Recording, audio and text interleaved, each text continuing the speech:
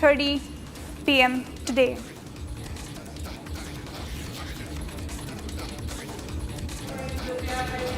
Right now, the Prime Minister is also set to address the nation at 8:30 p.m. All eyes on that address. We do not know what exactly is it about, but that's the breaking news we have right now. Prime Minister to address the nation at 8:30 p.m. tonight comes after the special session of the Parliament. Yesterday, we saw the bill, the Women's Reservation Bill, that got defeated. We do not know if it's connected with that. Might be, might be not. We'll try and get more updates from our reporters. We have, in fact, we'll try and get more details coming in. That's the big story that we are tracking for you right now. This is just a day after the opposition had blocked the Women's Reservation Bill, the Delimitation Bill, and now it's likely that he will be speaking on the Nari Shakti Bill at 8:30 p.m.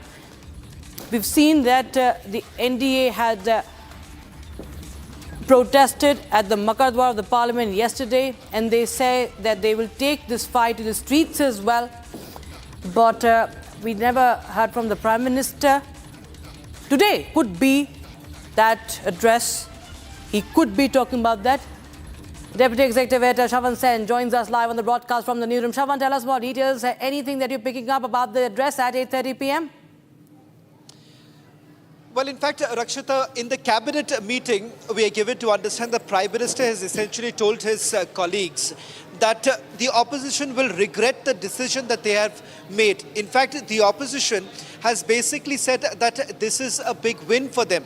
The reason being is that for the first time, you're essentially looking at the opposition essentially getting united, starting from the Congress party to the Trinamool Congress to DMK. They all stood here together saying that the very fact that the government has basically linked Women's Reservation Bill to delimitation, that is the reason why they've basically called it a devious plan of the government. And that's the reason why the opposition did not really go ahead voting in favor of the constitutional amendment bill. Having said that, the opposition narrative that has been essentially built right now. This morning, Priyanka Gandhi also did a press conference in which she took on the Prime Minister, saying that the Prime Minister essentially wanted to become Mahila Messiah. And that is the attempt that was basically being made by the Prime Minister.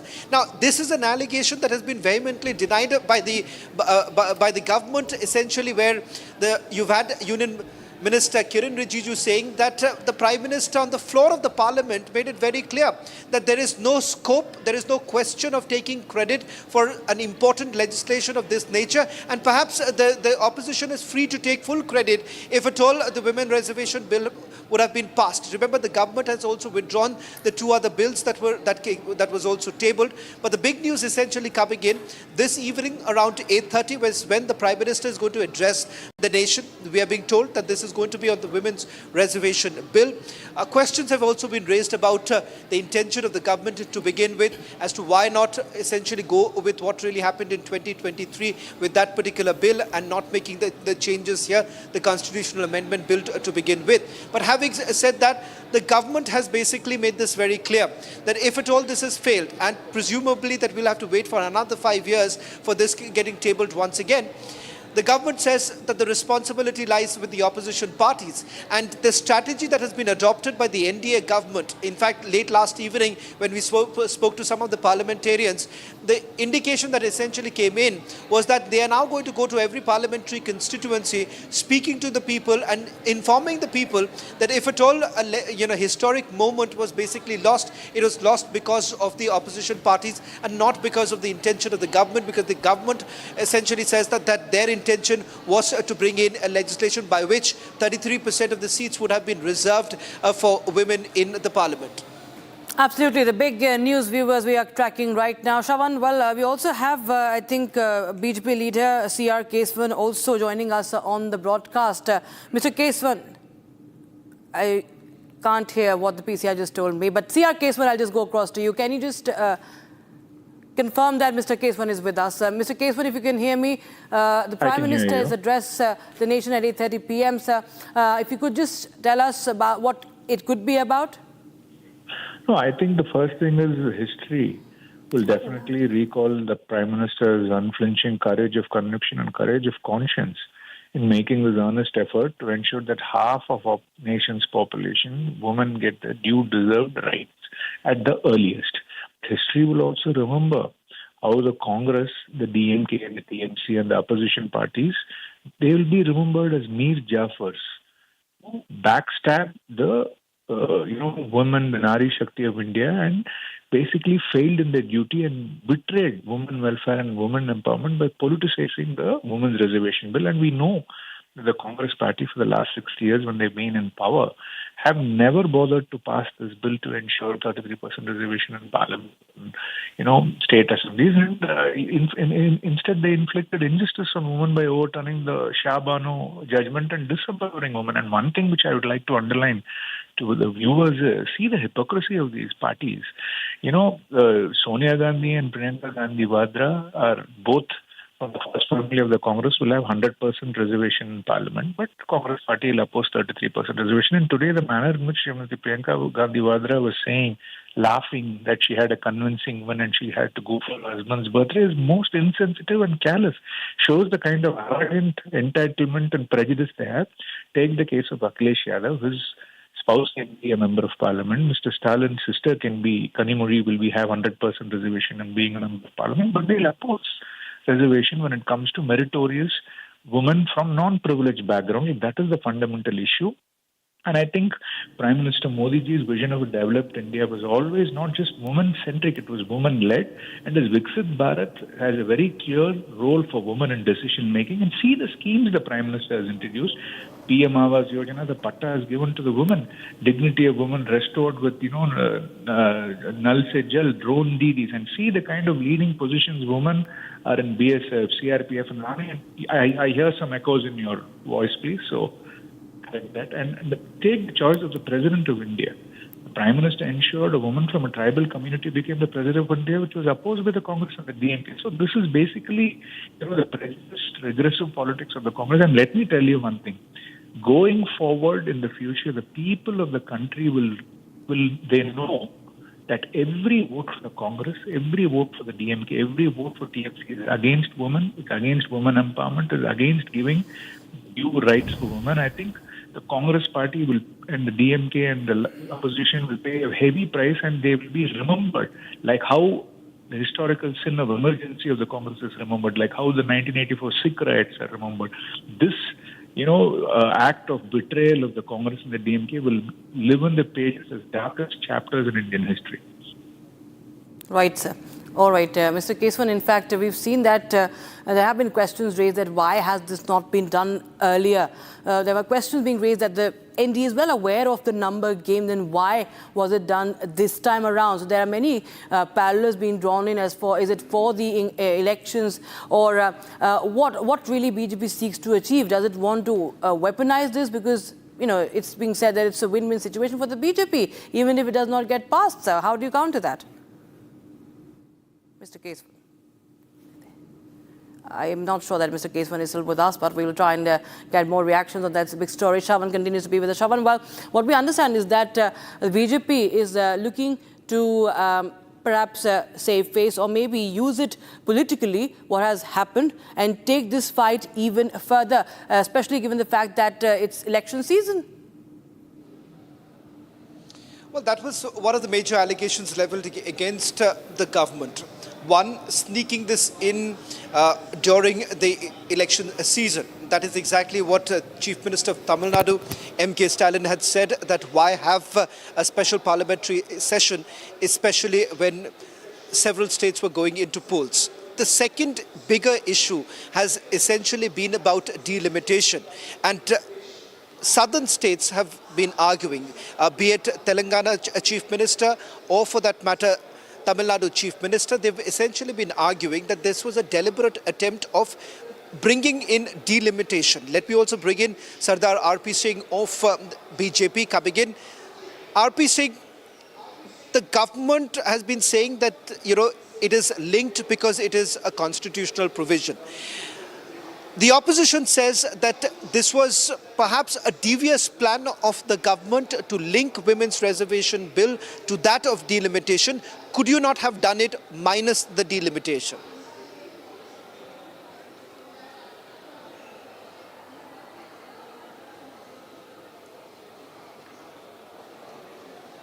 We'll try and reconnect with RP Singh in a short while from now. Just to continue with what I was saying, Rakshita, it is the issue basically stems from the fact that if you look at the constitutional amendment bill, which essentially required a two-third majority, and the government essentially failed to, put together the numbers. In fact, we were given to understand that if at all there was any abstainment, things would have been different because the majority mark would have gone down, helping the government. But essentially, what has happened is that you've had a unity taking place within the opposition parties. Trinamool Congress, I'm given to understand, along with the Congress party, they've had several discussions on this entire issue.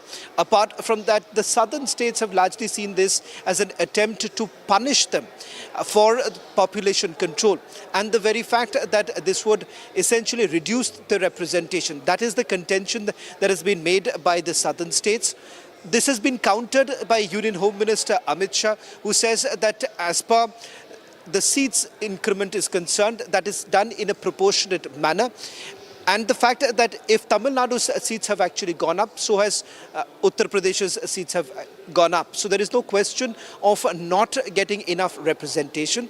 And the southern states perhaps was fear-mongering is what the opposition, is what the government had indicated. This morning, Ravi Shankar Prasad, Smriti Irani, so you've had several of the top BJP leaders countering the charges that have been leveled. In fact, this press conference from the BJP came in short while after Priyanka Gandhi, who essentially indicated that perhaps the government was doing this, and the Prime Minister was doing this because he wanted to project himself as the messiah of women.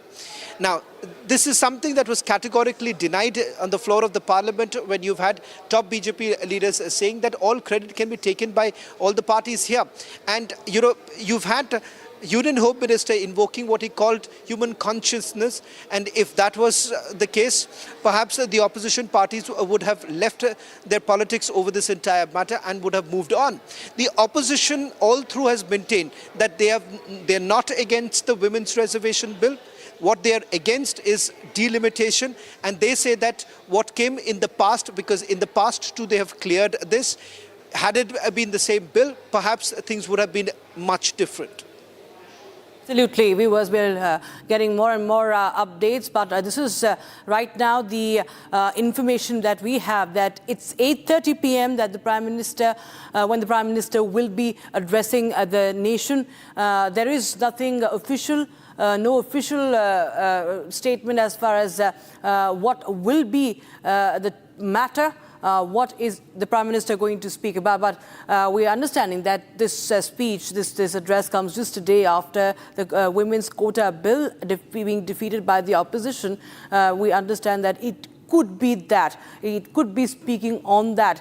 And this is the Nari Shakti bill that the NDA has been talking about and pushing for. Now, Shravan, we've seen that as you just laid out some concerns from the oppositions that have been, for the first time we see, and very long time we see, they have been all united for a change. And even when you report on such stories, you're not used to, in fact, witness bills, especially in the past 10 years, not being not being passed in the parliament. It is the first time we see that for the optics' sake also, this bill not being passed comes as a dent as far as the image is concerned for the NDA as well, because we understand that it never had that sort of a strong majority which it would have had in the previous term. And this time, the BJP, the NDA would be looking to somehow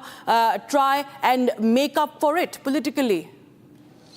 Well, in fact, this is the first legislative defeat of the NDA, and the numbers weren't really in their favor. They were certainly hoping, as per the strategy, that the abstainment would have actually helped, but there was no abstainment that took place yesterday when the voting took place. As far as miscalculation on the part of the government, because remember, all-party meeting was actually called. You've had the Union Parliamentary Affairs Minister Kiran Rijiju reaching out to the opposition members, starting with the Samajwadi Party, to Trinamool Congress, to the Congress Party, and they were certainly hoping by invoking what they called the consciousness of the party, they would have agreed to actually drop the politics on this entire issue. But as far as the opposition is concerned, this is actually happening at a time when several of the southern states have gone into polls, starting from Tamil Nadu to Kerala, Puducherry. These are states and union territories that have gone into polls at this time, and the southern states have all come together, where they've essentially argued the fact that this is a deliberate attempt, starting from the distribution of money to the fact that a delimitation taking place, a redrawing of the constituencies. They believe that this is a punishment for them. The fact that they were able to control the population, there have been population control measures that have actually been brought in by the southern states, and they perhaps have done far better than their northern counterparts. Having said that, the opposition again and again has highlighted the fact that delimitation has affected the representation of the southern states. How was it really counted? It was counted by the government by saying that there is a proportionate increase, which means that if you're looking at say an X amount of seats in a particular state, it has only been doubled, keeping in mind the redrawing of the constituencies to begin with, and which was perhaps pending for a very long time. This again has been countered by the opposition by saying that it was frozen since 1970 and there was no really need for it. In fact, they've also gone ahead saying that a previous NDA government led by Atal Bihari Vajpayee did not really make any changes, keeping in mind this was one of the biggest bone of contention, that is population control, and the fact that whether at all you are penalizing any particular state for taking those measures. That is the reason why, remember, this has basically led to a political high drama unfolding in the parliament, and today perhaps a repercussion of it that we can still feel, that is you've had Priyanka Gandhi Vadra taking full opportunity of the situation by simply saying that this was an attempt to curtail the rights of what they are saying, the rights of the southern states, and there was no clear intention that the BJP had to bring in the women's reservation bill. If at all they wanted, they could have done the previous bill, which was already passed. Absolutely. We continue to get more updates on that. We will try and get more reactions also from parties, from different parties, because we have been closely tracking the run-up to this bill also, and what happened afterwards, as we've been getting you the latest updates from the Parliament as well. The Nari Shakti bill defeated in the Lok Sabha just last night, and we saw that there were the protests in the Parliament, sloganeering from the NDA leaders against the opposition.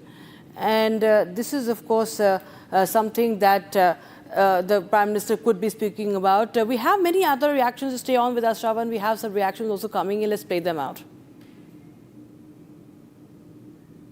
अब देखिए, Congress party और विपक्षियों को भारत के महिलाओं का गुस्सा झेलना पड़ेगा। मैंने तो कल ही बता दिया, ये काला दाग कांग्रेस और उनके साथियों के ऊपर लग गया है, वो जिंदगी भर साफ नहीं कर पाएगा।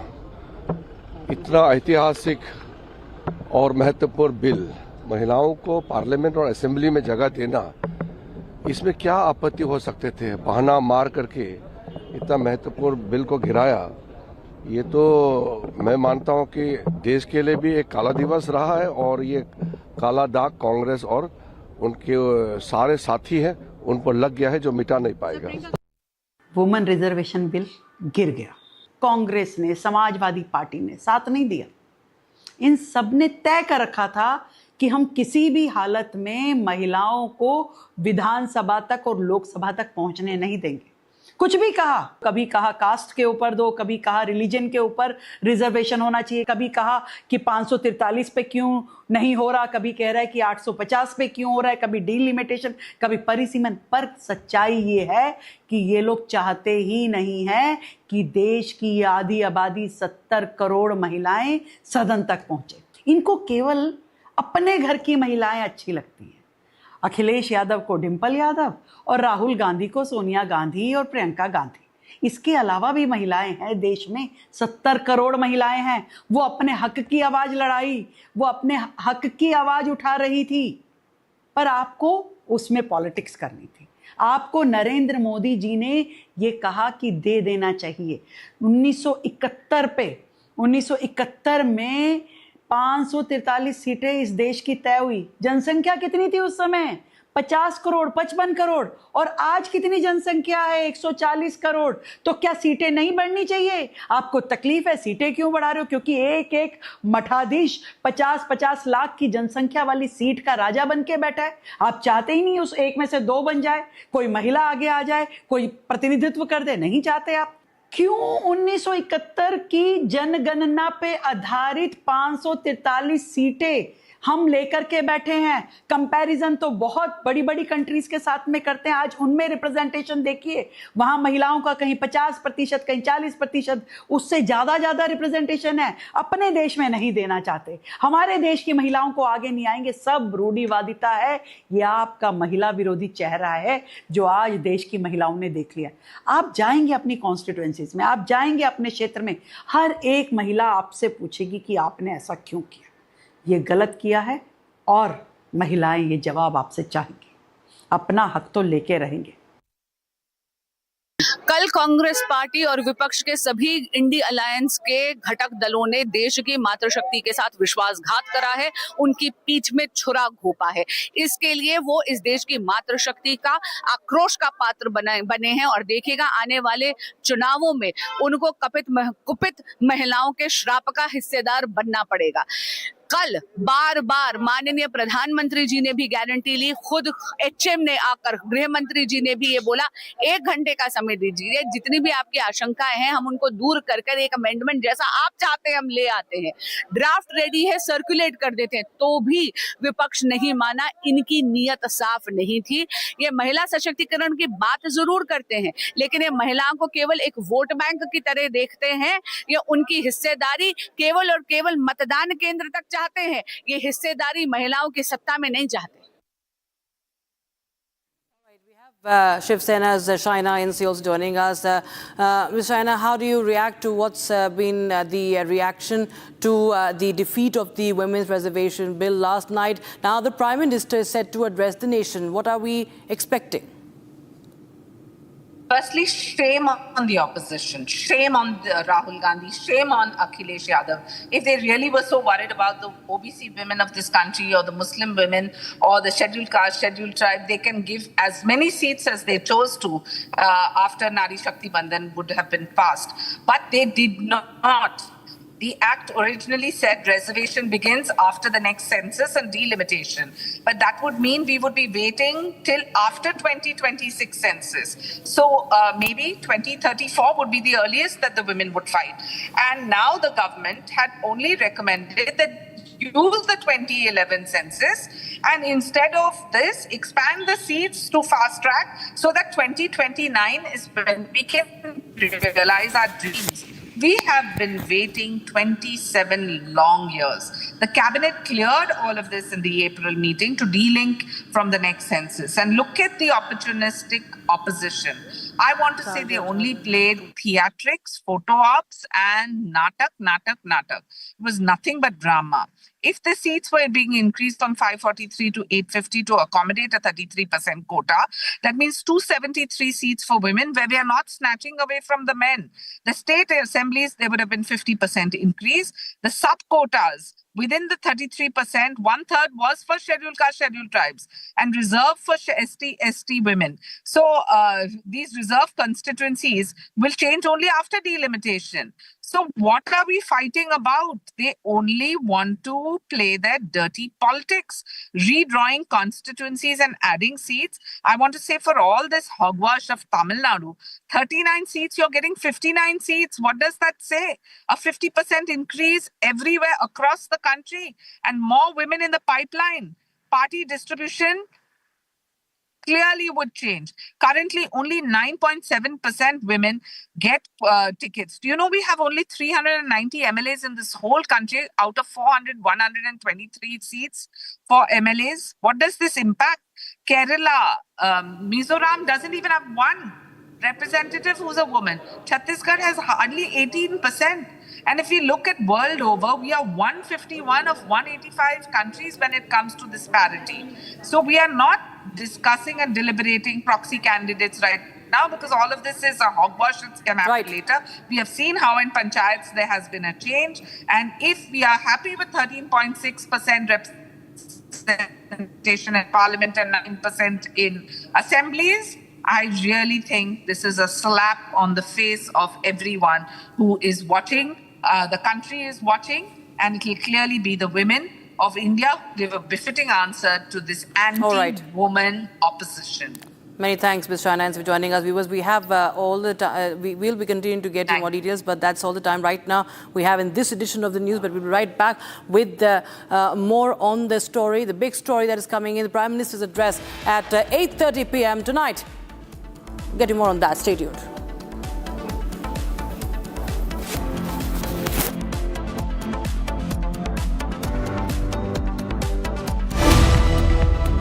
When you were returning from Islamabad, we're given to understand there was some sort of a security threat. What really happened? The Washington Post, a newspaper very closely associated with the CIA, put out an opinion piece that the Iranian negotiators should be murdered. That sent a strong signal to Iran that the delegation was under threat.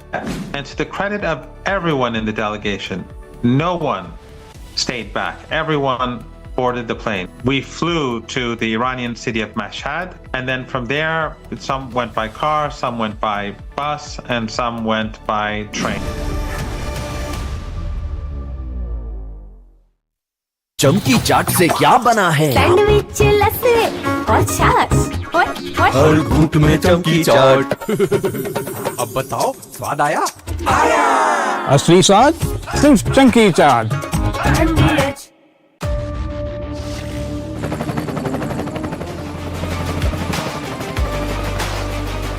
Character, the taste of success.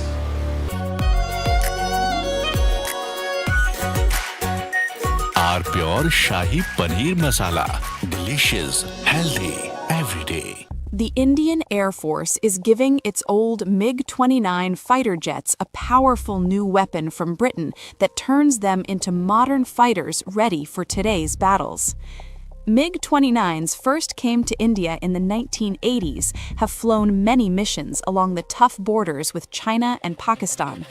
Now they are getting equipped with British ASRAAM missiles that make them as strong as NATO planes in close fights. The Ministry of Defense sent out a request for proposals to fit the Advanced Short-Range Air-to-Air Missile on the MiG-29 UPG version. This British missile from the company MBDA replaces the old Russian R-73 that pilots used for years. The R-73 could only reach targets 10 to 15 kilometers away, which forced pilots to fly too close to the enemy and take big risks. The ASRAAM changes all that. It can hit targets more than 25 kilometers away, almost double the old range. It flies at Mach 3 speed and uses a smart infrared seeker that ignores enemy flares and jamming better than before. The Indian Air Force flies more than 55 of these MiG-29 UPG jets in frontline squadrons. These planes guard the northern and western borders day and night. Earlier upgrades added new radars, engines, and digital cockpits, but the short-range missiles stayed old. Now the ASRAAM brings fire-and-forget technology. Once the pilot locks on and fires, the missile finds the target on its own, even if the jet turns away to dodge enemy fire. It also works with helmet-mounted displays, so the pilot can just look at the enemy plane through the visor and the missile follows the eyes. This high off-bore sight ability lets the jet attack from strange angles without turning the whole plane first. This upgrade matters a lot because the region stays tense. Pakistan flies JF-17 jets with modern PL-10 missiles that reach farther and lock on quicker. China uses even better systems on its J-20 stealth fighters and other planes. In a real dogfight, the old MiG-29 with R-73 could lose the first shot. With ASRAAM, from Asia's largest news headquarters, setting the agenda for Bharat.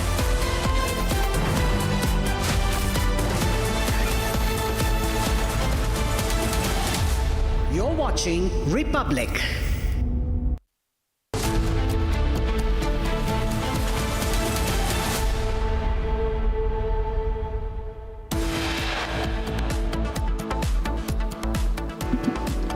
Viewers, top headlines we're tracking right now. PM's address tonight. Prime Minister Modi to address the nation at 8:30 p.m. Union Minister Kiren Rijiju slams the Congress, says it has now become permanently stained as an anti-women party. Massive protests erupt across multiple cities in India. Women and BJP workers take to the streets in Delhi, Mumbai, Hyderabad and Sikkim.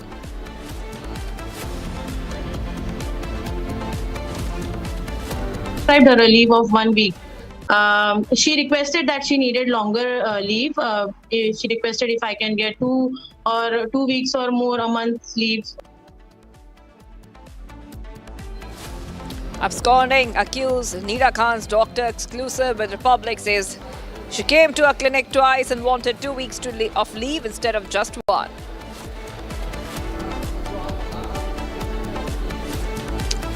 Zero tolerance. CM calls for zero tolerance against illegal religious conversion in the backdrop of the Nashik case.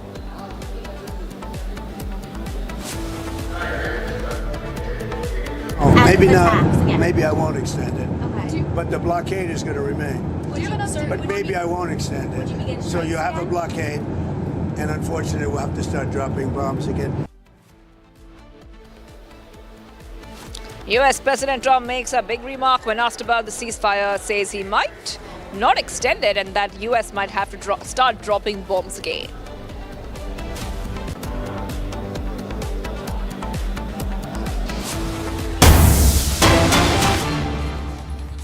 Coming in, we'll be standing by for that big address of the Prime Minister later on tonight. That is 8:30 p.m. This comes after the opposition voted against the Women's Reservation Bill yesterday. Following this, massive protests erupted across multiple cities, and then top BJP leaders also issued statements slamming the Congress for pushing opposition parties to vote against the bill. So this is a very, very big update. PM Modi is very likely to speak later tonight. 8:30 p.m. is the time. And we will be waiting for that, because a short while back, Prime Minister Modi had also spoken on the women's quota bill and had said the opposition has made a mistake and they will be paying the consequences for it. So, getting these updates coming in on Republic TV. Okay, BJP's Tamil Sai Soundarajan is joining us on the phone line. Thank you for joining us here. We of course, it's a big address we are waiting for, and the Prime Minister Modi already giving a hint earlier, saying the opposition must pay for the consequences of the move they made against the women's quota bill. Your first reaction as we wait for that big address? No, first of all, the opposition parties has crushed the voices of women. They have halted the women empowerment. What is the irony is that they have halted the women empowerment, crushed the voices, and they are celebrating it. Here in Chennai, in Tamil Nadu Chief Minister is lighting crackers, and is celebrating for not passing the bill. How it can be, it is not pardonable and it cannot be excused, a leader for women not getting empowerment, and if it is celebrated. Our Honorable Amit Shah ji very clearly has mentioned, if the same number women bill is passed, only 26 will be in the open quota and 13 will be women. So they have increased, more than 20 MPs will be there for Tamil Nadu. But how can they stay snatching the rights of the women? And DMK is telling they have safeguarded the rights of Tamil Nadu. So they will pay the consequences in the elections 2026. Right. Women will turn against them. Right. Well, thank you so much for joining us there. I'm also being joined by BJP leader Madhavi Lata, who's joining us all on the phone line. And do you really agree with this? The opposition says that once delimitation occurs, then the representation of the southern states is going to go down. Do you really buy that argument? Because we're waiting for that big address of the Prime Minister. We'll wait for what he will talk about, but there is a hint. He might be talking about the Women's Quota Bill.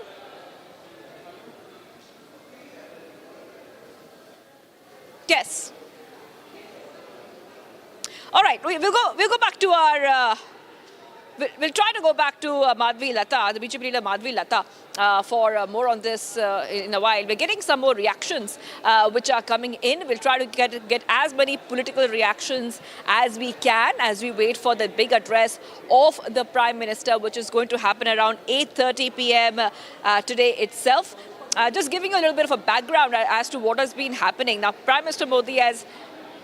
Okay, we're getting... Okay, let's go back to the BJP leader, Madhavi Lata, joining us. I lost you there, Madhavi Lata, but I was asking you that the opposition has made many claims about the Women's Quota Bill and why they didn't move forward with it. Delimitation being one of them, saying that if the delimitation process happens, southern states' representation is going to go down. Do you buy that argument of the opposition? No, I would not, because the ruling party only has the right to pass the requirement of any particular bill. And the execution is not political. They're just making it political. The execution is of the independent autonomous body which is done by the Election Commission. It has nothing to do with a political party. It's been 53 years that the Lok Sabha seats have not been escalated or increased by their numbers. In 1973, from 522, they have been increased to 543. It's been 53 damn years that our population has increased from 54.7 general population crores to 143 crore. So today, with 50% of the women population, we are already at 71.5 crore women population. Vis-a-vis in 1973, the general population itself was 54.7 crores. So even with that ratio, we are supposed to give 543 seats to women. Now, what is pinching them? What is pinching them? The 53 years, there has not been delimitation happening. They have retarded the nation. They've stagnated the nation. They've stagnated the development of a woman. Today, you please tell me, what is the percentage of women in India in politics? 13.6%. For 50% of the population, where do women go to tell their atrocities? Who have to endorse them? Men? Who have to take their file to talk? Men? Who will put their files into red tapeism? Men? You don't have women to support them, promote them, protect them. What are they scared of? I can't understand. Yes, Madhavi Lata, Prime Minister Modi himself has said so many times that no injustice would be done to southern states. Also adding that we should not fail the women of our nation. This is for the women of our nation. This was something which was told repeatedly by Prime Minister Modi in the special session, but it fell on deaf ears. See, what's most important here is it is Bharat. It is not Dakshin or Uttar. It is not South or North. It is a Delimitation Act bill. It is Nari Vandana Act bill to be passed. That's it. Now it's the responsibility of an autonomous election commission which does the execution.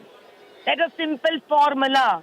Now after being done, it is again every ruling party which will take it up little further understanding to increase the voice of the least represented areas. So it's not just about South. We're also worried about the Northeast region.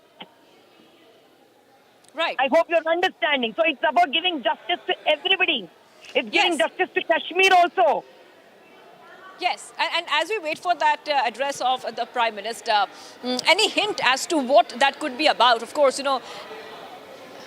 we will be waiting for that address. It's a shame on us that we have not passed the bill.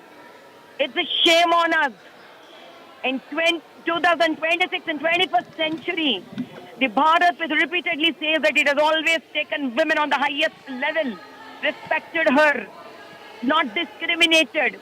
Fistful of opposition women have clubbed with the men of opposition to put the women of our own fraternity down. I cry today. I bleed for this today. Right, and there's some pictures coming in. We had cut across with some pictures of the BJP hitting the streets for the massive nationwide protest, and as we see that, those are pictures coming in. We'll put out the pictures later on. But coming back to you, Madhvi Lata, you know, we talk about political optics. Now, the opposition is saying that the women's quota bill was political optics, but they also are saying that the BJP will get credit for when this entire reservation comes into effect later on. They say the BJP will get credit for it. So they are also, you know, they're also going along with it. This is also political optics from their side as well. See, I would want to tell one single line for this. Congress always has put the poor as beggars by saying that roti kapda makan. Indira ji never wanted the poor to grow, always be dependable. Now with this bill putting down, they never want women to grow up. They want women to be dependable. And at last today, I am on a house arrest. For what? Why am I being house arrested? In Telangana, all the BJP leaders have been house arrested. Why? Just because we want to stand up for women? Just because we want to stand up for the grown population? Just because we want every voter to have a representation? For what? For what we BJP leaders are taking this from opposition? Right. Okay, so we're getting these pictures also coming in of the protest, Madhvi Lata, and we know that the BJP has gone ahead. They are hitting the streets everywhere. What is the BJP's goal? You know, right now we see the protests happening. This is just before the address. What is a message that the BJP wants to give out to the opposition? Give one line message that what may happen, we will not stop thinking in the best interest of the women, downtrodden and Ma Bharti. Till our last breath, till we are alive, till we die, we keep working in the best interest of the nation. Whatever it may take for us, we are not going to stop working, we are not going to stop thinking, we are not going to stop implementing things. Right. Okay, and you know, before I let you go, Madhvi Lata, we also would like to point out that in Tamil Nadu, in fact, in many of these states, you know, Tamil Nadu specifically, women empowerment, women rights has been a pole plank of so many parties, including, we have to talk about CM Stalin speaking about this, TVK's Vijay speaking about this, women empowerment. Again and again, they have been hammering about it. But just before the elections, you know, we saw that CM Stalin has hailed the victory of the opposition because the opposition has blocked the women's quota bill. Your reaction to that? My reaction to that is, let them just go back into the history and check what they have done to their own legendary leader, Srimati Jayalalitha ji. They just have snatched her clothes from our body in their own assembly. They've insulted that lady. And do we have to expect from them to respect women? They have fallen from their character so terribly that they can never understand. Even Mother Goddess being the most strong, even if it is in Christianity, the Mother Mary is such a strong personality there. But unfortunately, they never know how to respect a woman, which they have shown in history in their assembly, what they have done to Jayalalitha ji. I can't expect from the men there. And unfortunately, the way they are celebrating it, oh my God. I don't think that they're really civilized enough to really respect women. At least for that, we need this bill to really show how powerful and how many Vel Nachiyars can come from Tamil Nadu. They just start curbing the Vel Nachiyars of Tamil Nadu. Yes, absolutely, absolutely. Now, you know, we have also seen how very, very clearly the BJP has said that this is part of a broader shift from women's welfare to women-led governance. You know, that is what the BJP has been focusing on, and spoken about how this bill, you know, it is not what we call a token. This is not tokenism. When we talk about the other policies which have been made, which have benefited women, this is not, so BJP making it very clear it's not tokenism, but that's how the opposition is seeing it. They're seeing it as tokenism. This is your reaction to that. See, I can only say one thing, that especially in Congress, it's enough with Priyanka Gandhi and Sonia Gandhi enjoy the leadership. They're done with it. They're very happy. They'll take over the entire women upliftment. Both the women will continuously get uplifted on the name of Gandhi family sometime, Nehru family sometime. They just got it free of cost everything. So they do not want the free, straightforward and a beneficial and development kind of an oriented thinking of BJP. In BJP believes in Sanatana Hindu Dharma. So BJP wants every woman to come up. So what is very important is they do not want the real power to come up. They do not want the real sense of democracy to come up. They do not want 50% of women to be raised. They do not want clean, straightforward and simple politics to raise, because when women gets into politics, at a point of time she starts acting like a parent, as a mother to her constituency voters. They do not want this. क्योंकि इसके बाद इनके scams and इनके हरकत opposition के, the entire male chauvinism would be put to a full stop, a dot. That is their problem. And they're just working towards this relentlessly, unfortunately. And look at Mrs. Priyanka Gandhi sitting there to talk about it. Right, okay. BJP spokesperson Madhvi Lata, thank you for joining us here because we have put out that countdown, 5 hours, 12 minutes left for Prime Minister Modi's address to the nation. On your screens, you're seeing pictures of the BJP protest. The BJP has hit the streets and Prime Minister Modi has also, you know, a lot of BJP leaders have made it very clear that it looks like the opposition does not want to empower the women. When the time comes, they are backing down. Even though a lot of these parties have women empowerment in the manifesto, as we saw in the recent state elections. We're getting some more reactions coming in. Let's go ahead and play it out for you viewers. Party और विपक्षियों को भारत के महिलाओं का गुस्सा झेलना पड़ेगा। मैंने तो कल ही बता दिया, ये काला दाग कांग्रेस और उनके साथियों के ऊपर लग गया है, वो जिंदगी भर साफ नहीं कर पाएगा। इतना ऐतिहासिक और महत्वपूर्ण बिल, महिलाओं को पार्लियामेंट और असेंबली में जगह देना, इसमें क्या आपत्ति हो सकते थे? बहाना मार करके इतना महत्वपूर्ण बिल को गिराया, ये तो मैं मानता हूं कि देश के लिए भी एक काला दिवस रहा है और ये काला दाग कांग्रेस और उनके सारे साथी हैं उन पर लग गया है, जो मिटा नहीं पाएगा। वुमेन रिजर्वेशन बिल गिर गया। कांग्रेस ने, समाजवादी पार्टी ने साथ नहीं दिया। इन सब ने तय कर रखा था कि हम किसी भी हालत में महिलाओं को विधानसभा तक और लोकसभा तक पहुंचने नहीं देंगे। कुछ भी कहा, कभी कहा कास्ट के ऊपर दो, कभी कहा रिलीजन के ऊपर रिजर्वेशन होना चाहिए, कभी कहा कि 543 पे क्यों नहीं हो रहा, कभी कह रहा है कि 850 पे क्यों हो रहा है, कभी डीलिमिटेशन, कभी परिसीमन। पर सच्चाई ये है कि ये लोग चाहते ही नहीं है कि देश की आधी आबादी 70 करोड़ महिलाएं सदन तक पहुंचे। इनको केवल अपने घर की महिलाएं अच्छी लगती हैं। अखिलेश यादव को डिंपल यादव और राहुल गांधी को सोनिया गांधी और प्रियंका गांधी। इसके अलावा भी महिलाएं हैं देश में, 70 करोड़ महिलाएं हैं। वो अपने हक की आवाज लड़ाई, वो अपने हक की आवाज उठा रही थी, पर आपको उसमें पॉलिटिक्स करनी थी। आपको नरेंद्र मोदी जी ने ये कहा कि दे देना चाहिए। 1971 में 543 सीटें इस देश की तय हुई। जनसंख्या कितनी थी उस समय? 50 करोड़, 55 करोड़, और आज कितनी जनसंख्या है? 140 करोड़।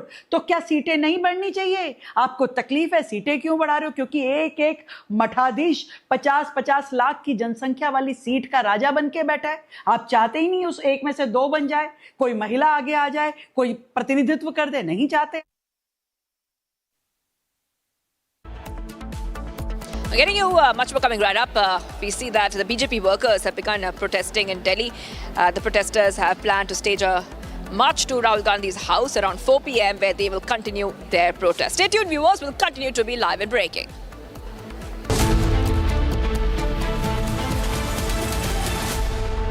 प्यास बुझाए, ठंडक लाए, सबको भाए जीरा से।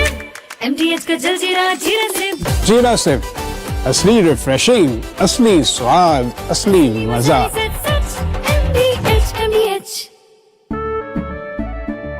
केसरिया से मन जोगी हुआ रे, दिल झूमे देखो मतवारा हुआ रे।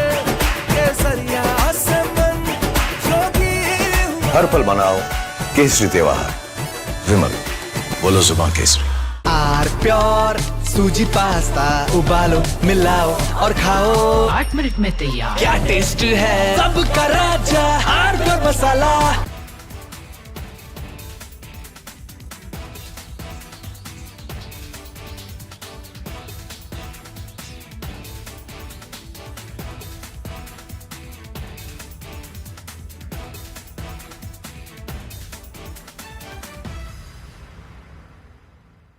The Indian Air Force is giving its old MiG-29 fighter jets a powerful new weapon from Britain that turns them into modern fighters ready for today's battles.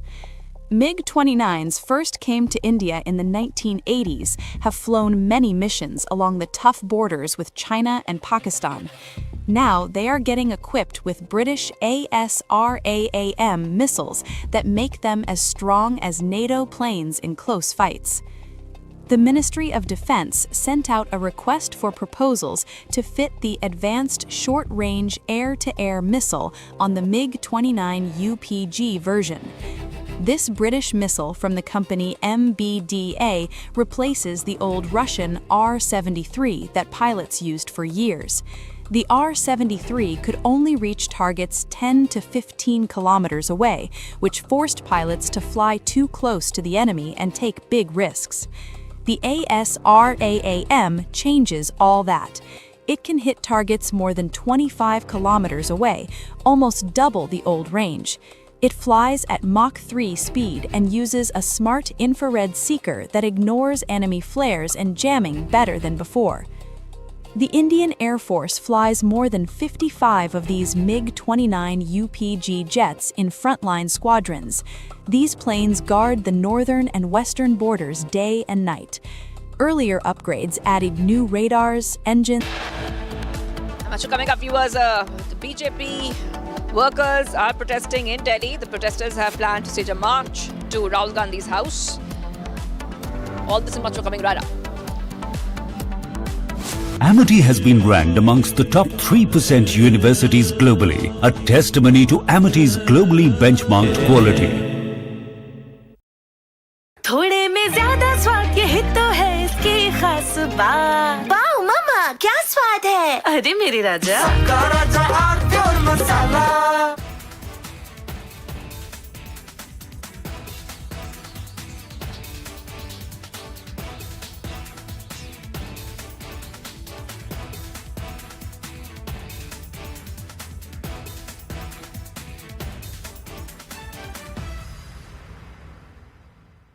The Indian Air Force is giving its old MiG-29 fighter jets a powerful new weapon from Britain that turns them into modern fighters ready for today's battles.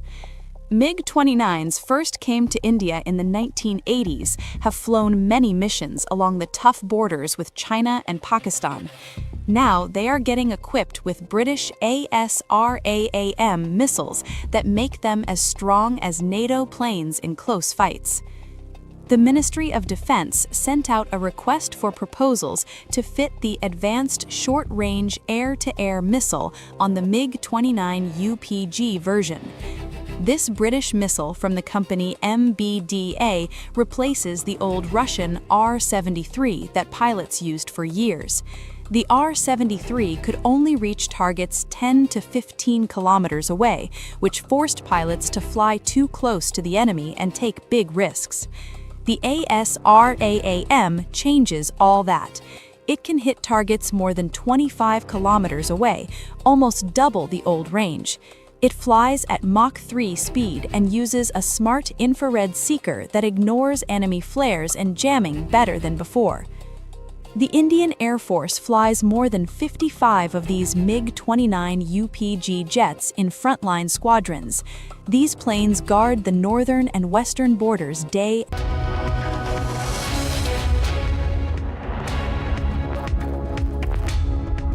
चमकी चाट से क्या बना है? आलू चाट या fruit चाट, स्वाद बनाए चमकी चाट। क्या बात है? स्वादिष्ट पकोड़े और फरसान, अरे चमकी चाट है इसकी जान। असली स्वाद सिर्फ चमकी चाट। रानी, इस घर में कुछ है जो टूटता नहीं। ये पिलर कभी नहीं टूटेगा। रुंगटा स्टील TMT से बना। रुंगटा नहीं तो घर स्ट्रॉन्ग नहीं। रुंगटा स्टील TMT बार एकदम solid.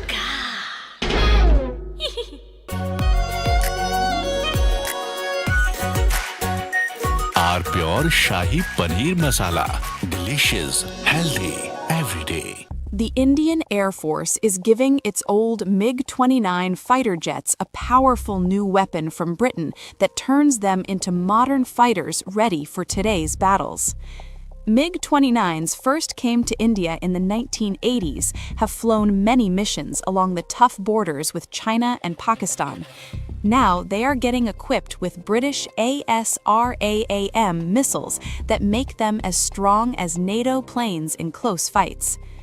The Ministry of Defense sent out a request for proposals to fit the advanced short-range air-to-air missile on the MiG-29 UPG version. This British missile from the company MBDA replaces the old Russian R-73 that pilots used for years. The R-73 could only reach targets 10 to 15 kilometers away, which forced pilots to fly too close to the enemy and take big risks. The ASRAAM changes all that. It can hit targets more than 25 kilometers away, almost double the old range. It flies at Mach 3 speed and uses a smart infrared seeker that ignores enemy flares and jamming better than before.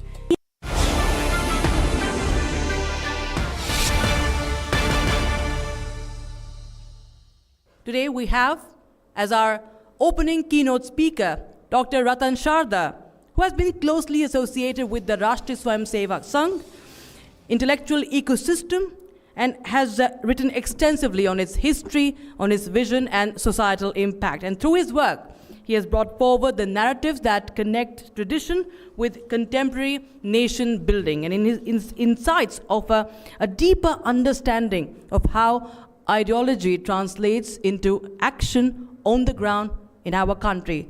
So I welcome Dr. Ratan Sharda to the stage, and all of you please join me in welcoming him with a big round of applause.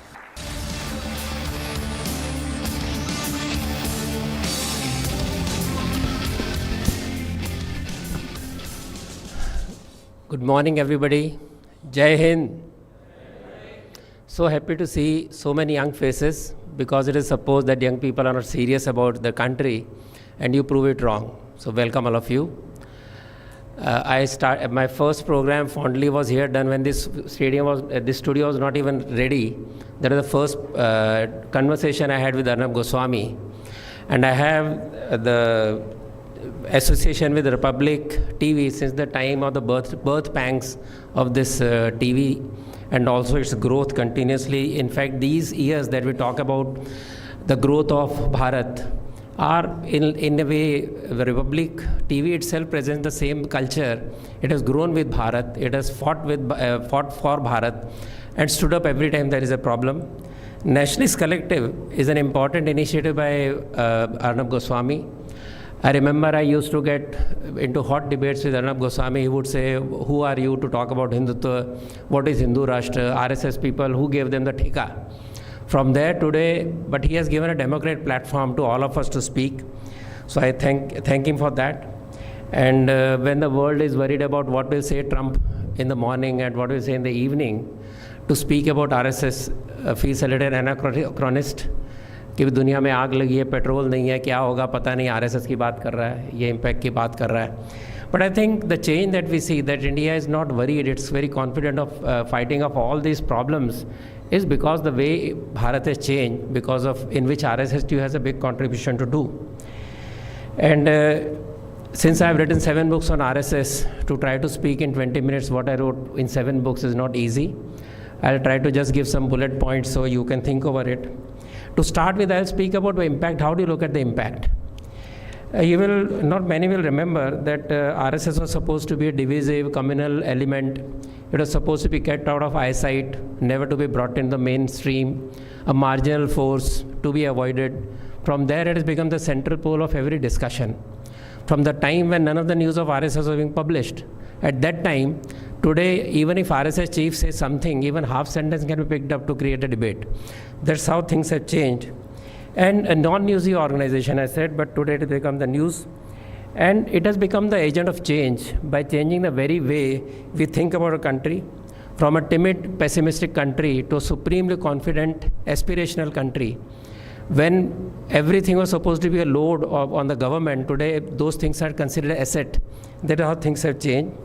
So from the long time when we are ashamed of our civilization, of our country, we are on a point that we feel proud. We feel proud to be Hindu, to be proud to be Bharatiya, and proud of its legacy, its civilization, its knowledge system.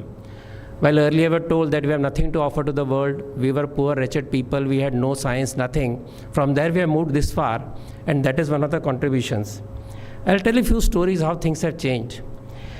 Under Congress government, we tried to have an atomic explosion in 95, 96. Both times it was stalled because Big Boss America came to know of it and asked not to do it. It was dropped.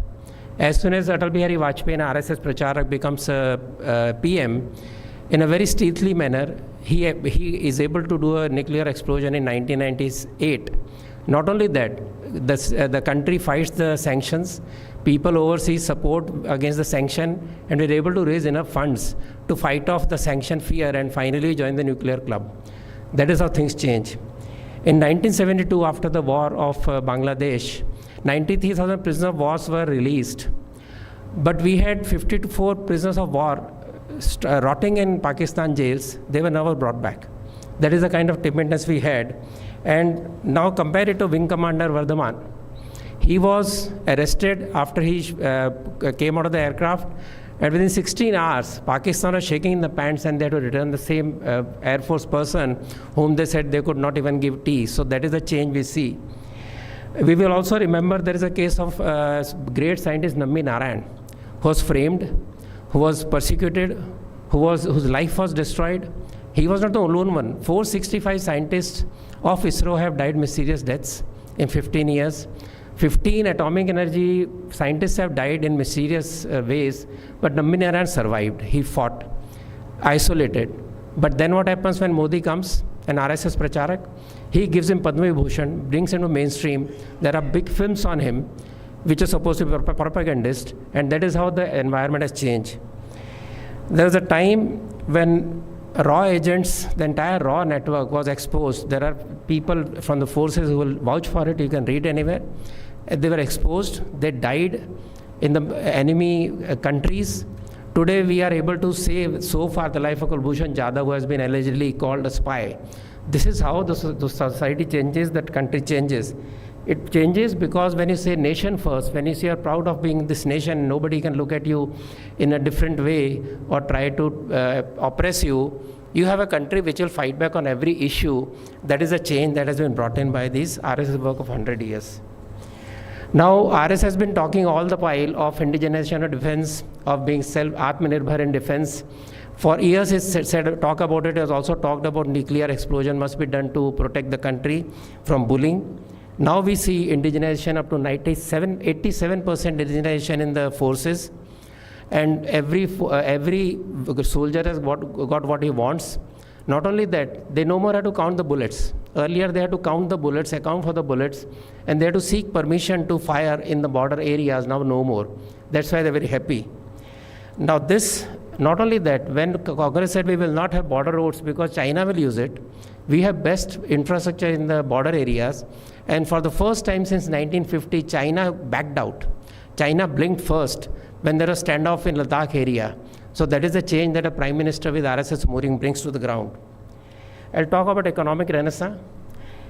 We were told in the earlier times, you people don't know, but when I was doing my economics, we were taught that the poor rate of growth of India is Hindu rate of growth. Because Raj Krishna, the great economist of Pandit Nehru, said it was actually Nehruvian rate of growth, which was 1.5 to 2%, you can't even imagine. And then under Indira Gandhi, it was about 3%. But after 91, what we saw was explosion of Indian genius. We saw explosion in the economy, the growth. That was truly the Indian Hindu genius, Bharatiya genius that saw to it that we have a growth because we are born entrepreneurs, we are born business people, and that is what happened to the economy. And not only that, after Modi ji came to power, we see India moving from fragile 5 to top 4 economies. We are about to move to number 3 now. Now that is because RSS has always insisted that we need to be Atmanirbhar in economics. We need to be Atmanirbhar and Swadeshi in our approach. We need decentralization, and we need to empower the lowest rank of the society and give them dignity. That is what gave Modi ji the idea of going ahead with local idea, going ahead with defense preparedness, and also with economic growth, where if you see ONDC, the open platform for the e-commerce, it is doing great success. MSME are getting very wonderful results. Earlier they were not. So this change of one product, one district, etc., all these indigenous ideas have come to fore because Swadeshi is a belief for Modi ji also. It's also a belief of the people and belief that the MSME is the real engine of growth in India. Second is the philosophy of integral humanism propounded by Deen Dayal Upadhyay, another RSS ideologue, who propounded the idea of integral humanism. Now, the difference between what you see as Western ideas, whether communism or capitalism, is that material happiness is all. And for material happiness, you keep on growing, you try to give everything to every citizen, but ultimately it doesn't give happiness. We have seen what happens in West, what happens in communist countries. But in India, we believe that not just material happiness, also spiritual happiness. So when you reach to the lowest rung of the people, trickle-down effect doesn't work. We have seen that. I've been an economic student. I've been told about trickle-down effects since 1975. But actually, it has to go directly to the lowest rung. So the Antyodaya that Modi ji started by giving dignity to people, by offering houses, toilets, LPG, water, and we laughed at it. I know in the TV debates, people would laugh at us saying, Modi ji to toilet bana rahe hain. But to give that dignity, to give that Jan Dhan Yojana, where more than 230 lakh crore rupees are today in the banks from those very 56 crore accounts which are not even allowed to enter the banks. So that is what happens when you empower the poor, and that has given the push to the economy that we see today. And of course, the faith in innovative spirit of the youth. We see Mudra, we see a lot of push to startups. All that is also coming from the belief that every citizen of India is worthy of progress. Every Indian citizen, if you give an opportunity, will progress rather than doubt the people, trust in people and let them grow. That is the philosophy. And as you see, I'll look at the cultural renaissance now. We always thought that we thought in terms of non-Bharatiya narrative, we thought in terms of secularism, which was non-religious, non-spiritual, de-spiritualized kind of society, where going to temple was supposed to be very no-no, supposed to be infra-dig. From there, being spiritual, being very proud of a culture has changed the whole mindscape.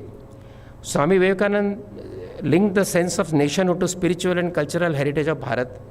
His address to the religious parliament in 1893 very clearly said, for the first time, that we don't believe in tolerance, we believe in equal respect to all. And he said that in Hindu spirit of Bharat as one that needed to be sparked to recognize the great nation that had something to offer to the world, not orthodox defeated nation that British projected it to be. RSS didn't invent anything new. What RSS did was to use the same philosophy propounded by Swami Vivekananda, Maharishi Aurobindo, and all our ancient rishis who wrote down the great principles of life, principles of science and every kind of knowledge that we had, and pick up that idea and start propounding that into the people's mind and give them the confidence they needed. And all they did was create a new process, which is called Shakha in RSS, to create that feeling. So the struggle against despiritualization of Bharat to a spiritualized nation with deep-rooted spirituality in the heart, that is what changed under RSS, and that is what is giving the new kind of aura to the nation that was not there earlier on. This is the biggest contribution, and didn't happen in 2014, mind you. This took 90 years to reach where we are.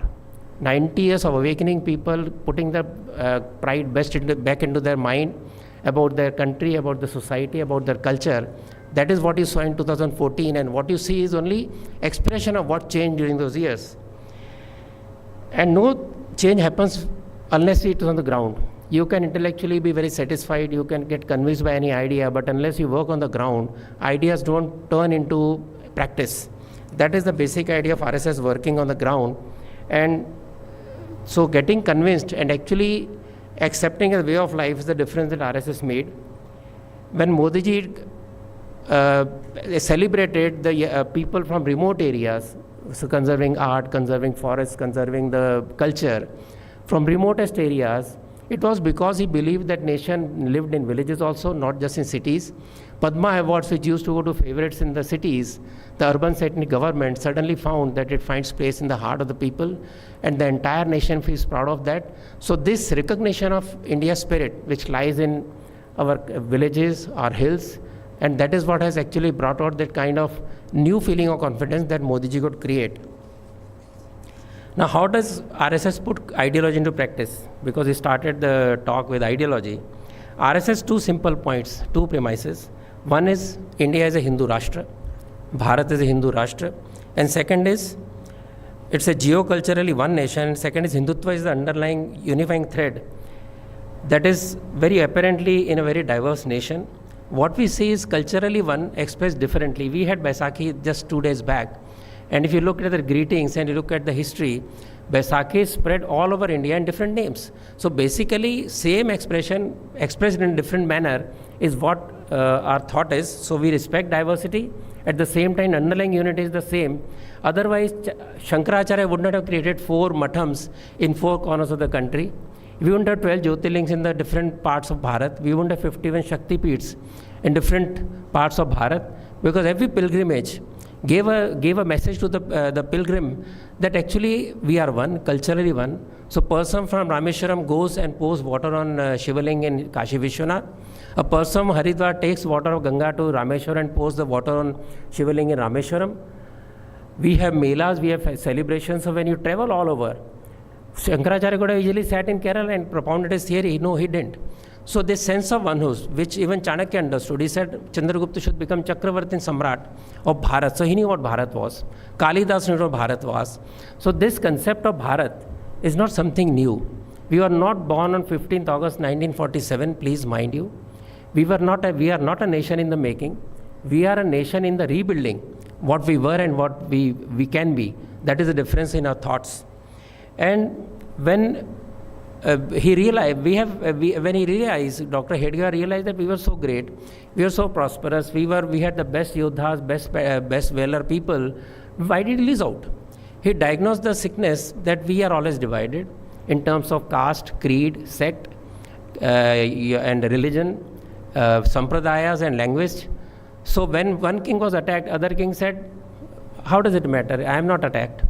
People used to work in the field, there used to be wars around, and they would never be bothered.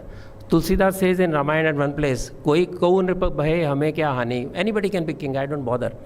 From there, he realized unless we are brought under one umbrella, we are united, we create a sense of pride, we create a sense of oneness, we will not be able to progress. We might even gain independence, but if we keep on working on the Western style, we'll have the rulers change, but games of the governance will not change. So he started organizing people. He realized that Hindu is the problem. Hindu division is the problem. Biggest majority in the country. So unless Hindu changes, Hindu improves, society cannot improve. So it was very positive call that he gave. It was not reaction to anybody, to any religion. It was just that unless we improve ourselves, how do we become a strong nation? With that he started it. And in all these things, one that we saw that despite all this continuous invasions, slavery, we always fought back. As you see more history, you read more history, you find that it was never a peaceful invasion, never a peaceful occupation by any person who came to India to invade it. Right from Sikandar's time to Mughals' time, there was continuous rebellion somewhere or the other. We didn't even know the history of South, for example. We didn't know how great the kings were. We talk about Mughal dynasty, which is just about 300 years. We don't know about the dynasty in the South. So this lack of history, lack of historical sense, deprived of the sense of nationhood that we had, and that is what Dr. Hedgewar tried to bring out. So from a defeated nation to bring out a self-confident nation, that was the mission that RSS carried, and to remove the weakness in the Hindu societies, and also promote scientific knowledge.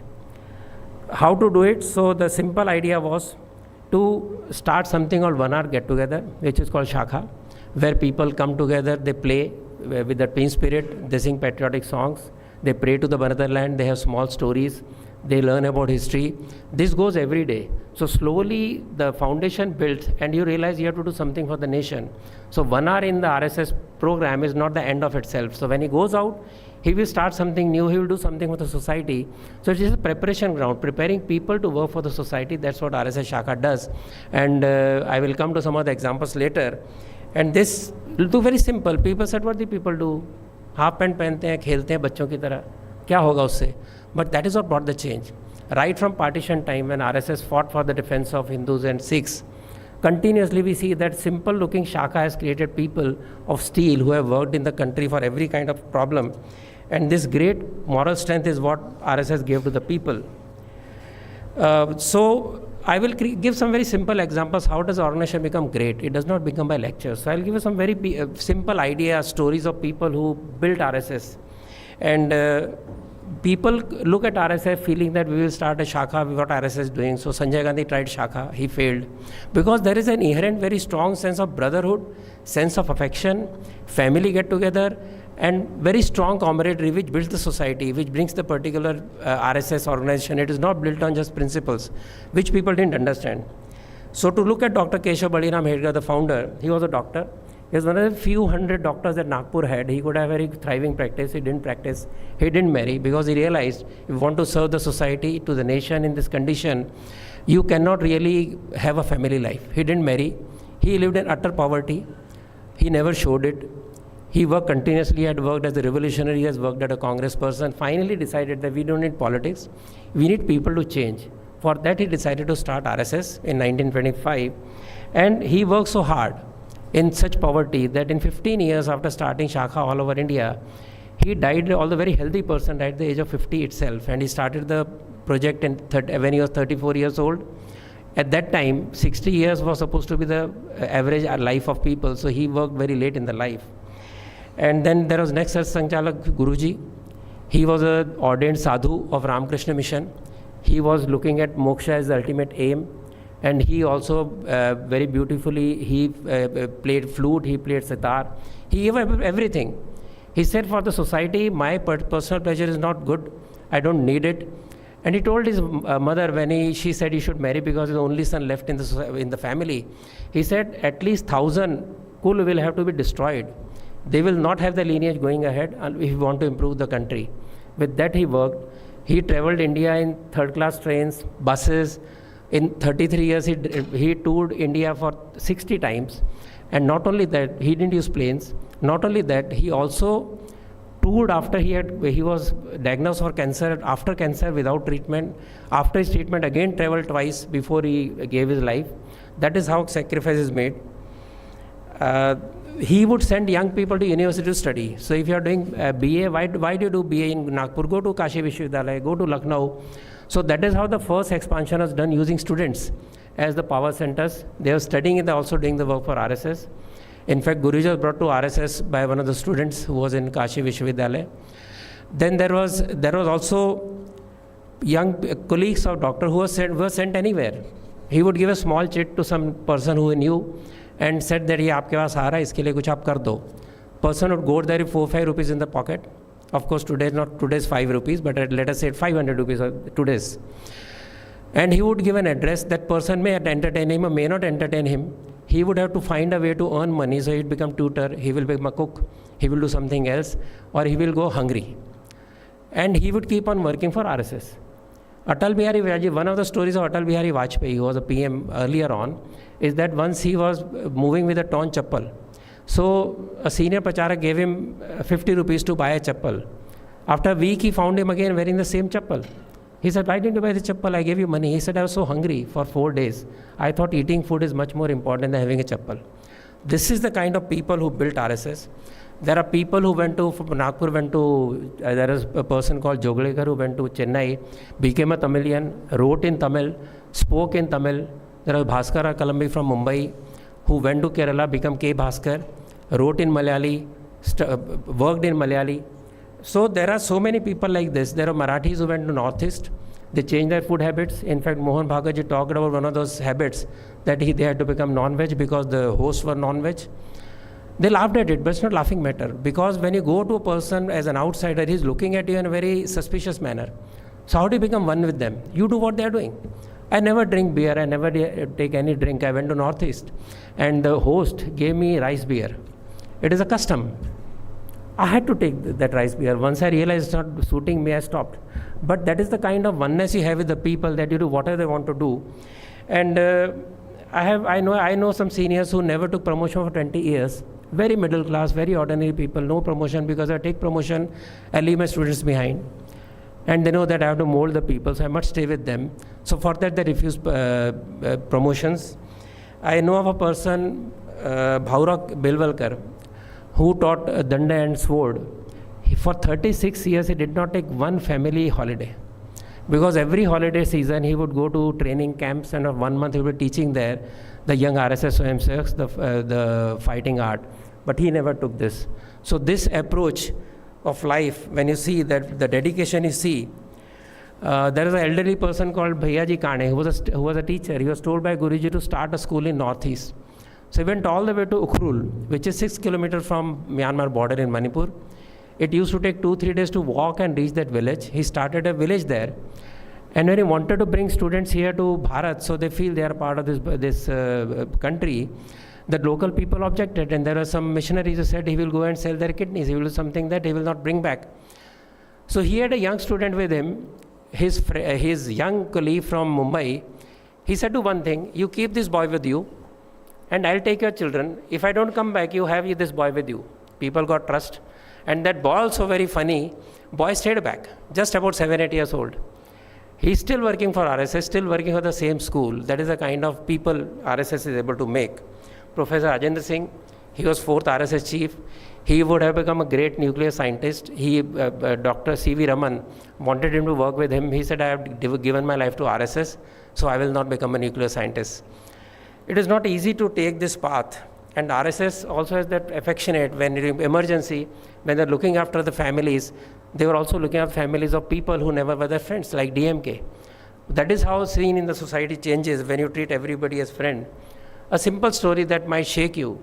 There is a mother who came to Guru Pujan Utsav. We have Guru Purnima, Guru Pujan Utsav. And she came and offered an envelope at the feet of saffron flag, Bhagavad Dhwaj. So one of the senior person had gone there after months. He said, Mataji, aap. So she said, my son died 1 month back under communist attack. But he left an envelope to, give to the RSS. So I've come to offer that envelope. So a person, his mother could have refused. But no, mother also had the same affection. So this readiness to give life for the society and to work for the society, what keeps RSS going. There are many pracharas, many RSS workers who give Dehadan, body, for research, more than anybody else. And so there is a saying in RSS, there is a song which says, Shuddha Satvik Prem apne karya ka aadhar hai. That unalloyed affection for each other, selfless love is what makes RSS what it is. And when we look at these people, you don't have to look at superhuman icons. With mistake we do, हमारे उसको hero नहीं है. Hero doesn't come from outside. If you look around you, look at your teachers, look at some people who are doing so much sterling work for the society, for you in the schools. Those are the heroes. If you look at them, you can follow them. You cannot follow Modi. You cannot follow Arnab Goswami, but you can definitely follow his path, definitely learn how he is ready to sacrifice everything, and that is how you become what you are. Now, when I talk of impact of RSS work, I'll talk of some unconventional things. The people who came out of RSS who said, if RSS will not do anything, but Swayamsevak will do everything. So there is something of Sanskrit Bharati. I don't know how many people know. Sanskrit Bharati is an organization which teaches a spoken Sanskrit. People said Sanskrit is dead. But Chamu Shastri and RSS Pracharak said no. And he said, I will teach spoken Sanskrit, not the critical classic Sanskrit, spoken Sanskrit. Today there are 7 villages in India today who speak Sanskrit. There are 3.1 million reported speakers of Sanskrit today in India, 18 universities, 760 colleges, 100 plus journals and magazines, an estimated 1 lakh original Sanskrit text written after independence. So this is how you build an entire system. You negate the negativity and bring up some positive solution. Vivekananda Rock Memorial, I don't know how many people have seen it. It's a rock on which Swami Vivekananda swam to that rock, very turbulent sea, sat there in meditation 48 hours, and then he decided what he should do for this country. And after this particular rock was to be converted to a memorial. There was a lot of opposition, but RSS people took that challenge. Finally, Rock Memorial was made. And not only that Vivekananda Kendra has become a yoga training center, has become a runs school in Northeast, and does a lot of things for the society. There is Vanvasi Kalyanashram. We always thought that service is done by only missionaries, which is to convert people. So Vanvasi Kalyanashram started in 1950, working for the tribals. Today, every district of Bharat, tribal district of Bharat, has Vanvasi Kalyanashram, and signal contribution is making those people enjoy what they do best. For example, running, archery. So all the top stars you see today in the Olympics and Indian Games, whether they're running or whether it's archery, this is because of Vanvasi Kalyanashram games that they play in those schools in tribal areas. There is Bharatiya Mazdoor Sangh, #1 trade union. It never followed leftist line. It had its own Labor Day on Vishwakarma Day. It never destroys any property. It does what is positive for the nation. And in 1962, when the leftist trade unions tried to disrupt defense production and tried to stop work to support China, Bharatiya Mazdoor Sangh stood up at that time for them. There is Ekal Vidyalaya, one teacher, one school. You must have heard it sometime. And it was started by a RSS Pracharak called Sham Gupt. Today there are more than 1 lakh one teacher schools where students who can't go to regular schools, they go there, study, and one teacher takes care of all the studies, and they finally appear for the private board exams. If I go to history, Itihas Sankalan Samiti was started in 1960s. Ben O'Carey says, to poison a nation, poison its stories. He argues that demoralized nations begin telling itself demoralized stories which lead to its decline. So what RSS did, it started telling right stories. When we were told those stories, people outside say, kahan se myth suna rahe ho, kya kahaniyan suna rahe ho? India was always defeated, Aurangzeb was great, topi sil ke ghar chalata tha, और औरंगजेब तो बहुत भला करता था लोगों का. All that talk that used to go on, but we knew the real story. Now how to propagate it, how to take it forward. So when Mahabharata and Ramayana are supposed to be myths, we kept on saying it's Itihasa. That is what happened.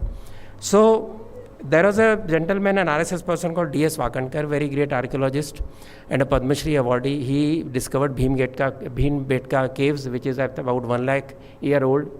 So he started the discovery of river Saraswati, which is supposed to be, a mythical river. He found that it was a dried bed right from Himalaya to Arabian Sea. That was the biggest mighty river around which there was civilization. He and RSS people walked 4,000 kilometers of this river's bed, took satellite imagery and proved that Saraswati river existed. It's not just Harappan civilization of 2-3 mounds.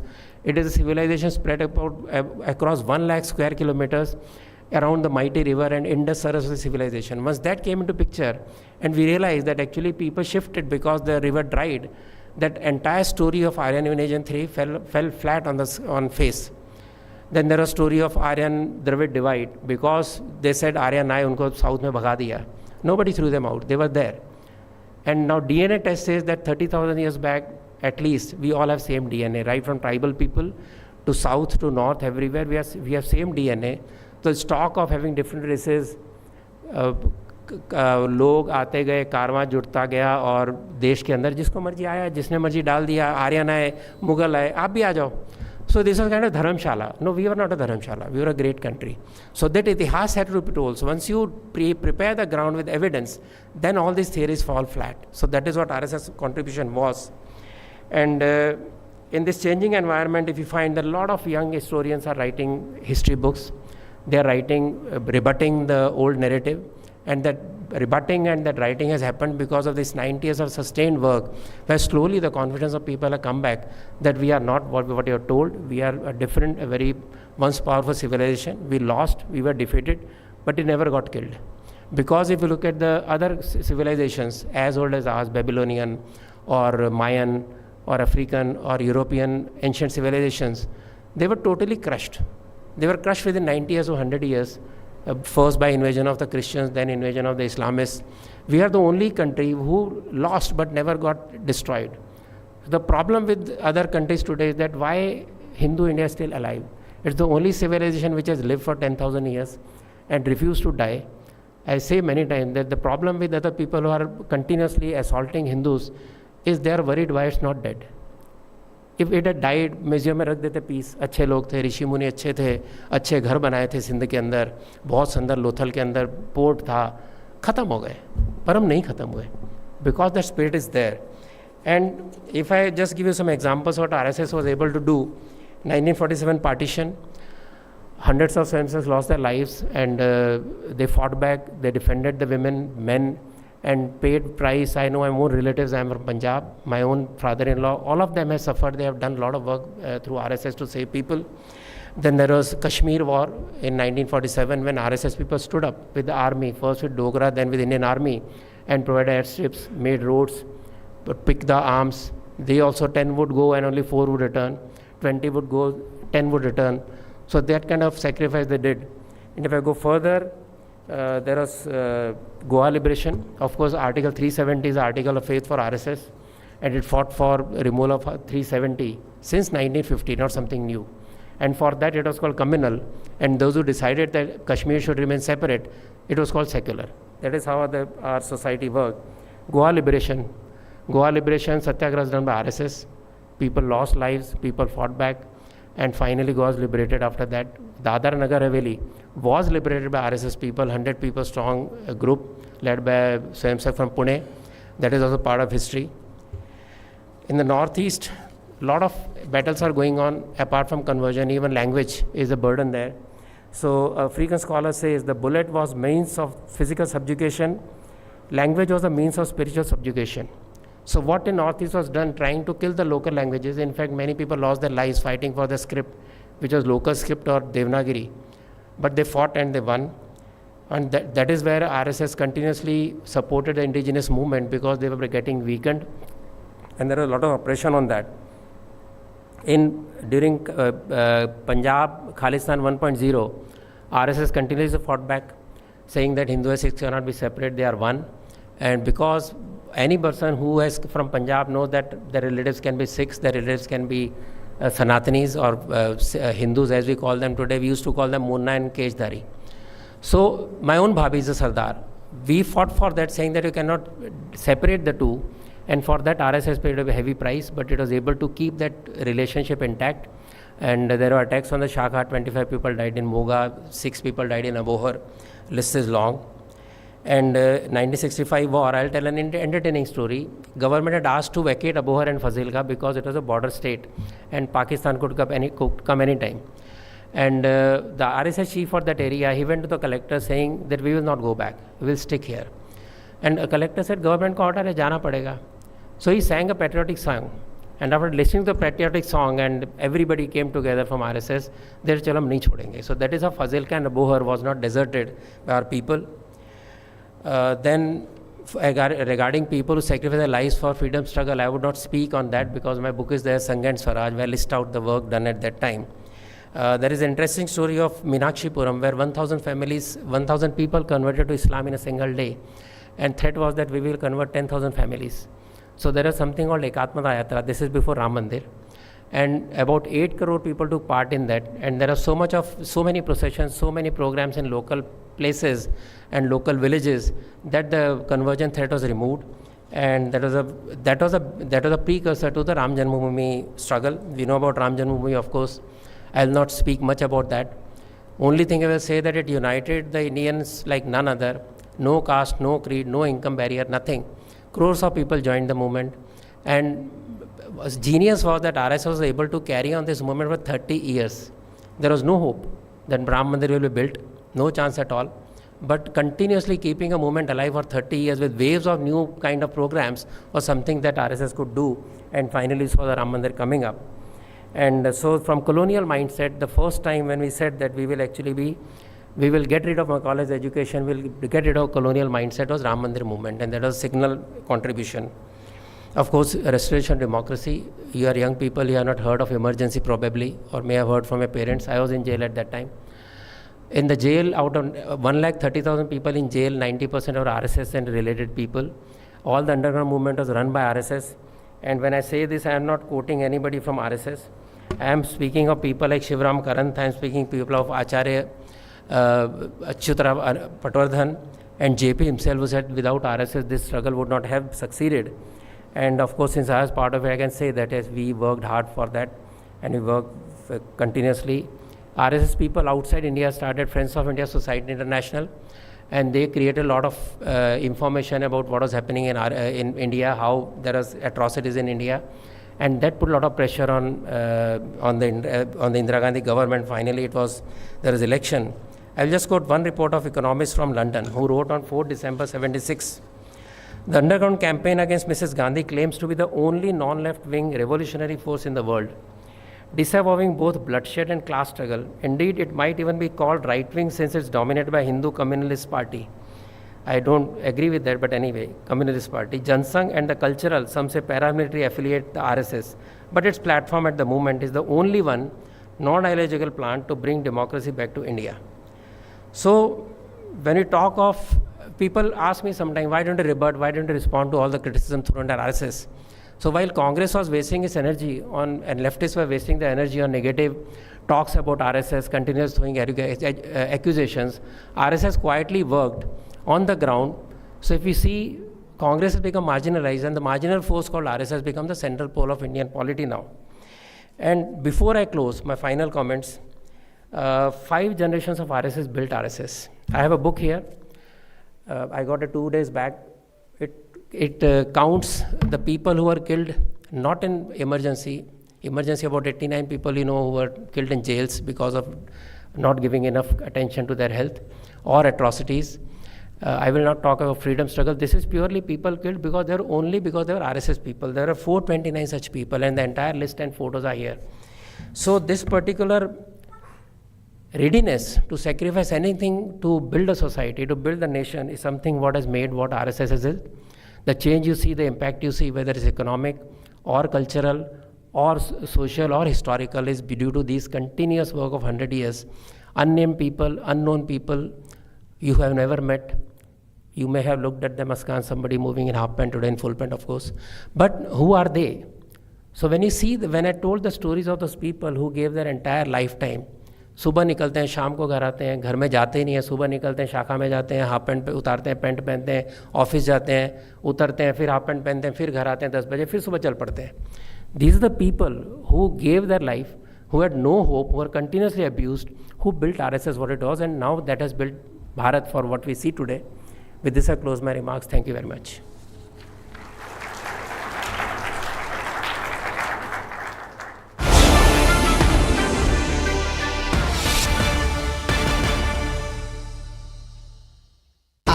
Pure suji pasta उबालो, मिलाओ और खाओ, 8 minute में तैयार. क्या taste है, सबका राजा आर प्योर मसाला. केसरिया से मन जोगी हुआ रे, दिल झूमे देखो मतवारा हुआ रे. केसरिया से मन जोगी हुआ. हर पल मनाओ केसरी त्योहार. विमल, बोलो जुबान Kesari.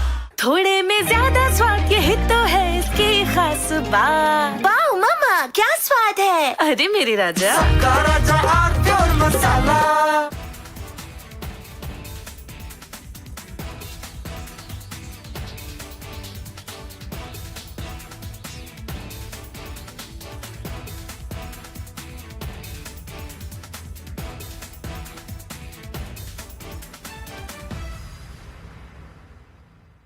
The Indian Air Force is giving its old MiG-29 fighter jets a powerful new weapon from Britain that turns them into modern fighters ready for today's battles.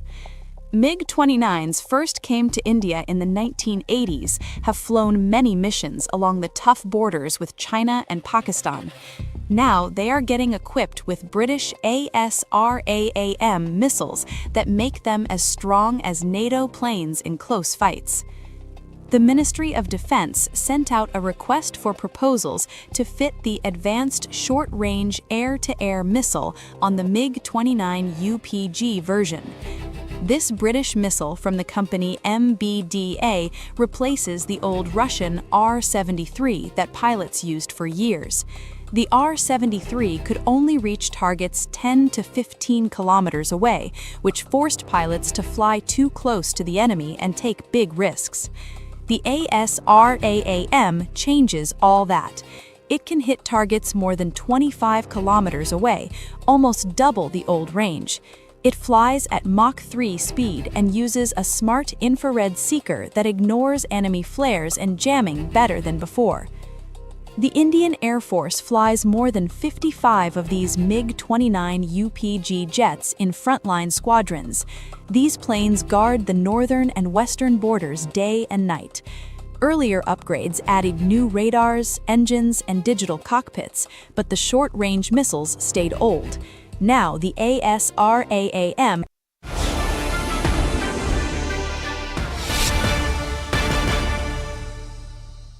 चमकी चाट से क्या बना है? सैंडविच, लस्सी और छाछ। हर घूंट में चमकी चाट। ड्राई फ्रूट और दही बड़े। चमकी चाट से स्वाद बढ़े। असली स्वाद सिर्फ चमकी चाट। केसरिया से मन जोगी हुआ रे, दिल झूमे देखो मतवारा हुआ रे। केसरिया से मन जोगी हुआ। हर पल मनाओ केसरी त्योहार। विमल, बोलो जुबान Kesari.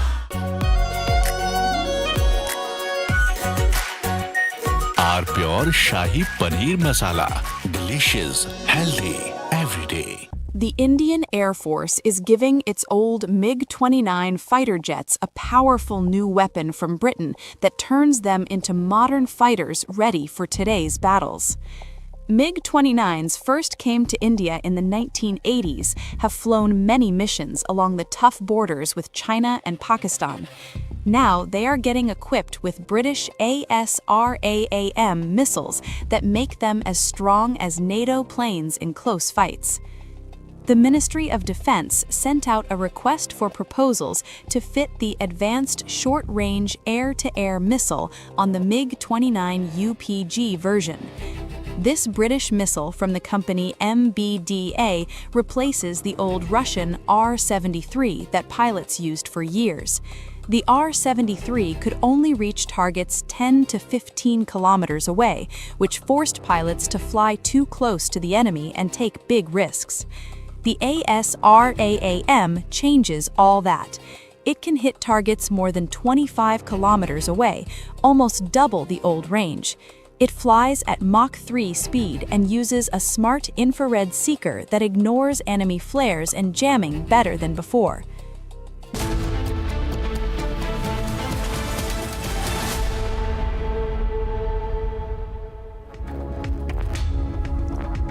Good afternoon, viewers. You're watching Live Breaking. I'm Rakshita Mishra with you. We start with breaking news coming in just a day after the opposition defeated the Women's Reservation Bill in the Parliament. Now we have the BJP taking out protests on the streets all across. Now, we'll just show you the BJP workers holding protests in Delhi. They've raised slogans against the opposition, but it's beyond Delhi also, viewers. We've seen that tensions are rising in Telangana, Sikkim and Mumbai as well. You can see what's happening in Hyderabad, Mumbai. There are placards, slogans being raised against the opposition. Protesters allege that the Congress, along with the opposition parties, stalled what they call a historic moment in the parliament. The BJP leaders accused the Congress of denying greater political representation to women and vowed to continue their agitation until the issue is addressed. So that's, of course, that of course is the aftermath of the bill that got defeated just yesterday. We see protests are happening now across India after opposition blocks women bill in the parliament, and we have reactions from the BJP coming in. Listen into what Basma. वो चाहते हैं कि इस देश की मातृ शक्ति की भूमिका केवल और केवल मतदान केंद्र तक सिमट के रह जाए। जब सत्ता की भागीदारी की बात आई तो विपक्ष के सभी घटक दलों ने और राहुल गांधी जी ने अपने स्वार्थ को सर्वोपरि, राजनीतिक स्वार्थ को सर्वोपरि मानकर इस देश की मातृ शक्ति के आक्रोश का पात्र बने हैं, क्योंकि उन्होंने देश की मातृ शक्ति के साथ विश्वासघात करा है। धन्यवाद।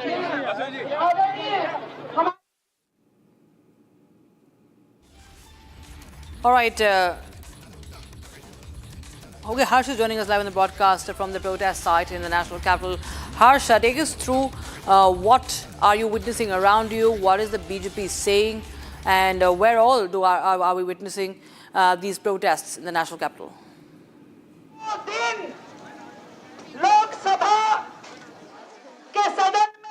Here in the national capital. Now, this is a massive gathering. Thousands of women have gathered. In fact, we just saw Hema Malini, who is here. Another BJP MP, Basuri Swaraj, is in fact here. Kamaljeet Sherawat, who is another BJP MP, she is also present here. Now, this is a massive gathering. This is a massive protest that has been organized by BJP. Now, these protesters are all set to march towards leader of opposition Rahul Gandhi's house, which is just a few kilometers away from this place. Now, this in fact is a very, very massive gathering that we are seeing here.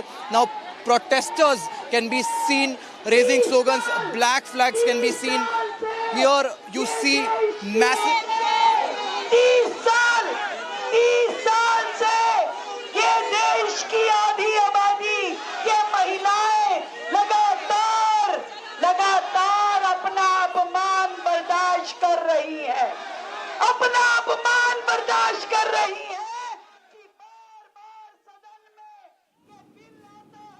बार-बार सदन में ये bill आता है, कभी फाड़ दिया जाता है, कभी फेंक दिया जाता है और कभी इसका विरोध होता है।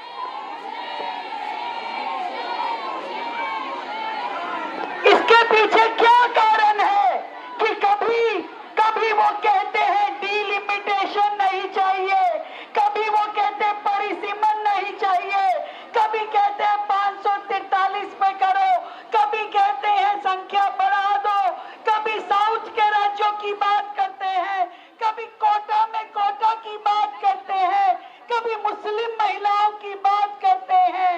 मैं आज आप सबके सामने उस विपक्ष के नेताओं से पूछना चाहती हूँ कि अगर वो मुस्लिम महिलाओं के इतने हितैषी थे तो जब मोदी जी ट्रिपल तलाक लाए थे तब ट्रिपल तलाक का विरोध क्यों किया था? तब उसका विरोध क्यों किया था? जब पूरे देश की हर महिला निगाह उठा करके लोकसभा की ओर देख रही थी कि हमारा अधिकार हमें मिलेगा, पर इन नेताओं ने, इन विपक्षी नेताओं ने हमारे अधिकार का गबन किया और हमें ये महिला बिल, ये आरक्षण बिल ना हो, इसके लिए साजिश रची और ये बिल गिरने के बाद में टेबल थपथपा करके, पटाखे चला करके जश्न मनाया। मैं आपसे कहना चाहती हूँ, महिलाओं की हार में उनकी कौन सी जीत थी? ये जवाब दे वो लोग हमें कि महिलाओं की हार में कौन सी जीत थी जिसका आनंद वो उठा रहे थे। आज देश की आधी आबादी इन कांग्रेसी नेताओं से पूछना चाहती है, समाजवादी नेताओं से पूछना चाहती है कि आपको एक साधारण परिवार की महिला से डर लगता है, आपको डर लगता है कि कहीं ये महिलाएं विधानसभा तक ना पहुंच जाएं, लोकसभा तक ना पहुंच जाएं और आपके घर की महिला जो कुर्सी पकड़ के बैठी है, जो सिंहासन लगा के बैठी है, उसकी कुर्सी ना हिल जाए। आप डरते हैं इन महिलाओं से, नहीं तो क्या कारण है कि गांधी परिवार को केवल इंदिरा गांधी के बाद सोनिया गांधी नजर आई, प्रियंका गांधी नजर आई, यादव परिवार मुलायम सिंह यादव को केवल डिम्पल यादव में भविष्य दिखाई देता है, लालू यादव को राबड़ी देवी दिखती है, उनको ये साधारण महिलाएं नहीं दिखती है, उनको ये साधारण महिला नहीं दिखती है, इनकी आवाज नहीं सुनती है। कितने बेईमान हैं, महिला विरोधी हैं, ये हम सब ने देखा। हम सब ने देखा कि नहीं देखा? क्या देखा आपने कि ये महिला विरोधी लोग जब सदन पटल में ये बिल आया, उन्होंने इस बिल को फाड़ा, उन्होंने इस बिल का विरोध किया और फिर आकर के कहते हैं नीयत में खोट है। हमें तो तुम्हारी नीयत में खोट नजर आता है, क्योंकि इतने सालों से इंतजार के बाद भी देश की इस नारी शक्ति को उसका मान सम्मान और स्वाभिमान नहीं मिल पाया। एक अकेले मोदी हमारी लड़ाई लड़ रहे हैं। कभी वो हमें 10 करोड़ बहनों को शौचालय देते हैं, कभी उज्ज्वला के कनेक्शन देते हैं, कभी हमारे बैंक अकाउंट खुलवाते हैं, कभी मुद्रा के लोन देते हैं। क्या मोदी जी ने हमारी लड़ाई लड़ने में कोई कसर छोड़ी? क्या मोदी जी ने हमारी लड़ाई लड़ने में कोई कसर छोड़ी? उन्होंने तो झोली फैला के विपक्ष को कहा कि सारा क्रेडिट तुम ले लो, केवल मेरे देश की बेटियों को ये अधिकार दे दो कि वो संसद तक आ सके, देश के लिए निर्णय कर सके, देश के लिए पॉलिसी बना सके। पर इन विपक्षियों ने कूटनीति के तहत श्रूड होकर के हम बहनों को हमारे अधिकारों से वंचित लिया। अब हम सब मिलकर के इस एक एक सांसद से जिसने इस बिल के विरोध में वोट दिया, उससे जवाब मांगेंगे। मांगोगी ना? क्या मांगोगी? जवाब मांगेंगे। हर उस सांसद से जिसने हमारा विरोध किया, नारी शक्ति का अपमान किया, देश के हर कोने में, हर गांव में, हर मोहल्ले में, हर राज्य में महिला शक्ति बन करके दुर्गा बन के, काली बन करके इन लोगों के सर्वनाश की अब यात्रा शुरू होगी, न्याय यात्रा शुरू होगी। न्याय यात्रा पे चलोगी ना? जवाब मांगोगी ना? जवाब मांगेगी, ये महिला शक्ति जवाब मांगेगी।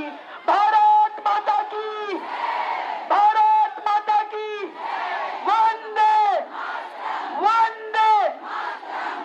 धन्यवाद।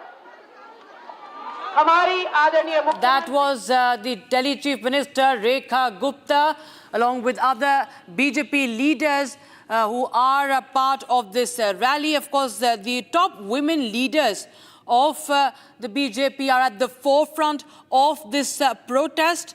We also see Virendra Sachdeva, we see Manoj Tiwari also. So, of course, this is a collective protest. And apart from the top Mahila Mantris, we have the top leaders speaking. Listen to Manoj Tiwari, please. ये समय का फेर है मेरी बहनों, जैसा हमारी दिल्ली की माननीय मुख्यमंत्री बहन रेखा गुप्ता जी ने कहा है, जैसा हमारे वीरेंद्र भाई पूरी पार्टी के तरफ से आपका यहाँ पे समर्थन करने आए हैं। मेरी बहनों, मैं आपको बताऊं, कल जब इन लोगों ने बिल गिराया तो मैं 15 मिनट अपनी सीट से उठ नहीं सका। मैं उस सीट से हमें माफ नहीं करेंगी, क्योंकि अधिकार पद तक जाने का महिलाओं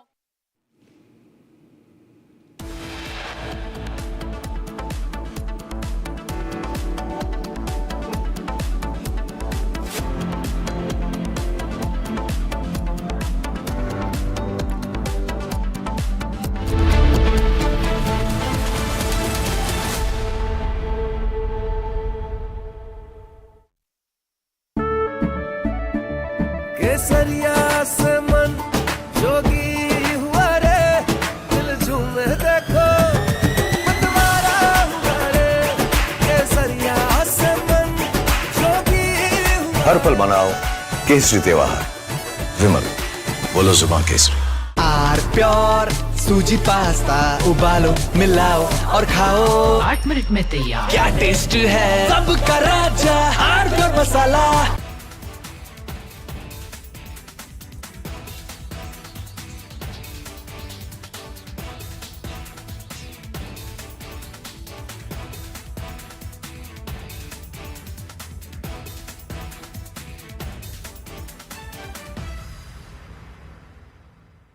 The Indian Air Force is giving its old MiG-29 fighter jets a powerful new weapon from Britain that turns them into modern fighters ready for today's battles. MiG-29s first came to India in the 1980s, have flown many missions along the tough borders with China and Pakistan. Now they are getting equipped with British ASRAAM missiles that make them as strong as NATO planes in close fights. The Ministry of Defense sent out a request for proposals to fit the Advanced Short-Range Air-to-Air Missile on the MiG-29 UPG version. This British missile from the company MBDA replaces the old Russian R-73 that pilots used for years. The R-73 could only reach targets 10 to 15 kilometers away, which forced pilots to fly too close to the enemy and take big risks. The ASRAAM changes all that. It can hit targets more than 25 kilometers away, almost double the old range. It flies at Mach 3 speed and uses a smart infrared seeker that ignores enemy flares and jamming better than before. The Indian Air Force flies more than 55 of these MiG-29 UPG jets in frontline squadrons.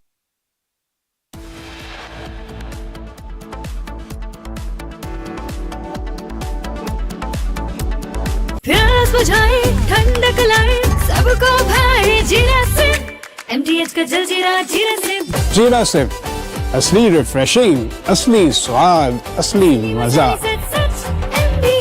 MTH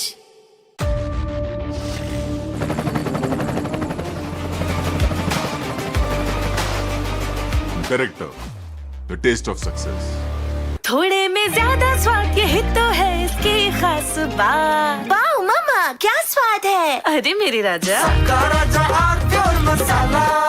The Indian Air Force is giving its old MiG-29 fighter jets a powerful new weapon from Britain that turns them into modern fighters ready for today's battles. MiG-29s first came to India in the 1980s, have flown many missions along the tough borders with China and Pakistan.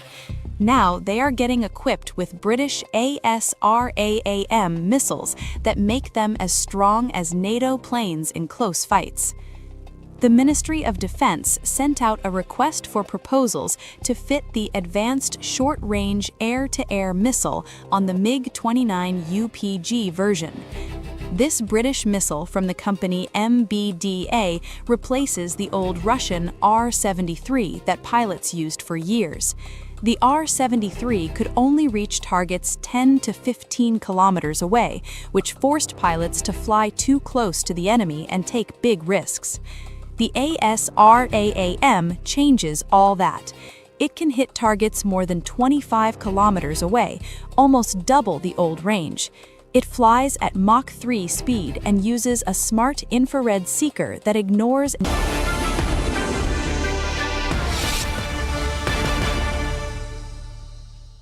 Our next distinguished speaker represents leadership that is shaped by service, dedication to the nation, discipline, and of course an example of delivering to national duty. He's a decorated officer of the Indian Army, Lieutenant General Dushyant Singh. He has served in key operational and strategic roles across challenging terrains and critical assignments. He currently serves as the Director General at the Center for Land Warfare Studies, contributing to India's defense and strategic thought leadership. With decades of experience, he brings invaluable lessons from both frontline command and high-level decision-making environments.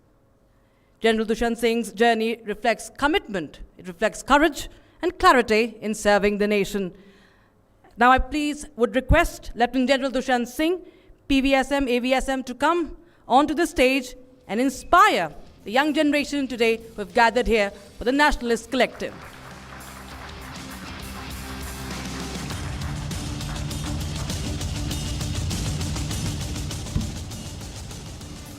A very good afternoon, ladies and gentlemen, distinguished speakers, and the people from media who are present here, young students, young generation, which I see in front of me.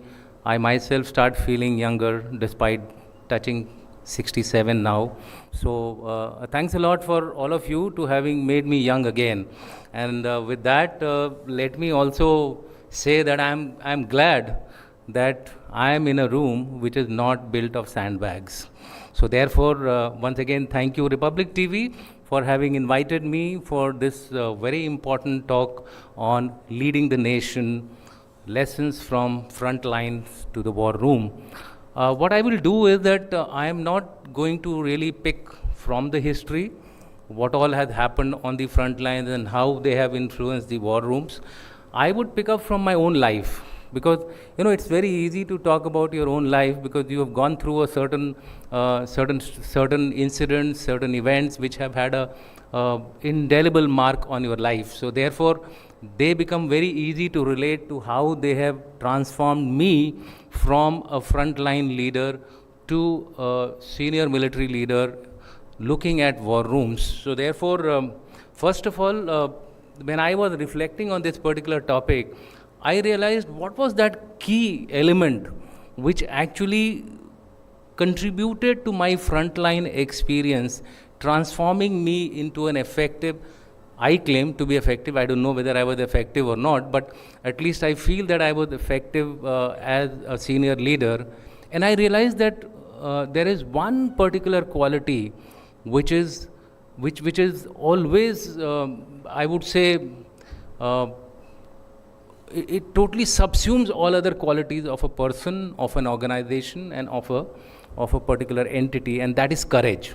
So my talk will be based on courage, as to how courage has guided me in my life, during my service career, and it is still doing as the Director General of Center for Land Warfare Studies. So people do say that there are a number of qualities which are required for a person or an organization to be successful, such as intelligence, integrity, discipline, so on and so forth.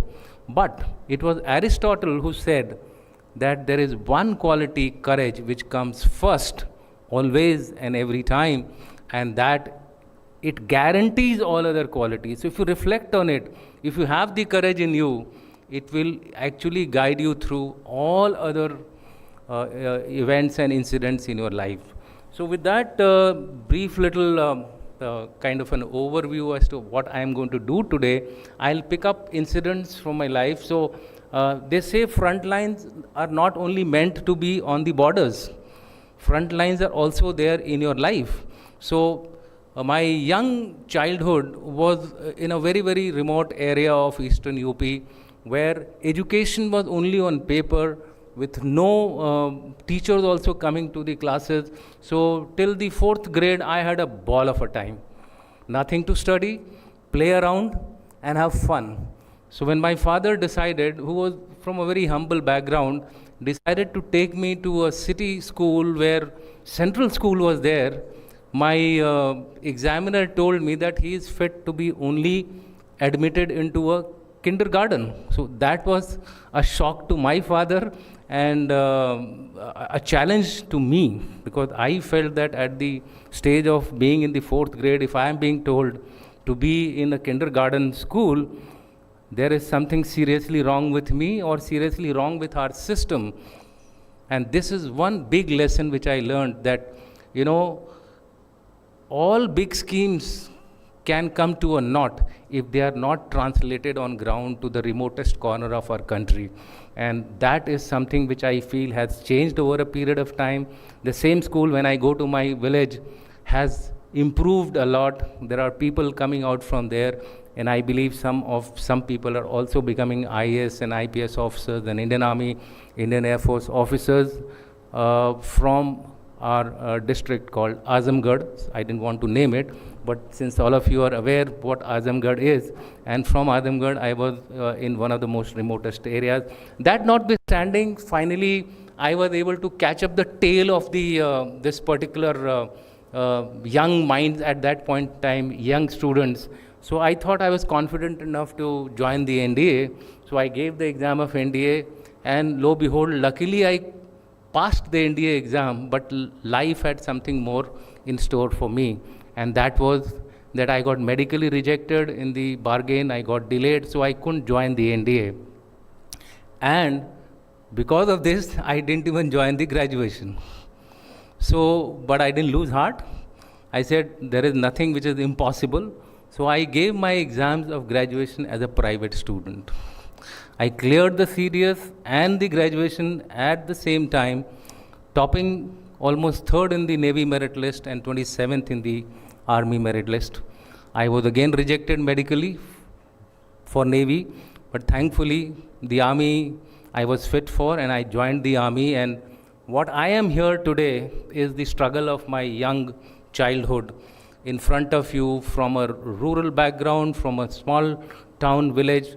Today, I retired as a Lieutenant General, and I think this particular journey of mine actually sowed the seed of courage in me, which stood me in good stead as far as our frontline experiences are concerned. So now I'll come straight to the front line. So before I touch upon the front line, I was told that this is going to be a nationalist conclave. So if it is going to be a nationalist conclave, I thought, let me define what is nationalist.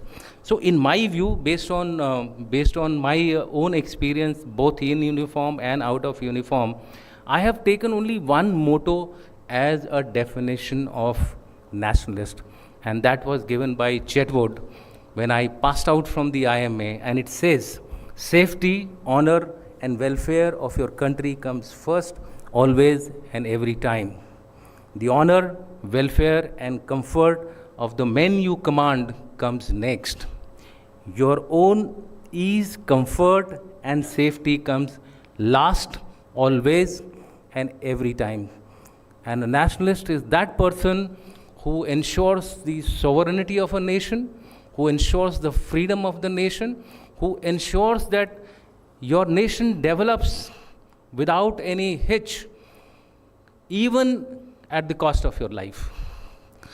That can be the highest terms of cost as far as nationalist is concerned.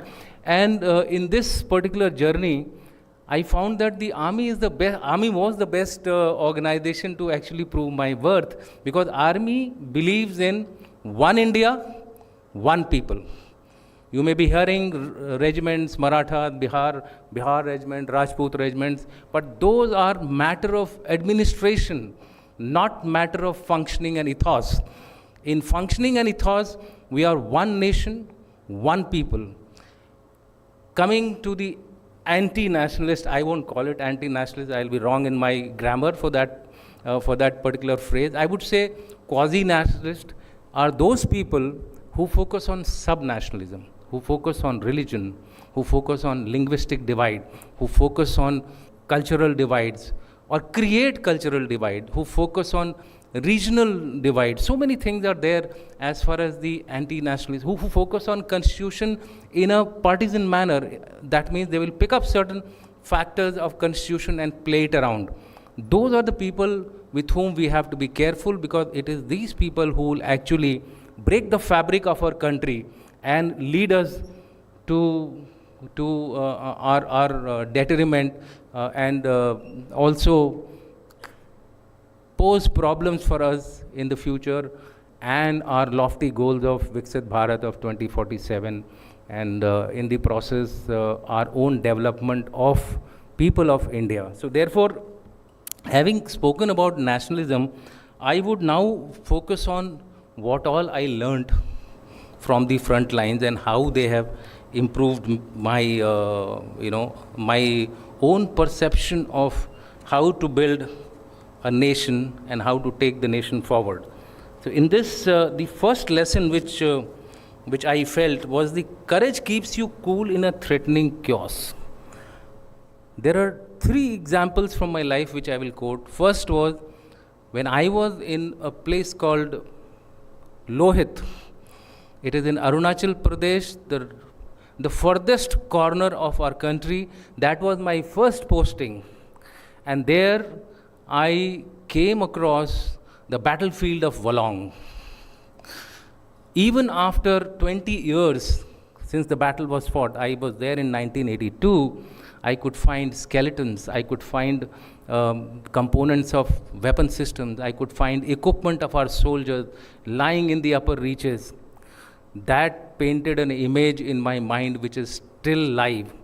And that forced me, or that told me that as and when I get into a situation where I can influence the development of armed forces, I would ensure that the armed forces fight with full capability. And that was one big lesson which I learned from there. The second lesson which I learned was about nationalism. When I met the people of Lohit, which is a part of the Arunachal Pradesh, the rightmost corner, they were Mismis. The name of the tribe there is known as Mismis. People have a very, very wrong perception of our brethren in the Northeast. They were so good, they didn't even understand my language. We used to interact in signals, like if I want to eat something or if I want to find a route to a certain place. Believe you me, they were the most Indian. Then we call ourselves as Indians. So that was the second big lesson which I learned as far as, treating our whole nation as one single entity and not as a divided regional or tribal or those kind of fault lines which we keep talking about. The second lesson was about when I was commanding. This is very important, and this is here that I started transiting into the senior leadership, I would say, dynamics. So what happened was that there was an operation going on. My vehicle, along with 6 people in that vehicle, we were moving out of the sector, so we were not supposed to be part of that particular operation. I had the CO, commanding officer of the unit, who was taking over from me. So I was showing the areas to them when a terror incident started happening, a counter-infiltration incident started happening in the neighboring battalion. The commander called me to say that since you are an old hand here, please come to my headquarters and evolve a plan for a offensive action against our adversary. I told sir that area is under operations as per the rules and as per the standing operating procedure. I can only come once the areas are cleared. He insisted that you come, and to the extent that he told me that probably you are acting like a coward. So I said, sir, don't put that particular phrase in my name. I went there, and lo behold, as it happened, my vehicle got blasted. 3 people injured. I was alone who was able to manage to survive in that. The others who were injured also later on recovered. But the fact was that we suffered an adversity. I somehow managed to get these people out to the hospital. We, along with our Ghatak platoon and other troops who were there in that particular area, managed to eliminate those 3 terrorists. I was reprimanded for it. And that was the second lesson which I took, that if I, as a senior commander, have given a particular order, I will stand by it and I will take this responsibility upon myself. I will not deflect it to my superior. So war rooms are very complicated. There are people who try to deflect war room responsibilities onto their juniors. So that was the second big lesson which I learned. And the third one was directly linked to war rooms. And that was the incident of Pathankot air base attack. And that time I was the IG operations of the NSG. I was conducting that operations. There were multiple agencies involved there. Air Force, Army, NSG, Punjab Police, and the intelligence branches, NIA, you name it, everybody was there in that particular spot in the Air Force Station, Pathankot. Everyone trying to say that this is my operation, I will do it, etc., etc. I'll not go into the details of it, but let me tell you, as a senior commander, at that point in time, I had to stand up against people as high as the chiefs and also the Home Minister and the Defense Minister to say that since the NSG has started the operation, the command and control of that particular operation will remain with the NSG. Despite so much of interference coming on to me, in the operational room of the air traffic control tower of Air Force Station Pathankot, not a single message went down to our troops, who fought like hell, who fought bravely, and they were able to eliminate all the terrorists there. In the process, I still repent that we lost few soldiers. We lost one of our brilliant bomb disposal officer. All of you may be knowing his name, Colonel Naranjan, and I still carry that guilt with me. And that is one thing which taught me that you may brief a person till cows come home, but if something has to happen in war, it will happen. And we must have the stomach, we must have the humility, we must have the empathy to accept such reverses. So that was a big lesson for me, where it was the war room itself where I was sitting. Although the war room was not something like this in this particular hall, it was the air traffic control tower of Pathankot Air Base. So with that, I thought possibly what could I have learned better than having gone through my own life. There is another very important incident which happened in my life, and which again, when I reached a particular stage, I actually transformed it into a actionable point. I was a brigade commander commanding the brigade in the same area where I was hit a long time back, about 4 or 5 years back. And there used to be always these incidents of infiltration, our boys getting hurt, and while going back, they used to go downhill, so it was very difficult for us to intercept. So I, in 2009, I suggested that we must incorporate quadcopters to pick up some weapons or grenades, etc., and throw them in front of the fleeing terrorists so that they have to stop, and then we can catch up with them and eliminate them. Again, in those days, people really did not consider drones or quadcopters to be of any great help. So I was told, don't play around with toys. And today, ladies and gentlemen, the war rooms are only talking about drones. They are only talking about smart ammunition. They are only talking about loiter ammunition. This is the way you have to think. You have to be having that foresight to. So what I did was, luckily I again got transferred to NSG as a brigadier, as a deputy inspector general. The first quadcopter of Netra company in India was bought by NSG. And that was because of my insistence that this is the weapon of the future. We managed it for even crowd control. We managed it for even NSG operations, where we have to have such kind of systems which enable our commandos to go and reach particular areas in a building, etc., much more smoothly. So these are some of the lessons which I thought I must share with you. The bigger lessons to my mind is the courage and nationalism demands seamless civil-military synergy. See, you cannot do anything at the war room level without having a civil-military synergy. For this, the only way out is that we have to shed our turfs. I have to say that I am from the armed forces.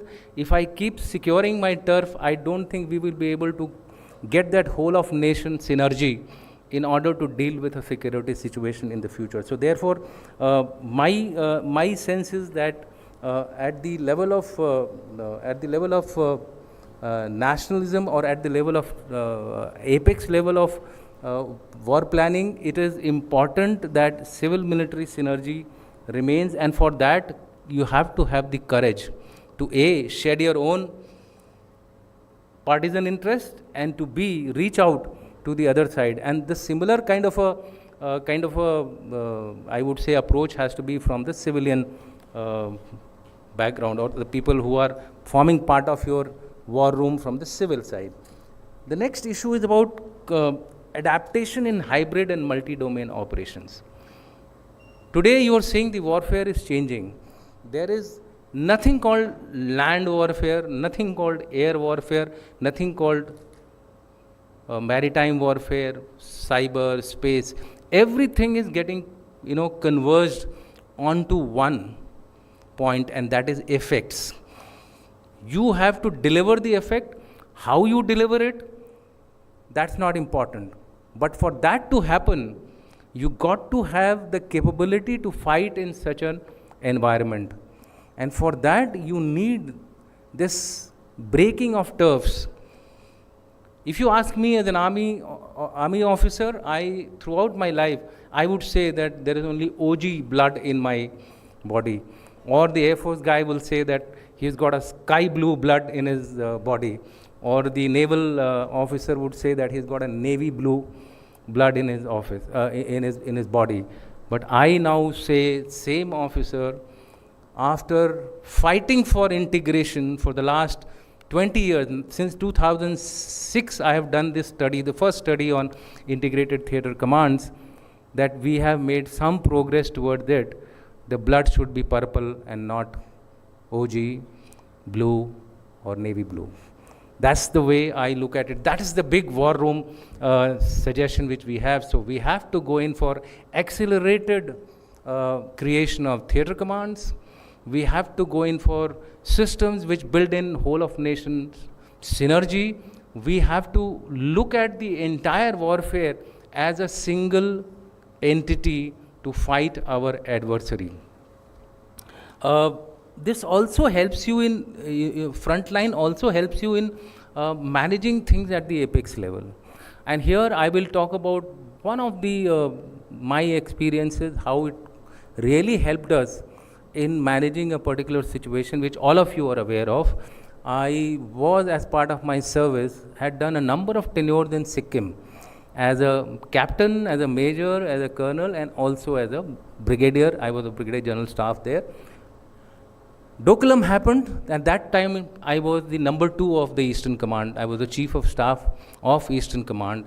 And to manage that particular Doklam incident, my experience of exactly the same area where this particular incident had happened actually helped us in resolving the matter much more quickly with no or little damage to any of our soldiers, with some smart actions which we took, which I can't share with you all here. But suffice it to say that your ground experience, your frontline experience gave the options for our troops there, from sitting from the command headquarters, which is located in Calcutta, to go about this particular incident in a manner. And the people who are today in the army actually managed it. They were brigadiers and colonels at that time, and they will talk more about it. But the fact of the matter is that your frontline experience does help you in making your war room effective, not with AC, not with fans, but with your experience of the front line. The other lesson which I would like to touch upon is that courage builds human capital, and it also builds discipline. It also focuses you on keeping nation first. How?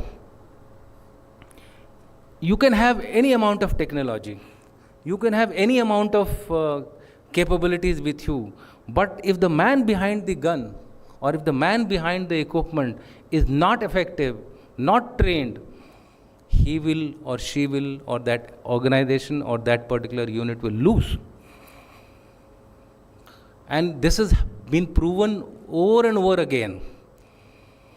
Despite such a huge capability difference between let's say US and Iran, or Israel and Hamas, or Russia and Ukraine, you find that the results of the war have been dictated by the sides which had better human capital, motivated human capital, innovative human capital. So therefore, that is another big lesson which I feel that frontline experiences give to an organization in terms of building human capital. And last but not the least lesson which I feel is that courage demands long-term nationalist thinking for Viksit Bharat. Old soldiers never die. They fade away into history quietly. Something written about them in some corner, in some article or in some piece, or even that may not have been written. But they die a satisfied person, having had that feeling that they contributed in some way or the other in the nation building, to keep the nation safe, to keep the nation intact in front of a 3.5 front challenge which we are facing today in terms of our security threats. We need a war room which matches the sacrifice of our frontline soldiers who are sitting on the icy heights, who are sitting in jungles, or who are operating in jungles, or who are operating in hard and tough areas of Jammu and Kashmir and Northeast. Thank you, ladies and gentlemen, and Jai Hind.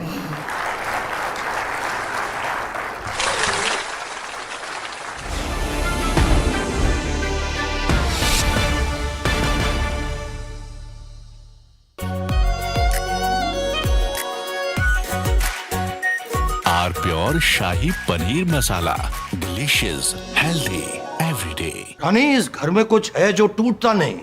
ये pillar कभी नहीं टूटेगा। Rungta steel TMT से बना। रुंगटा नहीं तो घर strong नहीं। रुंगटा स्टील टीएमटी बार एकदम सॉलिड। चमकी चाट से क्या बना है? सैंडविच, लस्सी और छाछ। हर घूंट में चमकी चाट। अब बताओ, स्वाद आया? असली स्वाद सिर्फ चमकी चाट।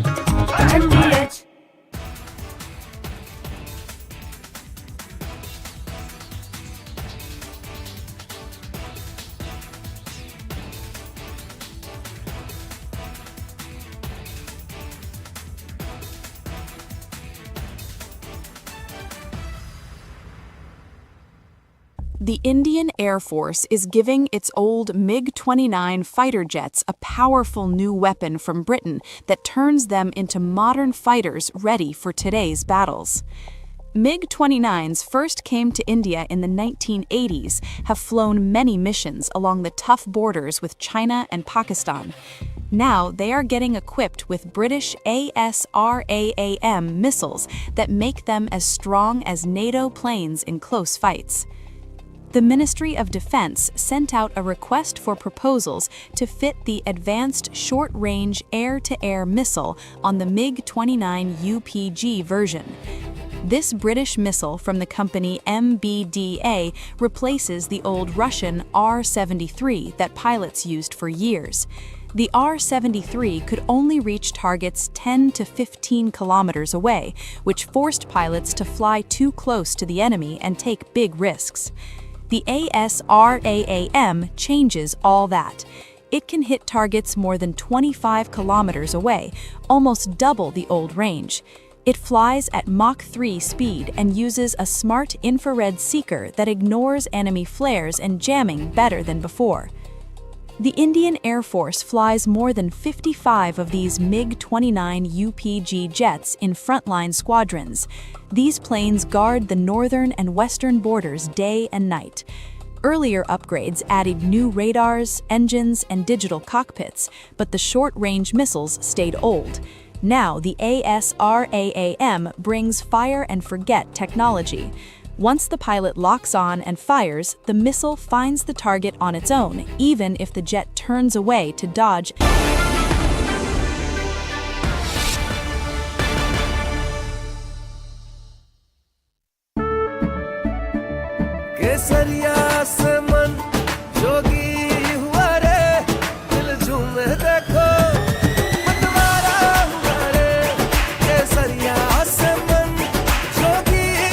हर पल मनाओ केसरी त्योहार। विमल, बोलो जुबान केसरी। आर प्योर सूजी पास्ता उबालो, मिलाओ और खाओ। 8 मिनट में तैयार। क्या टेस्ट है, सबका राजा R pure masala. The Indian Air Force is giving its old MiG-29 fighter jets a powerful new weapon from Britain that turns them into modern fighters ready for today's battles. MiG-29s first came to India in the 1980s, have flown many missions along the tough borders with China and Pakistan. Now they are getting equipped with British ASRAAM missiles that make them as strong as NATO planes in close fights. The Ministry of Defense sent out a request for proposals to fit the Advanced Short-Range Air-to-Air Missile on the MiG-29 UPG version. This British missile from the company MBDA replaces the old Russian R-73 that pilots used for years. The R-73 could only reach targets 10 to 15 kilometers away, which forced pilots to fly too close to the enemy and take big risks. From Asia's largest news headquarters, setting the agenda for Bharat.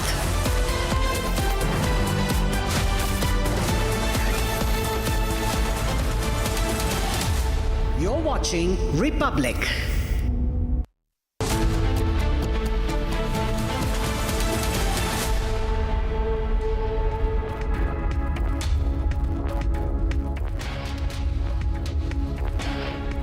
A very good evening, viewers. You're watching Live and Breaking. I'm Rakshita Mishra with you. We're going to get to you the latest images of the protests that are happening across different cities in the country. The NDA, the BJP is leading these protests against the opposition after the Women's Reservation Bill, the Nari Shakti Vandan Bill, was defeated in the Parliament yesterday. And not just that, we're also going to build up to the Prime Minister's address at 8:30 p.m. tonight. What could be it about? Will it be about the women's bill? We'll tell you more on that, but first, the headlines.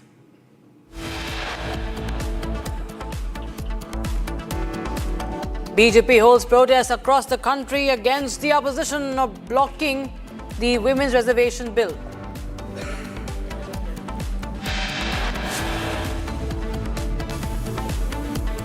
Prime Minister Narendra Modi to address the nation at 8:30 p.m. tonight.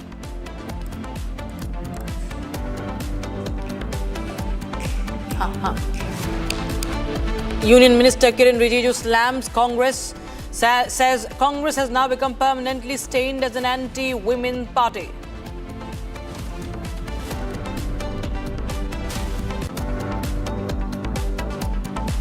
I prescribed her a leave of 1 week. She requested that she needed longer leave. She requested if I can get 2 weeks or more a month's leave. Kiran, okay, Republic TV gets an exclusive input. Absconding accused Nida Khan's doctor, exclusive interview with Republic TV, says Nida came to her clinic twice and wanted 2 weeks of leave instead of just 1.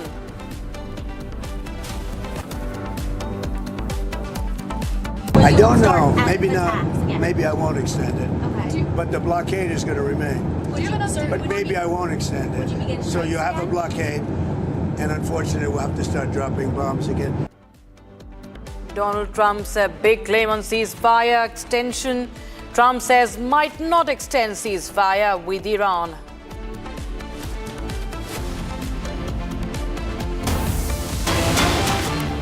All right, we're getting in live visuals from the national capital, from the protest side. As you can see, there's heavy security also deployed at the site. These are the scenes from the national capital as the BJP holds protests. Top women leaders and of course all leaders, men and women, male and female leaders, all part of the protest. But yes, we see the women faces of the BJP at the forefront. We just had the Chief Minister of Delhi also just a while back.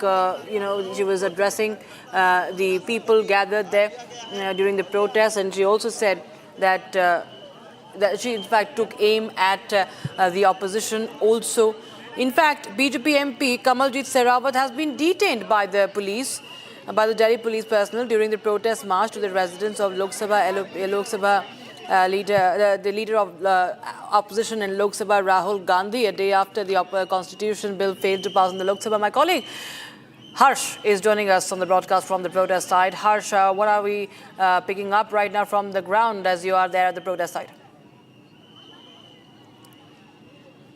Right, Rakshita, this in fact is a massive protest that has been staged by BJP protesters. Now, top BJP leaders, including senior member of parliaments, were a part of this protest. Now, these protesters were headed towards the leader of opposition, Rahul Gandhi's residence. We saw a few minutes back, we have in fact have it all on Republic camera. Senior BJP parliamentarian Bansuri Swaraj, who also spoke to us, she was detained by Delhi police. Now, this is a massive protest, massive action you see after opposition decided to turn down the 131st Constitution Amendment Act in the parliament yesterday.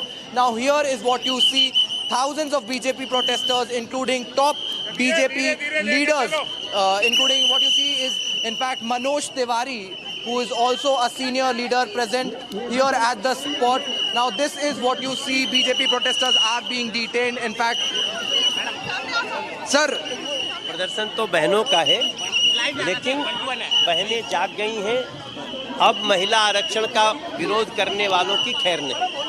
अच्छा, लेकिन ये है कि अभी आज प्रियंका गांधी की तरफ से एक प्रेस कॉन्फ्रेंस की गई और ये कहा गया कि जो 544 का स्ट्रेंथ है लोकसभा का, अगर उसमें 33% आरक्षण लाने का प्रावधान अगर मोदी सरकार की तरफ से किया जाता है तो वो इसके लिए तैयार है। 543 से All right, so that was Manoj Tiwari in that black band protest. You can see several of the BJP supporters and workers also on the barricades, and Kamalji Sarawat, one of the BJP MPs in Delhi, has been detained as well. So this was a march, a protest march towards the residence of Rahul Gandhi, the leader of opposition in Lok Sabha. And we see Virendra Sachdeva also there outside that bus. And there are different leaders, several leaders of the BJP at the forefront, from Bansuri Swaraj to other leaders. They're all gathered there. And it's not just in New Delhi, viewers. This is the live action that we're showing you from National Capital, but in Mumbai, in Hyderabad, and other areas also, we see that tensions have been flaring up due to the protests. This is the black flag, black band protest. Remember, this is a counter to what DMK has been warning. Harsh, we can see the black flags and the black bands. The DMK was the first one to announce the protest if the delimitation bill gets passed. It said that we will that it will be a black day, we will hold black flag protests. And now we have the counter. आश्वासन देने के बाद भी opposition ने फैसला लिया, क्योंकि उनकी नीयत में खोट है। वो लोग जिस बिल को पास किए थे 2023 में, उसी को लागू करते समय बदल गए। तो ये कांग्रेस का, टीएमसी का, डीएमके का, सपा का, आम आदमी पार्टी का वो चेहरा है जो आज देश के लोगों ने देखा है। सर, क्या शीर्ष नेतृत्व ने बीजेपी के इसके बाद की आगे की रणनीति बनाई है? क्या आपको इस बारे में जानकारी है कि आगे बीजेपी क्या करेगी? देखो, ये बीजेपी का प्रोग्राम नहीं है, ये तो दिल्ली की महिलाओं ने प्रदर्शन किया है, हमने उनको समर्थन दिया है। बाकी बीजेपी का स्टैंड है, कोई बात नहीं।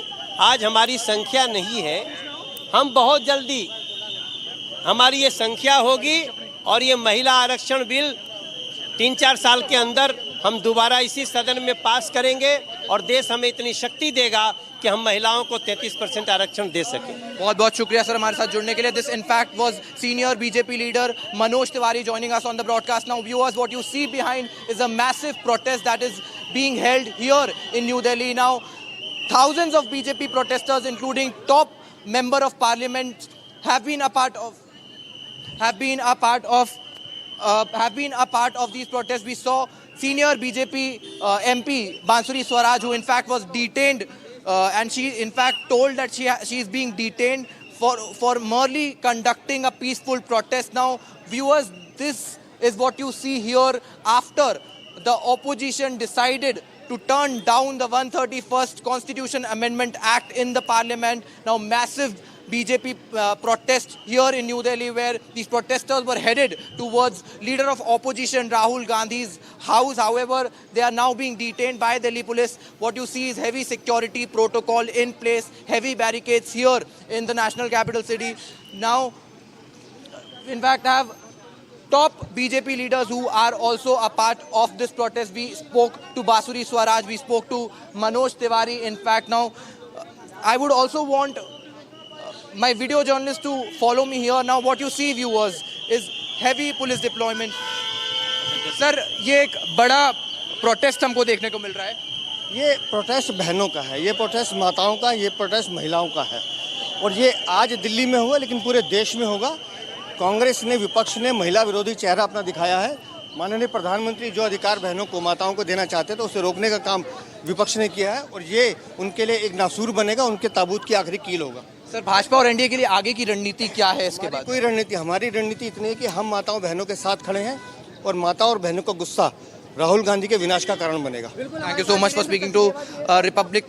Sir, now this in fact was Virendra Sachdeva, another senior BJP leader joining us on the broadcast. Now this is a protest that in fact is headed by senior BJP leaders. We saw Rekha Gupta, Chief Minister of Delhi, in fact joining the protest. Now these protesters, thousands of BJP protesters were also were headed towards leader of opposition Rahul Gandhi's house after they turned down, after the opposition in fact turned down the 131st Constitution Amendment Act granting reservation to women members in the parliament and respective legislative assemblies. Now this in fact is a massive protest that is being held here in New Delhi. Thousands of BJP workers joined by senior party members, senior MPs, MLAs joining them on the protest, heading towards leader of opposition Rahul Gandhi. Rahul Gandhi's residents, however, they were detained, they were restricted to cross the barricades. We saw water cannons that were fired on the protesters. We saw MP Bansuri Swaraj, in fact, who was detained. She spoke to us. She said that she is being detained merely because of the fact that she is a part of a peaceful protest that is being held. Now, what BJP calls it, BJP in fact is calling it a protest of the women. Now, they have been preaching women empowerment all of this time when they say that this is a protest of women with senior BJP leaders headed by senior women leaders, in fact, of the party heading the protest. Now, these, in fact, are the visuals where we see massive protest that is being held with thousands of BJP leaders, thousands of BJP protesters joining hands, heading towards leader of opposition Rahul Gandhi's residence in New Delhi. All right, we just continue to get you as come to you, Harsh, because I know you're trying to get more reactions. So please try and speak to as many leaders as you can, as many MPs, women MPs as you can. We can, in the meanwhile, also play out what the top women leaders, MPs have said. Just a while back, we heard Bansuri Swaraj, we have Hema Malini and the Delhi Chief Minister Rekha Gupta also speaking. If we have those reactions, we can play them out. We just saw Harsh speaking to Virendra Sachdeva and Manoj Tiwari as well. You can see the sloganeering that is happening right on ground zero, the placards, the black flags and the black bands, all this right after the women's bill was defeated in the parliament yesterday. And we, of course, are everybody have their eyes and ears on that Prime Minister's address to the nation at 8:30 p.m. And there is the likelihood of him speaking on what happened to this bill, why it got blocked, why it got defeated. And in the run-up to it, we see that high voltage protest.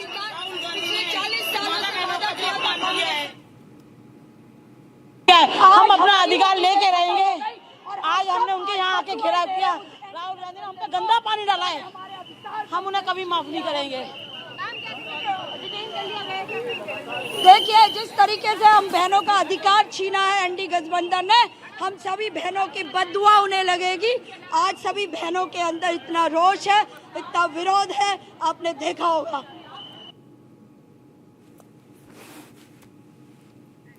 All right, so there you have many of the protesters have been detained also by the police. They were marching towards the house, the residence of Rahul Gandhi. We can just see the police also making an announcement trying to disperse the protesters.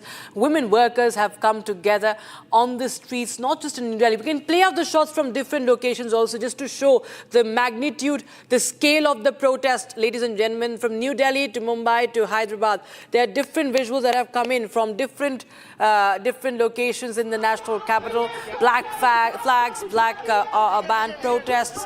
There have been slogans raised, detentions in the national capital, and we have the top voices, women leaders who have spoken out against the opposition. Now, yesterday was the bill that is a historic bill in itself, was passed in 2023, but after the BJP said that the delimitation bill will also be voted apart from voted upon apart from the women's reservation bill, the opposition got together, and NDA did not clearly have the numbers, and the number game, of course, led to the defeat of this bill. Delhi, Sikkim, Hyderabad, Mumbai, and other areas we see there where the protests are breaking out. These are the BJP workers, and our BJP leaders are all part of these protests from Maharashtra to Hyderabad, Delhi, Sikkim, and Northeast. So across the length and breadth of the city, the BJP is trying to demonstrate against the opposition. They started right after the bill was defeated. At the Mughaldwar of the parliament, we saw the NDA MPs sloganeering against the opposition, and while there was a sense of victory at Rahul Gandhi's face, now in that opposing that and lashing out against the opposition, we see the workers of the BJP and the leaders taking out the protest. In Delhi, they were marching up to the residence of Rahul Gandhi. They've been stopped by the police, one of them being detained also. Many of the workers also been detained. So we can keep moving to different shots, different visuals. BJP holding protests across India after the women's bill is defeated in the Lok Sabha. And all this is happening prior to the Prime Minister's address, which everybody is looking forward to as to what is the Prime Minister going to say today. We have Minister Raksha Khadse's interview also on Republic TV. Take a listen, and viewers. आज हमें प्रदर्शन पे इसलिए उतरना पड़ा, लेकिन कांग्रेस और सभी अपोजिशन पार्टी ने हमारे महिलाओं के हक छीने हैं और उसके विरोध में आज हम यहाँ पे उतरे। जिस तरह से आज प्रियंका गांधी बोली है कि मोदी जी ने ये बिल लागू नहीं करने दिया, लेकिन हकीकत यही है कि राहुल जी, उनकी पार्टी, प्रियंका जी की पार्टी और जितने भी विपक्षी दल है, उन्होंने सिर्फ महिलाओं के अधिकार की बात दी, लेकिन जब अधिकार देने की बारी आई तो पीछे हट गए। हम देख रहे हैं बड़ी संख्या में महिलाएं भी हैं, उनके साथ में और भी लोग हैं, बच्चे भी हैं। इस प्रदर्शन को लेकर काले झंडे भी लेकर पहुंचे हैं। हमें तो उनको अपोज करना है, क्योंकि अपमान उन्होंने देश की सारी महिलाओं को किया है। महिलाओं के अधिकार छीनने का काम कांग्रेस ने किया है और महिला विरोधी कांग्रेस के खिलाफ आज ये नारेबाजी है। प्रियंका गांधी कह रही तो दिखावा कर रही थी, महिलाओं को आरक्षण देना ही नहीं चाहते हैं। प्रियंका गांधी कह रही है।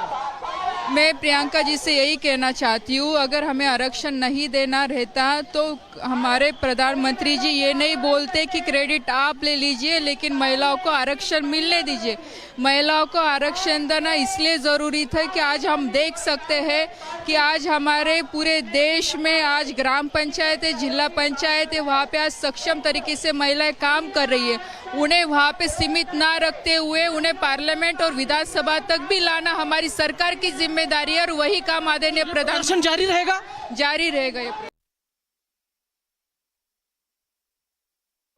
Spoke to Republic TV on the matter. Take a listen, and viewers. She's proud of the protests. Film अभिनेत्री हेमा मालिनी और सांसद उन्हीं से बात करेंगे। मैम, महिला बिल पारित नहीं हो सका, गिर गया, आप लोग प्रदर्शन कर रहे हैं।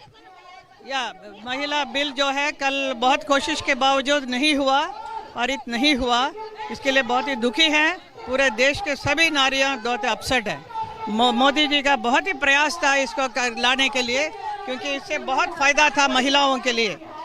पार्लियामेंट में भी और हर जगह उनको एक साथ में काम करने का एक अवसर मिलता था, क्योंकि नारियों का हर डिसीजन मेकिंग में भी उनका साथ हो सकता था, लेकिन वो नहीं होने दिया है। इसके लिए बहुत ही सभी अपसेट हैं। प्रधानमंत्री नरेंद्र मोदी हो या गृह मंत्री अमित शाह, सभी ने कहा जो वादा शब्द चाहिए उस भाषा में मैं बोलूंगा, लेकिन आप साथ दो, और साथ नहीं दिया। साथ देने के लिए बहुत बोला, लेकिन नहीं दिया, और कुछ इधर उधर की बातें करके वो होने नहीं दिया। और they are very happy. Rahul Gandhi तो जादू की कहानी सुना रहे थे। हाँ, जादू की बहुत लंबी चौड़ी, लेकिन अभी तक पता नहीं चल रहा कि वो कहानी क्या था। तो अब प्रदर्शन जारी रहेगा? जारी रहेगा, पूरा देश में भी चल रहा है और आगे भी चलता रहेगा। सितंबर 2023 से उसको शायद खोल के पढ़ के नहीं देखा। उसमें परिसीमन कंडीशन प्रेसिडेंट है और उस परिसीमन के लिए उन्हीं की पार्टी ने स्वीकृति दी थी। एक और बात बताऊं, परिसीमन कोई भारतीय जनता पार्टी का राजनीतिक प्रपंच नहीं है। अरे ये तो एक कॉन्स्टिट्यूशनल मैकेनिज्म है, वही कॉन्स्टिट्यूशन जो उनके भाई राहुल गांधी जी झलकाते जरूर है पर खोल के पढ़ने की जहमत नहीं करते। आक्रोश जारी रहेगा? बिल्कुल जारी रहेगा। सर, हमने देखा कि कल तमाम मोदी जी के तमाम आश्वासन के बाद, गृह मंत्री के तमाम आश्वासन देने के बाद भी ऑपोजिशन ने फैसला लिया, क्योंकि उनकी नीयत में खोट है। वो लोग जिस बिल को पास किए थे 2023 में, उसी को लागू करते समय बदल गए। तो ये कांग्रेस का, टीएमसी का, डीएमके का, सपा का, आम आदमी पार्टी का वो चेहरा है जो आज देश के लोगों ने देखा है। सर, क्या शीर्ष नेतृत्व ने बीजेपी के इसके बाद की आगे की रणनीति बनाई है? क्या आपको इस बारे में जानकारी है कि आगे बीजेपी क्या करेगी? देखो, ये बीजेपी का प्रोग्राम नहीं है, ये तो दिल्ली की महिलाओं ने प्रदर्शन किया है, हमने उनको समर्थन दिया है। बाकी बीजेपी का स्टैंड है, कोई बात नहीं। आज हमारी संख्या नहीं है, हम बहुत जल्दी हमारी ये संख्या होगी और ये महिला आरक्षण बिल 3-4 साल के अंदर हम दोबारा इसी सदन में पास करेंगे और देश हमें इतनी शक्ति देगा कि हम महिलाओं को 33% आरक्षण दे सकें। देखिए, वाटर कैनन भी इन बहनों के गुस्सों को शांत नहीं कर सकती। माननीय प्रधानमंत्री जी ने देश की आधी आबादी को अधिकार देने का काम किया और कांग्रेस और विपक्ष ने उस अधिकार को छीनने का काम किया है। तो ये गुस्सा, ये आक्रोश राहुल गांधी के लिए, कांग्रेस के लिए विनाश का कारण बनने वाला है। प्रदर्शन जारी रहेगा? ये देश की आधी आबादी का प्रदर्शन है, ये पूरे देश में जारी रहेगा। क्यों? क्योंकि कांग्रेस और विपक्ष ने अपना चेहरा बेनकाब कर दिया कि वो महिला विरोधी हैं। Continue with our coverage on the story from the national capital and other parts where the protests are erupting. But also at the same time, we bring you the latest update coming in as far as this ceasefire is concerned. The flip-flop over ceasefire, the doubts over ceasefire continue. Bringing you the latest on that on the other side.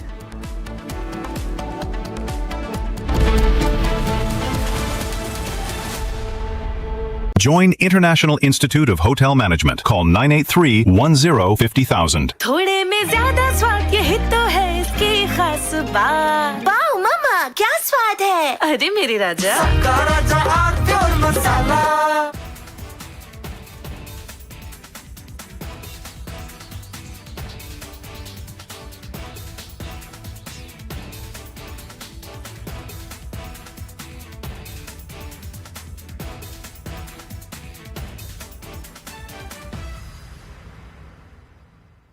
The Indian Air Force is giving its old MiG-29 fighter jets a powerful new weapon from Britain that turns them into modern fighters ready for today's battles. MiG-29s first came to India in the 1980s, have flown many missions along the tough borders with China and Pakistan. Now they are getting equipped with British ASRAAM missiles that make them as strong as NATO planes in close fights. The Ministry of Defense sent out a request for proposals to fit the Advanced Short-Range Air-to-Air Missile on the MiG-29 UPG version. This British missile from the company MBDA replaces the old Russian R-73 that pilots used for years. The R-73 could only reach targets 10 to 15 kilometers away, which forced pilots to fly too close to the enemy and take big risks.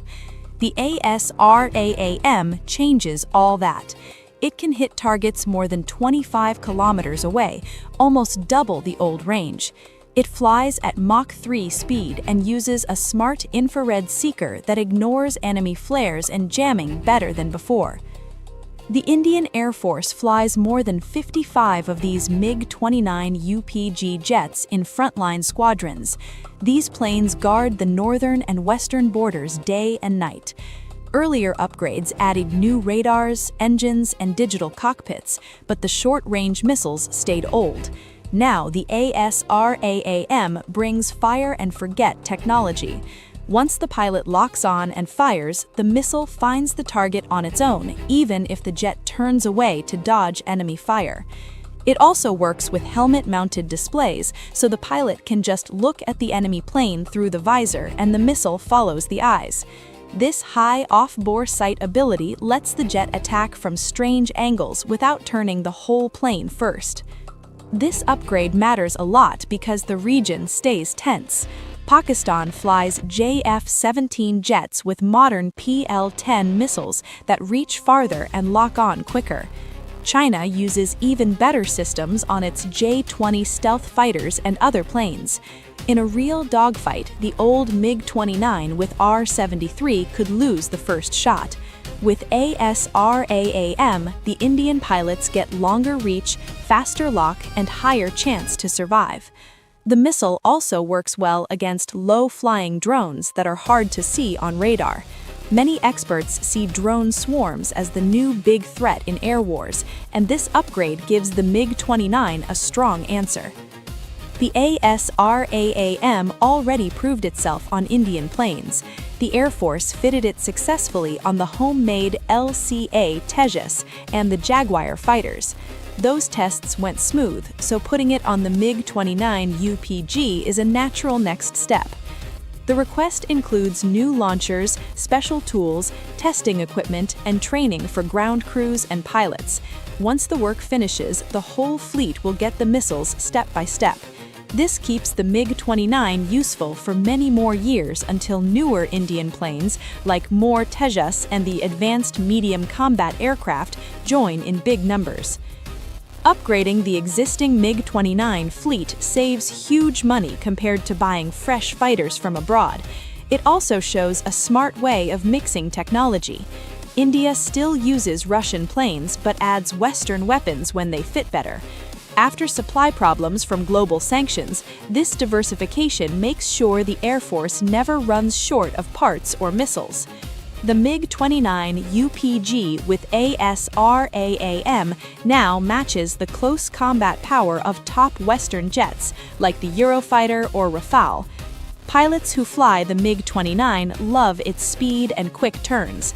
With the new missile, the plane stays agile but hits harder and from safer distance. In modern wars full of electronic jamming and surprise attacks, this extra edge can decide who wins. The Indian Air Force is giving its old MiG-29 fighter jets a powerful new weapon from Britain that turns them into modern fighters ready for today's battles. MiG-29s first came to India in the 1980s, have flown many missions along the tough borders with China and Pakistan. Now they are getting equipped with British ASRAAM missiles that make them as strong as NATO. When you were returning from Islamabad, we're given to understand there was some sort of a security threat. What really happened? The Washington Post, a newspaper very closely associated with the CIA, put out an opinion piece that the Iranian negotiators should be murdered. That sent a strong signal to Iran that the delegation was under threat. And to the credit of everyone in the delegation, no one stayed back. Everyone boarded the plane. We flew to the Iranian city of Mashhad, and then from there, some went by car, some went by bus, and some went by train. चमकी चाट से क्या बना है? आलू चाट या fruit चाट? स्वाद बनाए चमकी चाट। क्या बात है? स्वादिष्ट पकोड़े और फरसान, अरे चमकी चाट है इसकी जान। असली स्वाद सिर्फ चमकी चाट। केसरिया से मन जोगी हुआ रे, दिल झूमे देखो मतवारा हुआ रे, केसरिया से मन जोगी हुआ। हर पल मनाओ केसरी त्योहार। विमल, बोलो जुबान Kesari.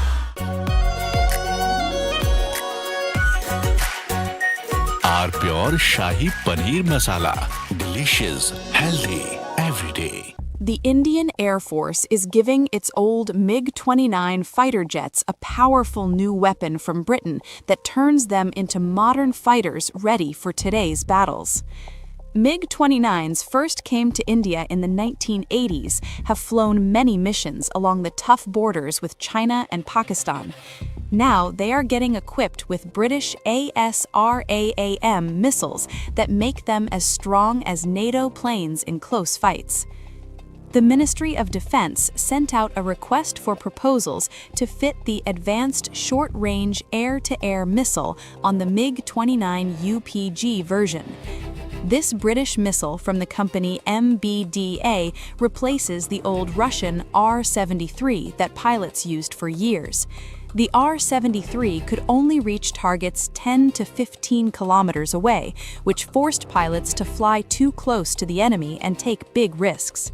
The ASRAAM changes.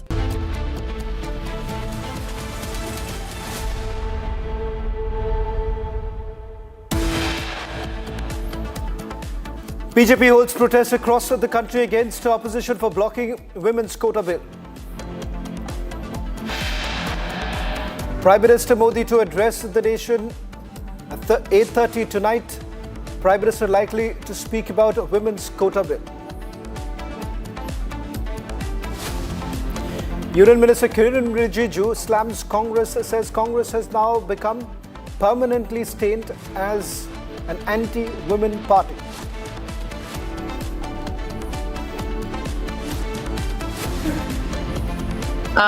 She requested that she needed longer leave. She requested if I can get 2 weeks or more a month leave. Absconding accused Nida Khan's doctor speaks to Republic TV, says Nida came to her clinic twice and wanted 2 weeks of leave instead of just 1. I don't know. Maybe not. Maybe I won't extend it. But the blockade is going to remain. But maybe I won't extend it. So you have a blockade, and unfortunately we'll have to start dropping bombs again. Donald Trump's big claim on ceasefire extension, Trump says might not extend ceasefire with Iran.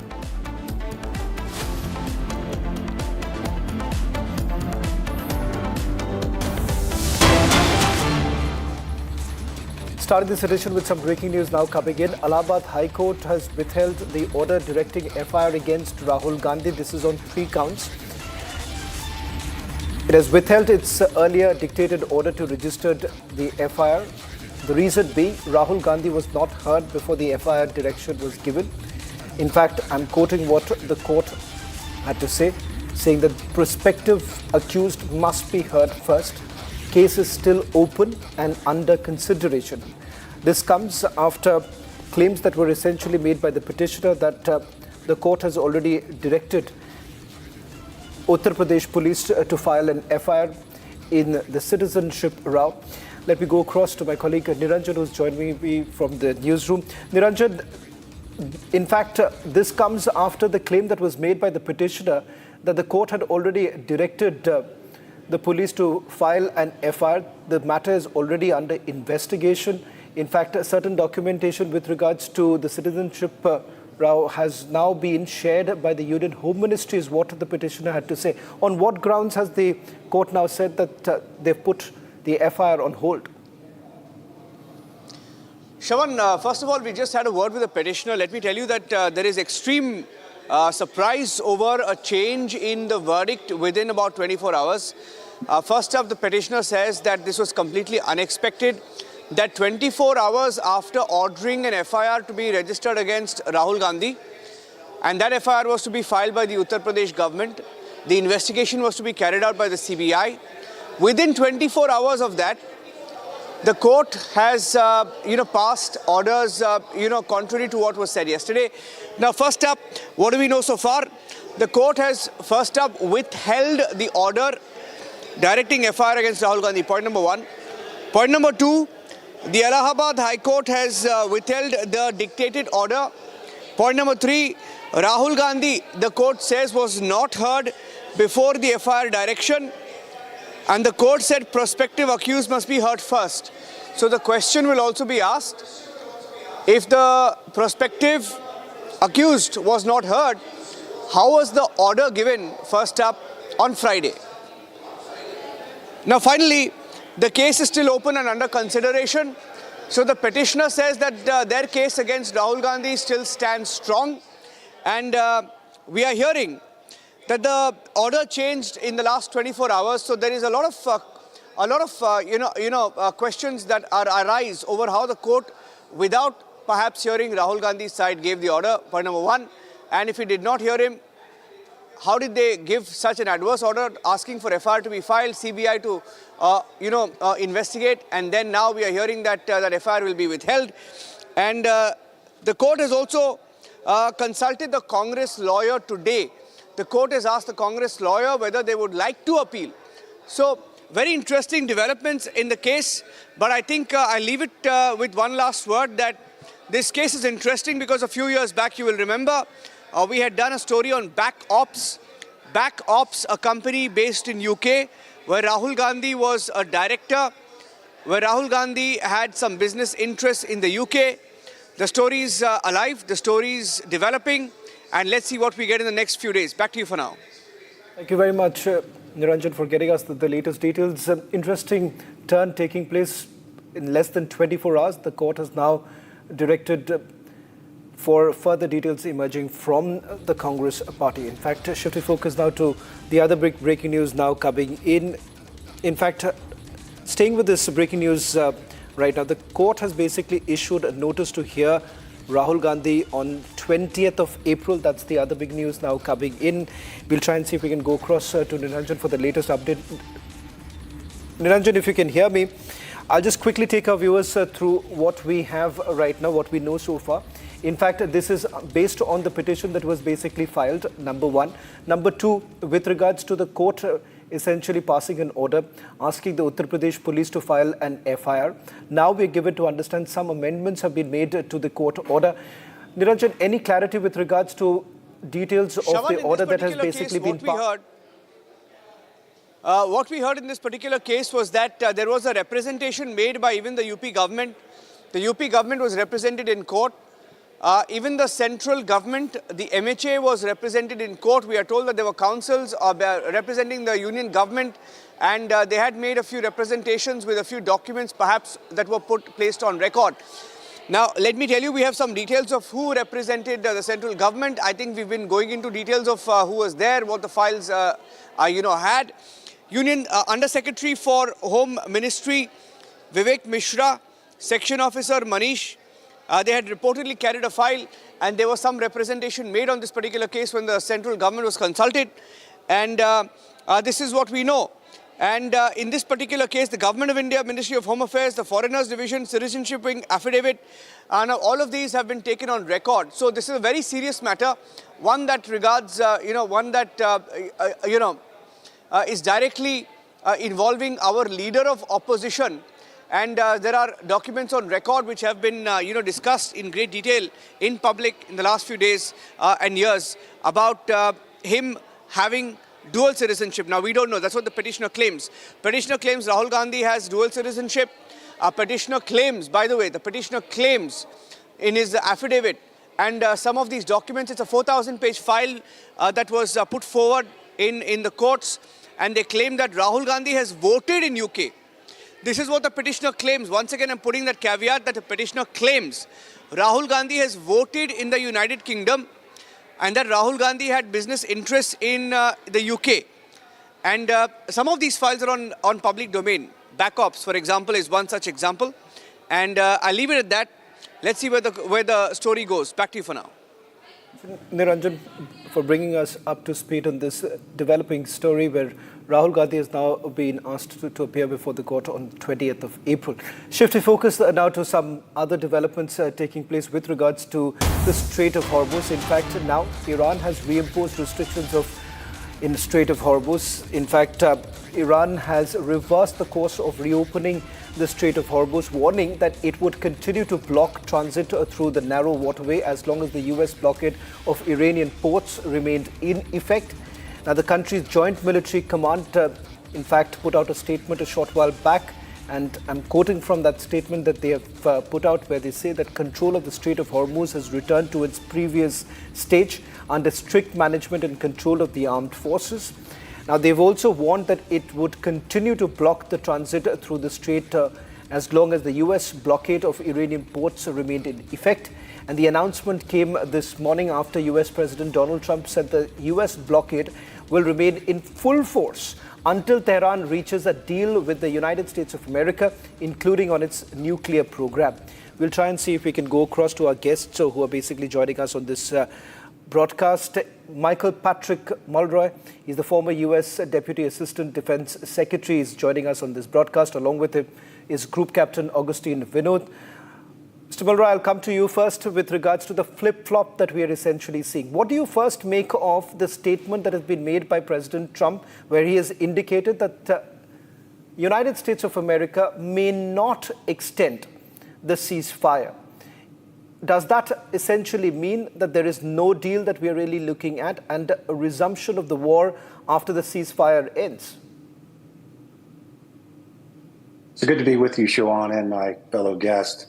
It's really hard to keep up with. I mean, we've seen President Trump essentially said that the agreement was made, that the Iranians had agreed to allow the U.S. to take the highly enriched uranium, for example, back to the United States. That was almost immediately contradicted by the Iranians. We've heard the Iranians say that the strait was open, only to find out that their definition of open means they get to decide who goes through and you have to pay them, which is obviously not an open international waterway. So to the point of your question specifically, it doesn't look like we're actually going to head into Islamabad and having a new agreement. It looks like we're headed back toward an open conflict, unfortunately. I think we should all hope that this would end in a diplomatic resolution. But to see how far apart we are, and that the fact that two sides are talking past each other and aren't really discussing the facts as they are, indicates to me that this is likely not going to end up in a negotiated settlement, and unfortunately will end up in an escalation. To stay on with us, because there are a lot of developments that are essentially taking place and some affecting us. In fact, Group Captain Augustine, I want to bring you in here. I'm given to understand that Indian vessels have also now been targeted. We're going to put out the breaking news in a short while from now. But it does turn out that Iranian media is now reporting that at least two Indian-flagged vessels have also been targeted. There's been firing that has taken place. Group Captain Augustine, what do you really make of the current situation? When you have President Trump saying that he's opening up the Strait of Hormuz, but at the same time he says the naval blockade is going to continue. How does that even work? It's very simple. It's you pay and you cross. It is as simple as that. And what they have done is, that is why, for the sake of viewers, I put the map behind me. Along the Musaddam coast, hugging along the Musaddam coast, through a couple of islands, the smaller ships, not the VLCC, the smaller ships can pass. In fact, I've been told that dredging work is also in full swing north of Ras Al Khaimah along the Musaddam coast, right up to Fujairah and southwards. So smaller ships and smaller gas tankers can cross this area. And as far as I know, this area has not been mined. So the question is, the bigger VLCCs, which is where the maximum crude passes through, now needs to go through the territorial waters of, because of the Qasim Island present, territorial waters of Iran. Now, Iran demanding money for vessels going through its territorial waters is something which is not new. Many countries do it because it is your territory and you're letting someone go through. It's like the visa fees that you pay to go to a particular country. That is the legal part of it. Now, unlike Suez Canal or Panama Canal, it is not man-made, it is natural. So the UN clause gets applied here, which is the bone of contention. But the larger umbrella of contention is every non-nuclear state today feels, especially after the way Trump has been treating them, Maduro, for example, or Greenland, for example, or many countries, for example, and not touching North Korea, is emboldening many countries to pursue this. And the closest country that is pursuing on the heels of North Korea is Iran. So Iran is not going to step down or come down from its demand to have a nuclear-grade uranium, pursue its nuclear-grade uranium enrichment, eventually the nuclear-grade warhead, and the delivery mechanisms thereof. And Trump is not going to let them do it. So it is stalemate, and it will remain a stalemate for times to come. We will have this cat and mouse game of, ceasefire and stuff like that. But it is not going to be a good news for fossil fuel dependent nations of most of the Southeast Asia. Nations like Vietnam, Laos, Cambodia, they're the worst hit. In fact, 2/3 or more of fuel of Southeast Asia comes finished products. They come from nations like China, India, and some other Southeast nations where these crude is taken and processed. In our case, our processed fuel goes down to Australia. So even Australia is badly affected. Someone has to give in. Who will that be? Who will blink? Time will tell. Whether the attack is going to force, massive attack, which I foresee, will force Iran to blink first, remains to be seen. But someone has to step down from that ladder of, pursuing a nuclear weapon, a nuclear-grade uranium enrichment. Okay. And in case of Iran, it is a clear stated policy of Iran that it wants to wipe Israel off the face of the earth, which is not acceptable to any country on earth. Over to you. That's a fair point that you've made, Group Captain Augustine Vinod, and I'll take that to Michael Mulroy in a short while from now. But let me just bring in my colleague Himanshu, who's joining us from the newsroom for a quick update, because there are 2 Indian vessels that we're talking about. While there has been, let me also underscore the point, there isn't any official confirmation really coming in from the Indian government right now. This has been reported by the Iranian media, and they say that at least 2 Indian-flagged vessels have been targeted. Firing has been reported, is what we are being told. In fact, Himanshu, what more details do you have? Bring us up to speed. Shravan, 2 Indian vessels, IB has tweeted that 2 Indian vessels were forced back west of Hormuz, and there was a firing also involved. So this after Donald Trump last night tweeted that the Strait of Iran is open. We are getting new reports. Now there's no confirmation yet from India's MEA, and we are still waiting for that. But right now what we know is that the firing was involved. Indian ship, Indian oil tanker VLCC was carrying some around 2 million barrels of Iraqi oil. Now that's again interesting thing. So far Iran has allowed all ships that is carrying oil from Iran. But this firing on VLCC, because it was carrying oil from Iraq, is something that we'll have to see why there was a firing. IRGC so far has just said or come out with a tweet that firing incident was involved. Shravan. Thank you very much, Himanshu, for getting us the latest update. We'll also put this out, the live tracker from the Strait of Hormuz in a short while from now.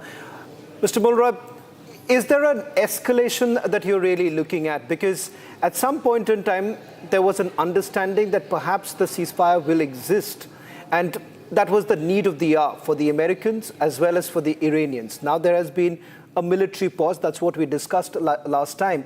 But do you think an escalation is inevitable right now? So inevitable, I don't know. I still think both sides would like to see a negotiated end to this, at least a pause that extends with the fully opening of the strait, and obviously from the Iran side, an ending of the naval blockade. But we'll have to also see the nuclear ambitions of Iran addressed. If it's not, then I do think the reason why the U.S. is sending another Marine Expeditionary Unit, which would make 2, and another aircraft carrier strike group, which would make 3, for a reason. And I think that their intent is, if this completely breaks down, the U.S. can't leave the Strait of Hormuz closed. That would be a strategic failure.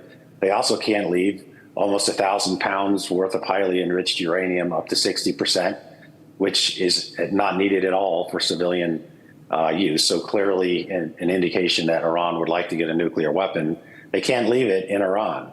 So this force that's going to be staged and ready is likely to be able to force open the Strait of Hormuz. Easier said than done, but the Marines can take a lot of these islands that my fellow guests were talking about and a lot of the key terrain around the strait to potentially protect it from being attacked by the IRGC Navy. Whether it'll be significant enough or substantial enough for commercial vessels to believe it's clear is another question. And of course, those companies that insure them as well. But the U.S. military will be poised and ready to do that, I believe. And that's why these forces are being sent there. I don't think that's what is the preferred outcome. I don't think that's what President Trump wants. The other factor, of course, is that there could be a special operations raid to collect all of these canisters of highly enriched uranium. That also would be a very risky operation that could take weeks, considering it's likely buried under the debris from the strikes during the 12-day war. So there's a lot of things that could happen that escalate this substantially, which would, of course, cause more issues in the region, as Iran is likely to retaliate against our partner countries in the region, causing prices of energy to skyrocket even further. And they could potentially also engage the Houthis to try to disrupt traffic in the Red Sea and the Bab el-Mandeb. So this is either going down, I believe, a diplomatic path or an escalatory military path. And that's what we're going to find out soon. But it certainly sounds like the two sides are far from any kind of agreement, at least what they're saying in public. Well, Roy and Group Captain Augustine, I'll request you to stay on with us. I want to take our viewers through some more updates now coming in from the Iranian media. Iran has not yet agreed to the next round of negotiation with the United States of America. And there are some reports indicating that due to Trump's announcement regarding the maritime blockade of Iran and the excessive demands that have been made from the Americans during the negotiations, which have continued in recent exchanged messages. In fact, Iran has not agreed to the next round of talks at this time. Group Captain, before I come to you, I'll just get a quick word from Mr. Mulroy, because he would be in a better position to tell us a little bit about what are the demands that the Americans are really making at this point in time. Mr. Mulroy, when I spoke to Professor Morandi, who was part of the Iranian delegation in Islamabad, he said, one, J.D. Vance did not even have the authority. Second, as far as nuclear enrichment is concerned, that is a right of the Iranians that they are not going to give up. They're not willing to budge. If that's the case, what is it that the Americans can really ask for at this stage? So that's an interesting comment from the professor that J.D. Vance didn't have the authority, because that was one of the biggest criticisms of the U.S. to the Iranian side, is that they didn't have any authority to make an agreement. So one thing we could start with is send people that have the authority to actually make an agreement, or simply get on a secure phone and get the approval. It shouldn't be that difficult, to be frank. As far as what the United States is willing to do, I think it has to be more substantial than the JCPOA of 2015 that President Trump pulled us out of in 2018 when I was at the Pentagon. And part of that is no enrichment. If they're allowed to enrich up to the 3%, for example, which is used for civilian purposes and medical purposes, he's essentially gone back to the same agreement that he left many years ago, and people will ask, well, what was this all about? So it has to be more significant than that. The other thing we're not hearing, which was the biggest complaint when we pulled out of the JCPOA, is it didn't include any restrictions on ballistic missiles or Iranian support to proxy organizations, what the United States and many other countries has categorized as terrorist organizations. I haven't heard anything talking about that. So if this simply goes back into what is the equivalent of the JCPOA, there's going to be a lot of criticism, and I think fair criticism, of why this whole thing was done, if that is ultimately where we end up. Now, of course, we did degrade their program with the strikes. We did degrade their ballistic missiles and their military, especially Air Force and Navy. But as far as a new agreement that looks exactly like the one we pulled out of, that will get a lot of political heat back in the United States. That's going to be quite a defeat for President Trump right now. Group Captain Augustine, that's a fantastic insight that we're really getting it from Mr. Mulroy as far as the American side is concerned. What do you really make of the current situation? As we speak, a French president has just now said that a French soldier has been killed in action in Lebanon, which again indicates that the ceasefire may not really hold. No one is really trusting Benjamin Netanyahu also as far as the ceasefire is concerned, because for him, there are political compulsions to continue with the war. More than political compulsions, it is survival of Israel, and it is survival of the only country Jews have. To that extent, my sympathies are with him. Whether he will do it for political purposes or will he do it for nationalistic purposes, that does not matter as long as it is, confined to ensuring the safety of Jews within the nation state of Israel. That said, how much can you overreach in pursuing that particular stated aim? That is question number one. Question number two, there's an essential difference between, I'm just taking a leaf from the previous speaker, essential difference between uranium enrichment for peaceful purposes vis-a-vis for warhead, a nuclear warhead. At best, you need 20% of enrichment for an experimental, energy producing facility. Otherwise, the 8 to 10%, 12% is max that you need. Stated enrichment that Iran has reached is 68%, which and moving towards closer to 80. And where these centrifuges are or other facilities of enrichments are, nobody knows. And have they been targeted? I doubt that they have been targeted. They may have been degraded. I don't think they have been targeted. People need to understand the geography of Iran. Iran, the mountains, I've flown over them, both these, axes. They are very old mountains, the extension of Caucasian mountains. They are not like Himalayas. They are not new mountains. If you dig into these mountains, any amount of, bunker busters cannot take them out. So therefore, Iran is well on its track to at least reach the warhead enrichment. Whether delivery mechanism or not is a different question altogether. But what it needs to climb down and put pen to paper and sign is that we will not pursue or say we will erase Israel from the map. And that should be enough for bringing peace. That's my personal opinion. Probably that is what Trump was also looking for eventually. Now he's saying you stop your nuclear pursuit, but I don't think Iran will climb down from there. So someone has to come down, someone has to go up. They have to meet in the middle. Okay. What's the middle ground is something that we are yet to really identify. Thank you very much, Group Captain Augustine. It's always a pleasure having you on Republic TV. A story that we'll be tracking very closely. On the other side, the other top national story with the Bharatiya Janata Party now holding protests across the country against the opposition party for blocking the women's quota bill. That's our top story.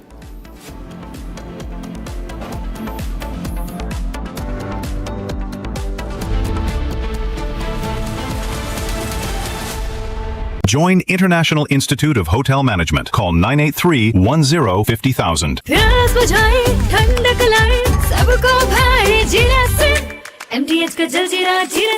जीरा SIP असली refreshing, असली स्वाद, असली मजा।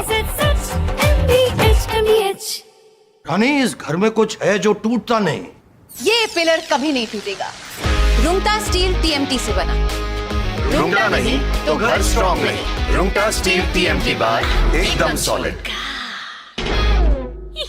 Are pure suji pasta उबालो, मिलाओ और खाओ। 8 मिनट में तैयार। क्या टेस्ट है सबका राजा आर प्योर मसाला।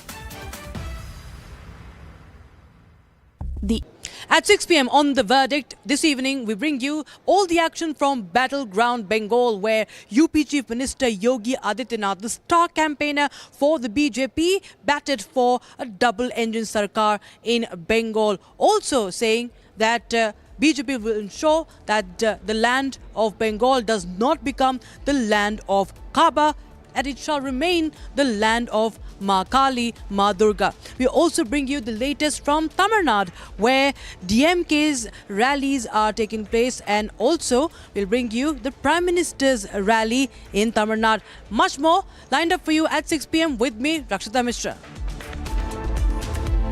चमकी चाट से क्या बना है? सैंडविच, लस्सी और छाछ। हर घूंट में चमकी चाट, ड्राई फ्रूट और दही बड़े। चमकी चाट से स्वाद बढ़े। असली स्वाद सिर्फ चमकी चाट। केसरिया से मन जोगी हुआ रे, दिल झूमे देखो मतवारा हुआ रे। केसरिया से मन जोगी हर पल मनाओ केसरी त्योहार। विमल, बोलो जुबान केसरी। थोड़े में ज्यादा स्वाद, यही तो है इसकी खास बात। वाओ मामा, क्या स्वाद है? अरे मेरी राजा। The Indian Air Force is giving its old MiG-29 fighter jets a powerful new weapon from Britain that turns them into modern fighters ready for today's battles. MiG-29s first came to India in the 1980s, have flown many missions along the tough borders with China and Pakistan. Now they are getting equipped with British ASRAAM missiles that make them as strong as NATO planes in close fights.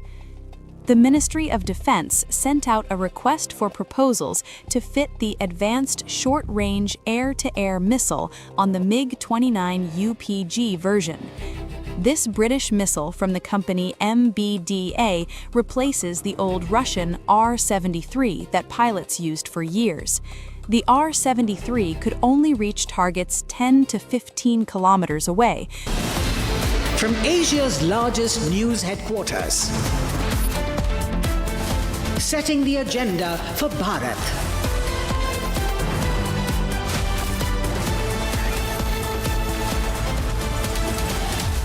You're watching Republic.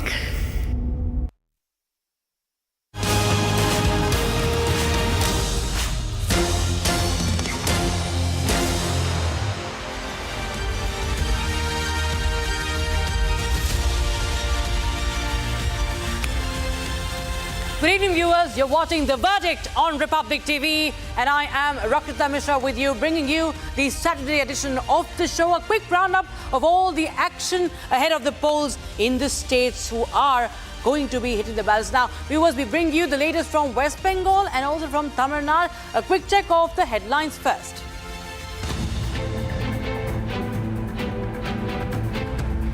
Coimbatore gears up for a politically charged Sunday. Both Prime Minister Modi and MK Stalin set to hold rallies in the region Saturday.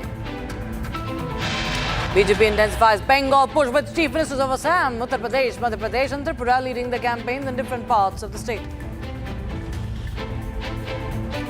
Chief Minister Yogi launches a direct attack on Mamata.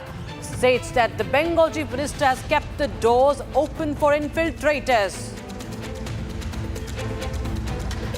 Yogi speaks on the lack of development in Bengal, says the state was the growth engine of India's economy, but it's now impoverished due to TMC's loot and corruption.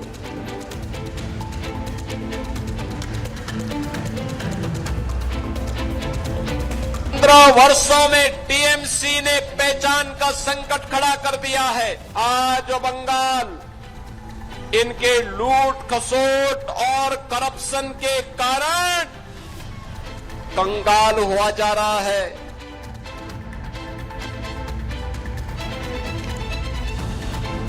ममता भी मोदी जी को क्यों डरते हैं? उनको मालूम है एक बार अगर बीजेपी सरकार आ गया ना तो उनका दुकान हमेशा के लिए बंद हो जाएगा। Speaking at a rally in Bengal, Himanta Biswa Sarma says Mamata is scared because she knows her politics is over if Prime Minister Modi comes to power, if the BJP comes to power.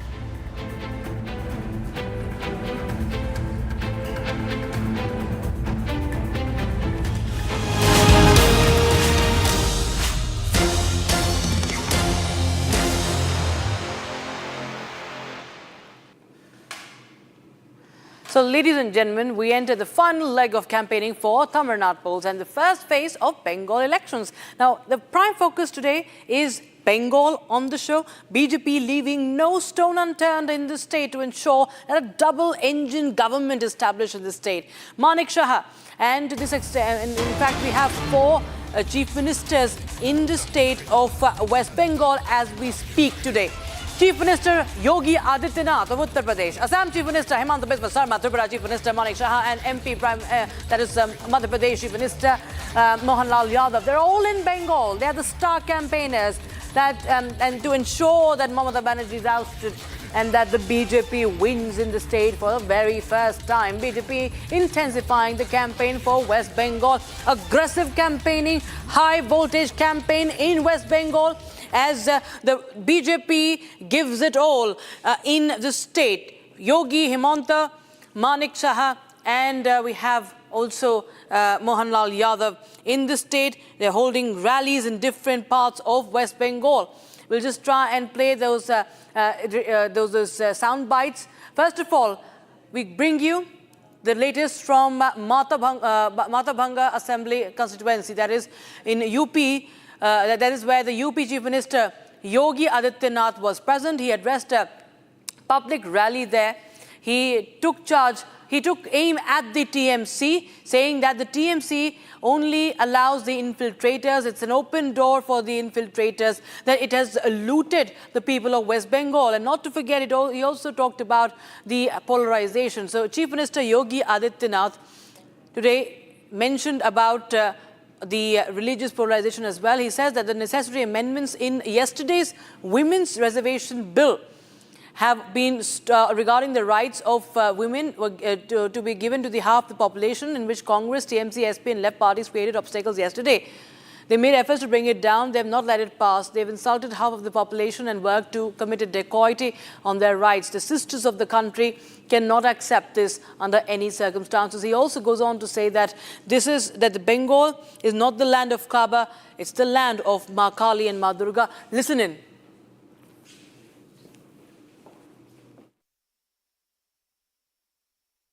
कल का नारी शक्ति वंदन अधिनियम में आवश्यक संशोधन आदि आबादी को मिलने वाले उसके अधिकार में जो कांग्रेस, टीएमसी, सपा, वामपंथी दलों ने जो कल विघ्न बाधा डाली है, उसको गिराने का प्रयास किया है, उसको पास नहीं होने दिया है।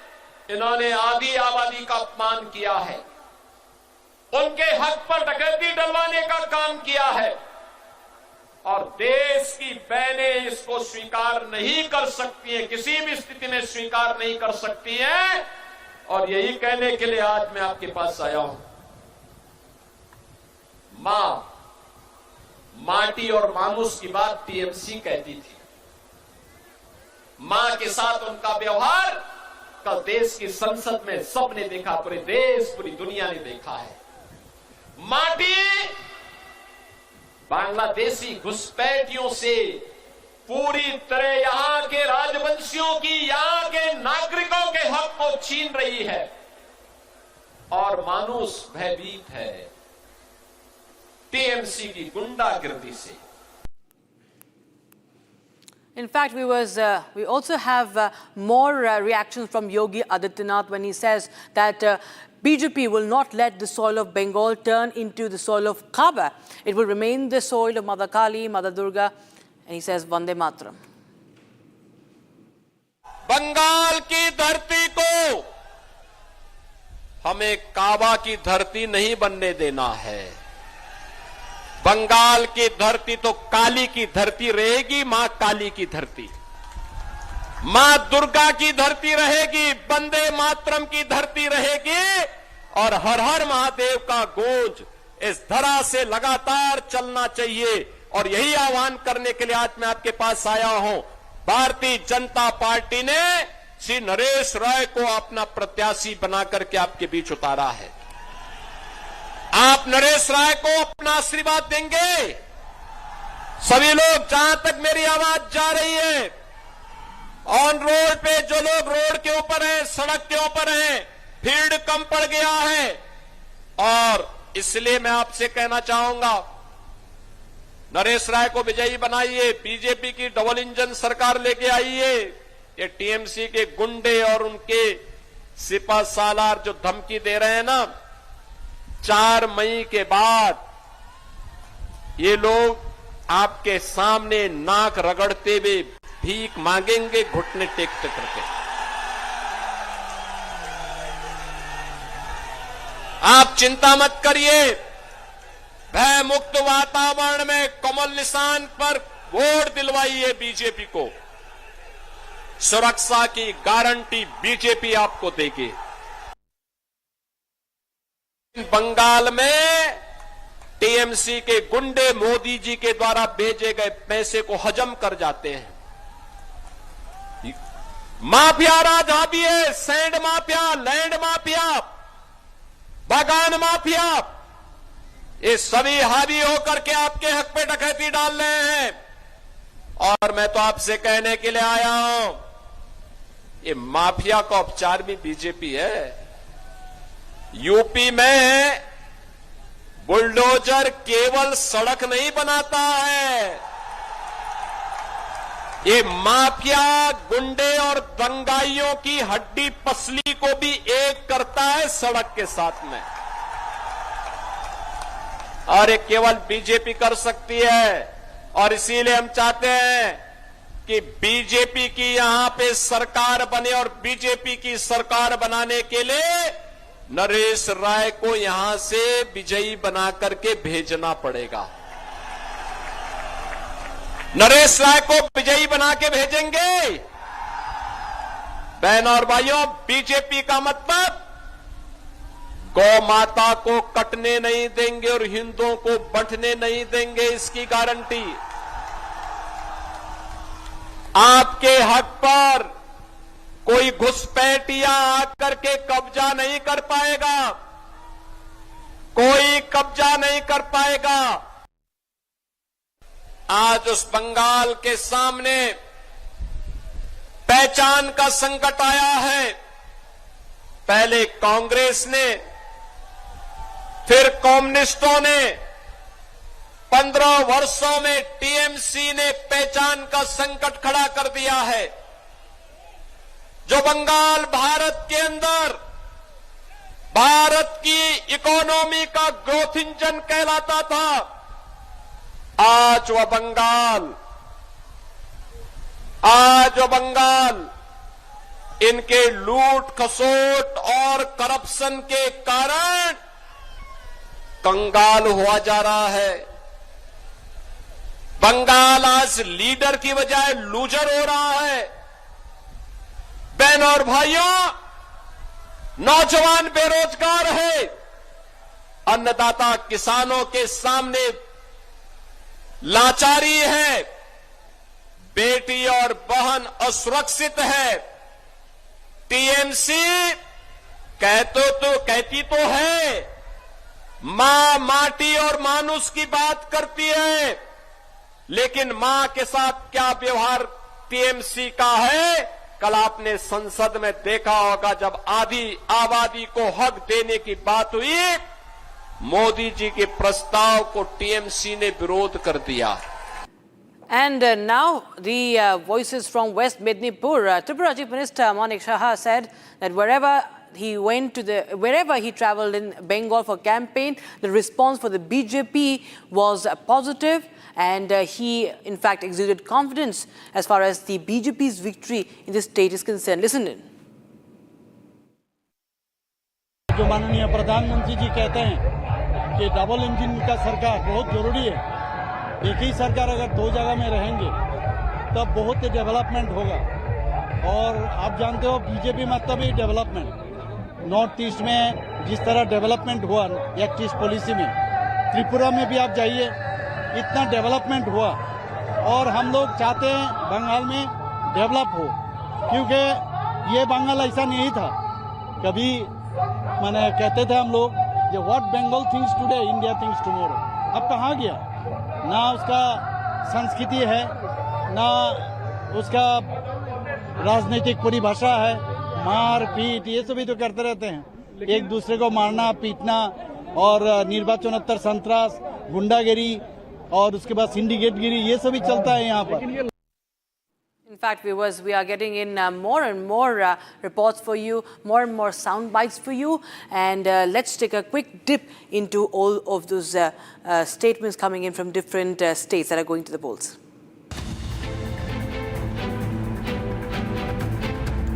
Assam Chief Minister Hemanta Biswa Sarma attended a public meeting in Dinhata ahead of the assembly elections in Bengal.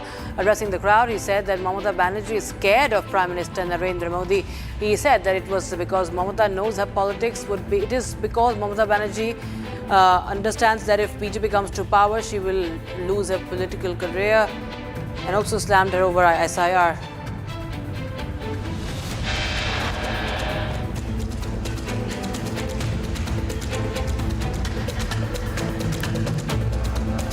The ECI is stepping up its voter awareness campaign in West Bengal. Earlier today in Darjeeling, voters young and old took a ride on the heritage toy train, which has been dubbed as the Democracy Express for the elections. Tripura Chief Minister Manik Saha campaigned for the BJP in West Bengal's Mednipur. Speaking to the media, he said that Bengal is responding positively to PM Modi and the double-engine government would come to power. Election Commission also held an oath-taking program in Bengal's Jhargram village earlier today, which also featured a pledge for inclusive democracy. Initiative focuses on the inclusion of particularly vulnerable tribal groups, encouraging the community to participate in the democratic process and ensure their voices are heard.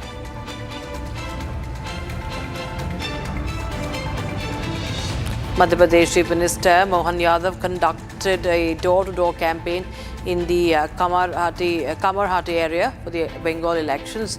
And in fact, he stated that he was delighted to observe that a wave in favor of the BJP is sweeping through the region, promising liberation from the era of Jungle Raj. Election Commission officials also conducted a voter awareness campaign in Alipurduar through sports, cultural programs and community-driven events, spreading the message of active participation far and wide. Officials are visiting blocks and villages across Alipurduar, directly engaging with voters and strengthening the outreach on the ground.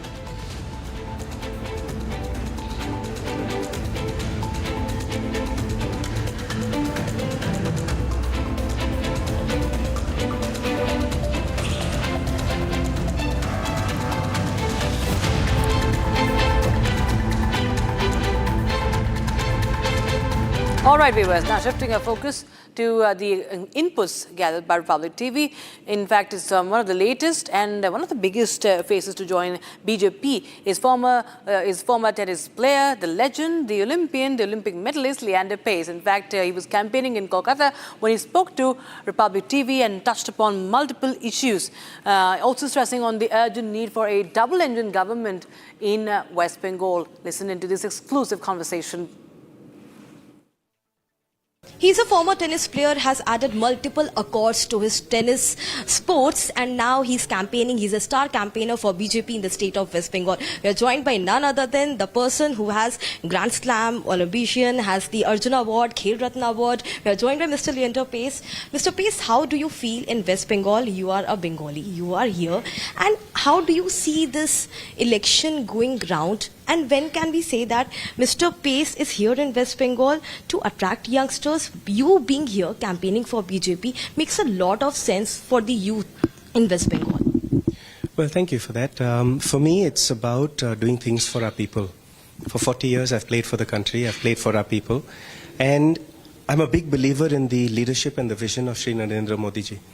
The way that he supported athletes through the Khelo India movement, the way that he supported Olympians through the top scheme, the way he personally called all the Olympians who lost in the Olympics to put a hand on their shoulder, to give them confidence, to give them emotional support when they lost. That's a big thing. Also, if you look at the way that India has thrived over the last 15 years under his leadership, the economy of India is thriving. We are amongst one of the top 4 economies in the world. Whereas, when I look at my home state of Bengal, where I was born, my mom's Bengali, I'm Bengali. But when I look at the brain drain that's happening here, the migration from our metro of Bengal, the youth are leaving for education. People are leaving for job opportunities. People are leaving for benefiting their lives, to better their lives.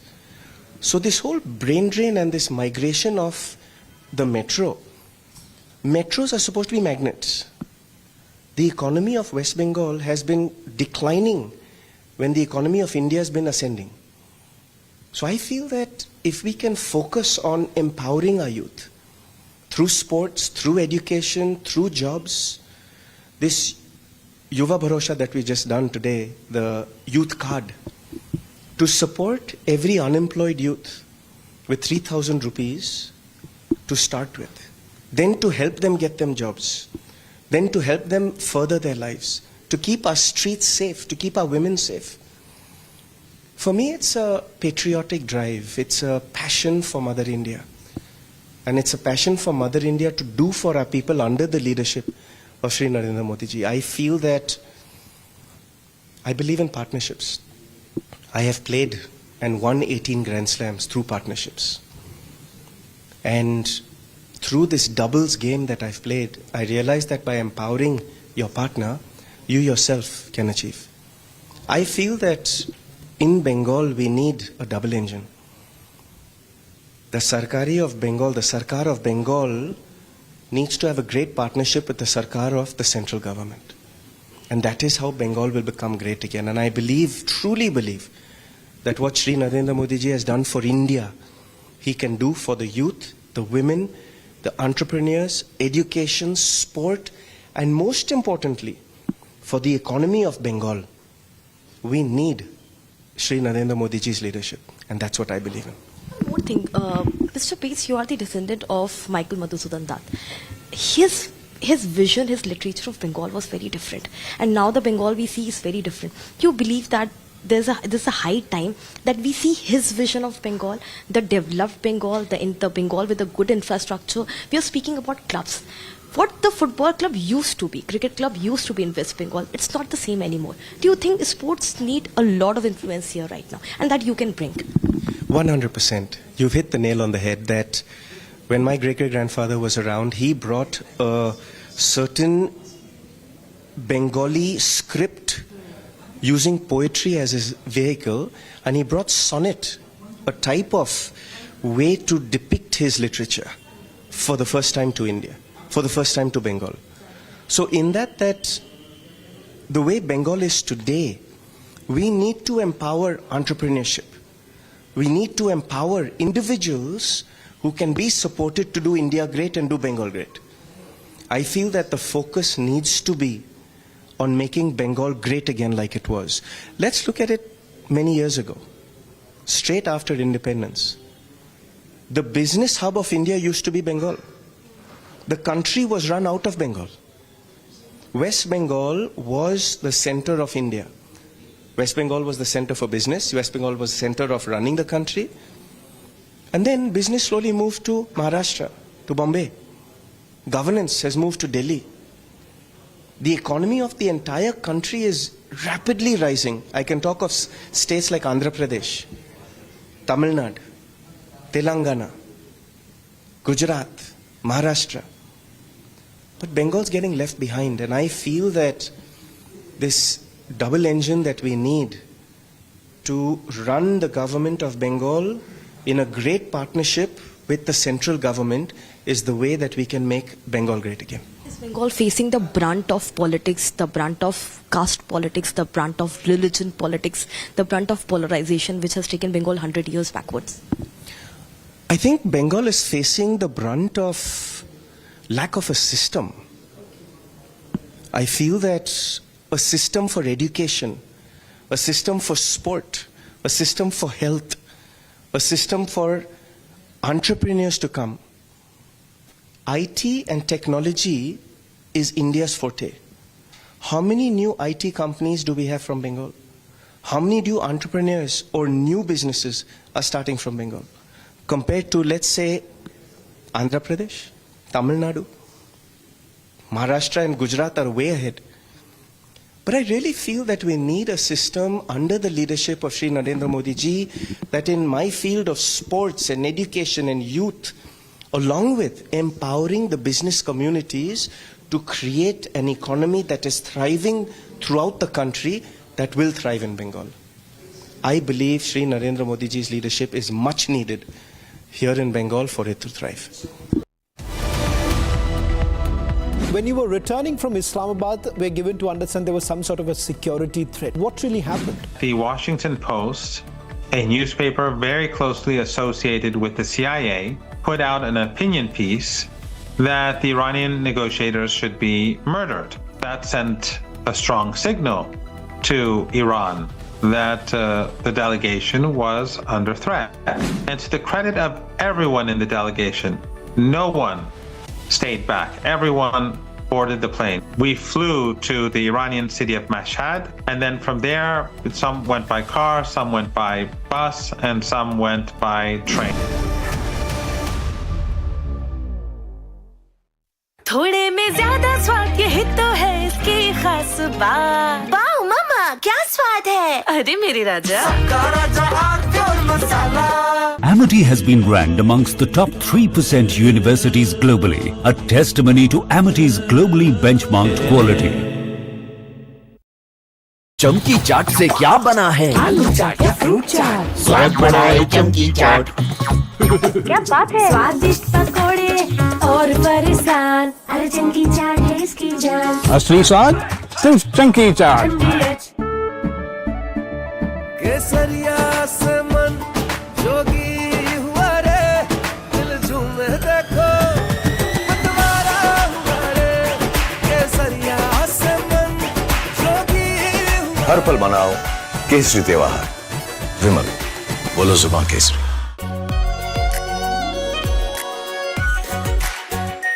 Are pure shahi paneer masala, delicious, healthy every day.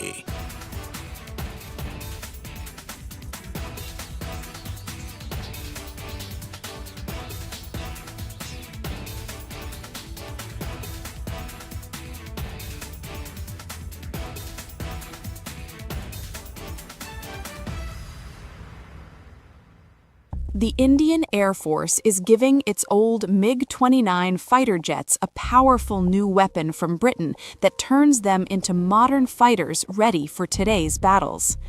MiG-29s first came to India in the 1980s, have flown many missions along the tough borders with China and Pakistan. Now they are getting equipped with British ASRAAM missiles that make them as strong as NATO planes in close fights. The Ministry of Defense sent out a request for proposals to fit the Advanced Short-Range Air-to-Air Missile on the MiG-29 UPG version. This British missile from the company MBDA replaces the old Russian R-73 that pilots used for years. The R-73 could only reach targets 10 to 15 kilometers away, which forced pilots to fly too close to the enemy and take big risks. The ASRAAM changes all that. It can hit targets more than 25 kilometers away, almost double the old range. It flies at Mach 3 speed and uses a smart infrared seeker that ignores enemy flares and jamming better than before. The Indian Air Force flies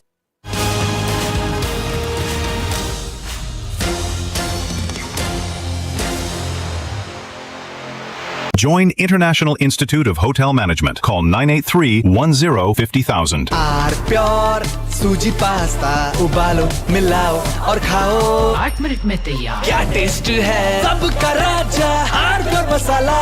Anees घर में कुछ है जो टूटता नहीं। ये pillar कभी नहीं टूटेगा।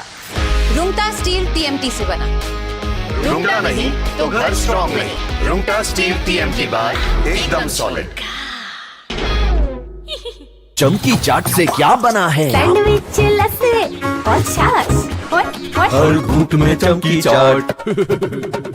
ड्राई फ्रूट और दही बड़े, चंकी चाट से स्वाद बढ़े। असली स्वाद सिर्फ चंकी चाट।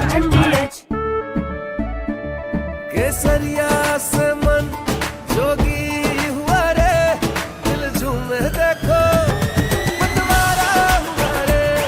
केसरिया से मन जोगी हुआ। हर पल मनाओ केसरी त्योहार। विमल, बोलो जुबान केसरी। थोड़े में ज्यादा स्वाद, यही तो है इसकी खास बात। वाओ मामा, क्या स्वाद है। अरे मेरे राजा, The Indian Air Force is giving its old MiG-29 fighter jets a powerful new weapon from Britain that turns them into modern fighters ready for today's battles. MiG-29s first came to India in the 1980s, have flown many missions along the tough borders with China and Pakistan. Now they are getting equipped with British ASRAAM missiles that make them as strong as NATO planes in close fights. The Ministry of Defense sent out a request for proposals to fit the advanced short-range air-to-air missile on the MiG-29 UPG version. This British missile from the company MBDA replaces the old Russian R-73 that pilots used for years. The R-73 could only reach targets 10 to 15 kilometers away, which forced pilots to fly too close to the enemy and take big risks. The ASRAAM changes all that. It can hit targets more than 25 kilometers away, almost double the old range. It flies at Mach 3 speed and uses a smart infrared seeker that ignores enemy flares and jamming better than before. The Indian Air Force flies more than 50. Thank you for joining us here on Republic on the R Education College Rankings powered by College Dunia. Ladies and gentlemen, there are so many colleges today across India, thousands and thousands of them. And how do you sift through each one of them? How do you decide which is the best college for the stream that you want to pursue or your child wants to pursue? Now, there are many college rankings in India. They call themselves, there are some government-backed rankings and there are some private rankings.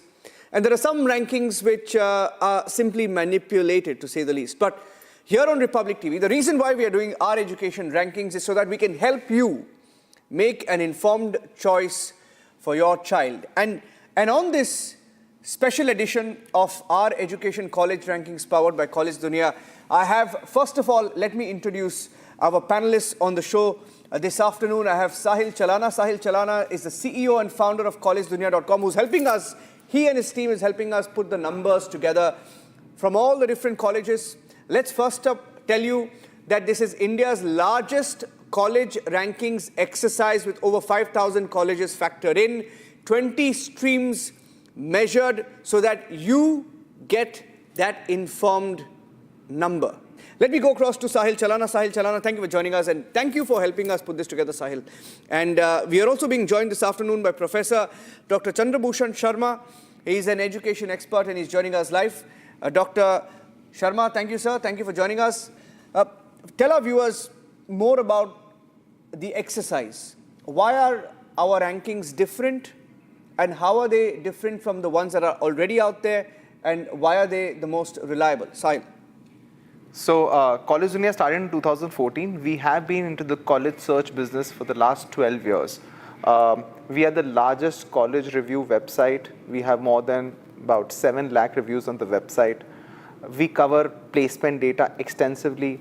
All the cutoffs of all the exams we have data of. And in the age of AI, it's easy to compute which are the colleges which are easy to get into and which are the ones which are very, very difficult to get into. And they contribute one of the most important factors in our rankings.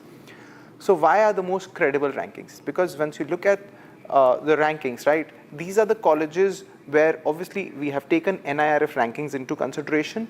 They also go through, whether the colleges has great placements, career outcomes, and how difficult is it to get into the college. Harvard is Harvard because of the number of applicants to actual admissions ratio, and we have maintained that sanctity. Okay. First up, what are the different parameters that go into a ranking when you measure a college, right? There are government colleges, there are private colleges, and I just want to tell our viewers as well that on this edition, what we will do is we will be looking at more the private institutes, more than the government institutes. We will be looking at the private ones because we can't really measure the government ones. They have a cutoff, they have their own system, so we won't look at that. They have their own, application system. So in this episode, we are going to look at the streams of engineering, medical, dental, and education. We will be trying to identify institutions that are not just participating, but leading the way.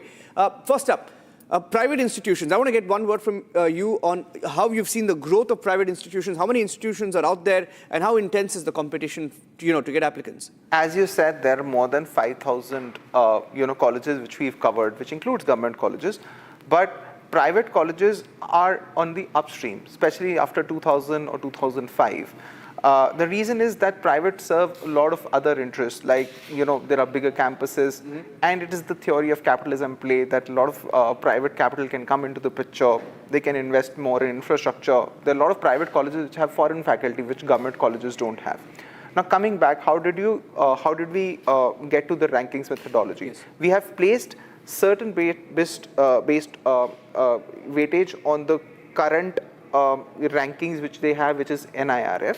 Yes. The second competitiveness is the career outcomes. Placements is one of the most important factors. Yes. So we have looked at both the placements data, which we have publicly and based on our reviews. And the most important part which we have given to is cutoffs. If you rank high in cutoffs, like if the cutoff for computer science, let's say BTech computer science is low, which means that you are a college very, very difficult to get into, yes, that automatically goes up in the score, which means that it scores better in rankings. All right. Okay. Professor Sharma, thank you for joining us. We're looking at engineering, medical, dental, and education today. So I'd like to get your opening views on how intense, the competition is and why rankings matter. Why ethical rankings matter. Professor Sharma. Thank you very much. I think that this discussion is very timely. Why do we rank universities? Why do we rank institutions? I mean, I wouldn't go into X agency or Y agency ranking institutions. I have worked with various ranking agencies across the globe. Why do we rank universities? We rank universities or colleges to inform the students, the aspirants, to choose the best colleges. Now, the first and foremost is that your parameters must be objective and transparent, informing the learners where you should go and for what reasons. Like MIT is global world ranked #1 in institutions. And if you look at the parameters, the way they are assessed, then also look at the graduates who graduate and where do they settle. So what is important is that we must look at the parameters, the scale on which the institutions are ranked, assessed, and who are assessing. Do they have a stake in it? Now, world best ranking agency is the Times Higher Education of universities across the globe, and that's done from UK. Now, they assess more than 3,000 institutions across the globe. They have parameters which are primarily teaching and research. Now, I would emphasize on that the job of institution is to teach and help students grow in their own disciplines faster, learn better. Now, you may give 100% marks to a student from 3, 4, 5 institutions, but the graduates would be different. So what I would believe is that you must look at agencies which are more transparent, which have more objective parameters, their performance and their methods. Okay, point taken. Point taken. You agree with him on that? We think that if a college is good, it is difficult to get into. Yes. Like to Harvard, very, very difficult to get into. So what is the most objective way to judge whether a college is good or not is basically cutoffs. If students love you, the lowers in cutoffs. Like consistently, Stephens has the best cutoffs, and yes, which is why in our other part of the ranking it does well. So obviously, if your college is not able to place its students, it performs poorly. Yeah. So these are now in Indian context, we did not give a lot of weightage to the research and the patents part. We've given a small weightage, but not a lot. The reason is because we wanted to make it more accessible to the parent. So a parent there is thinking, yes, that whether my kids will file patents, but more importantly, he's thinking whether my kid is going to get placed. Yeah. Right. And that is what we have placed our emphasis on. Okay. Okay, so let me go straight to the different verticals, and these are private colleges. Let me start with the private colleges, and if I can introduce the top 10 colleges, because we promised to do that, at least in this episode, for 4 streams. I'd like to go through the rankings. This is our education rankings powered by College Dunia, and we are only putting out the rankings for private colleges. For private engineering, if I can go through the list of the top 10, ladies and gentlemen. Okay, so let me put the numbers out on your screen right now. The top ranked private college for engineering, BITS Pilani, your alma mater. SRM Institute of Science and Technology, Tamil Nadu, ranked 2nd for engineering private institutions. International Institute of Information Technology, or IIIT, Telangana, and they also have a campus in Bengaluru. They're at top 3. And Dhirubhai Ambani University 4, Birla University of Technology, that's BIT, that's 5, Vishwakarma Institute of Technology 6, Vellore Institute of Technology, VIT University at number 7, SRM University Andhra at 8, PSG College of Technology, that's PSGCT, Tamil Nadu at number 9, and RV College of Engineering, one of the top engineering colleges in Bengaluru and Karnataka, that's at number 10. Okay, can I get first views on engineering? You have named institution. I have worked on some of them. I have looked at their profile, how they have grown. Definitely at BITS Pilani, I have been there. Recently, I was there. Also because I happen to know Kumar Mangalam Birlaji. So it's definitely good. It's doing good work. But it has a long history. And it has no dearth of money. It gets money from sources. So both combined, it's a good institution. Okay, can I get in your view on the engineering, at least the private institutions? Because how much? Of course, like Professor Sharma said, the IITs will be IITs, right? But how much do campuses matter? How much does infrastructure matter today? How much do students look at, a campus, an institute, and the reputation before they make a choice? So I think reputation is paramount. Reputation is a cyclical theory. It is built by placements. Great placements build great reputation. Yes. Good reputation gets you better students.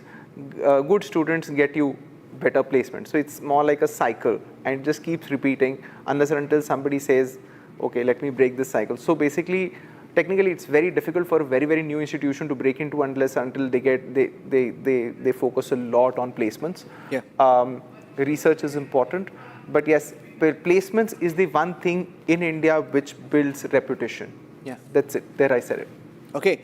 Okay, let's now put out the top 10 private medical institutions. I'm going from the top, ladies and gentlemen, the top 10 private medical institutions in the Our Education rankings powered by College Dunia for the year 2026. Here they are. Christian Medical College and Hospital, Tamil Nadu, right at the top, ranked 1 this year. Bengaluru Group of Institutions, or BGI, in Karnataka, ranked 2 for private medical. SRM Institute of Science and Technology in Chennai at rank 3. St. John's Medical College in Bengaluru, ranked 4. Savita Institute of Medical and Technical Sciences, Chennai. Mahatma Gandhi Institute of Medical Sciences, MGIMS, in Maharashtra, rank 6. Dr. D.Y. Patil Vidyapeeth in Pune, rank 7. Kempe Gowda Institute of Medical Sciences, or KIMS, in Karnataka, ranked 8. Dr. Ullas Patil Medical College and Hospital, DUPMC, ranked 9. And at rank 10, St. Peter's Medical College, Hospital and Research Institute in Tamil Nadu. These are the top 10 private medical institutions. If I can get in Professor Sharma's view on this, because he's looked at colleges rankings. He knows how critical these rankings are for medical, sir. For medical, any observation that you'd like to make? Because we've seen people spend so much money, students spend so much money, people's life savings go into medical education. So how critical is this? Doctors have very high position in society. So everybody wants to be safe. Becoming a doctor, you will have a safe income. So every family, every child would like to become a doctor. And we have very little seats in colleges compared to the job in the market. Private has more autonomy, and that's why they are doing better. And then the income starts growing. Like BITS Pilani, look at the fees of BITS Pilani and look at the fees of IIT Mumbai or Bombay. Look at the difference. So they earn better, they spend better, they make better facilities available, the students learn more. When they settle, they do better. Students are given more autonomy to decide on their projects in BITS Pilani. I've been to BITS Pilani, studied it. I've been to IIT Bombay just for study, just to find how our institution functioning. BITS Pilani students have more freedom to decide, and they are also supported by the institution because they have autonomy. Their teachers can decide what their students should do, how they should progress.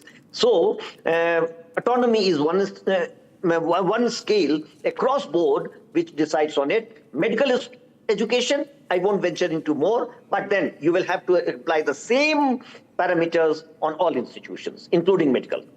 Yeah, okay, well, very well made point. Can I get your views on medical? One quick word in.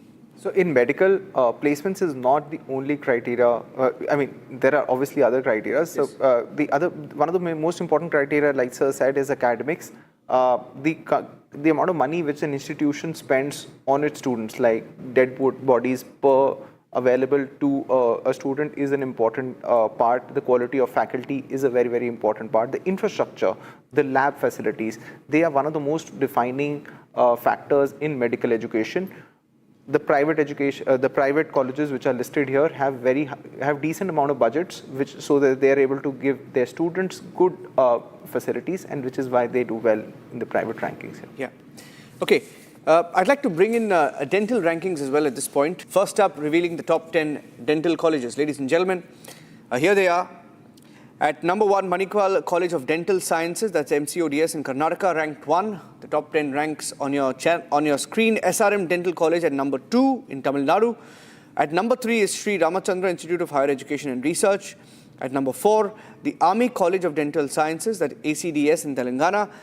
Datta Meghe Institute of Higher Education and Research in Maharashtra at number 5.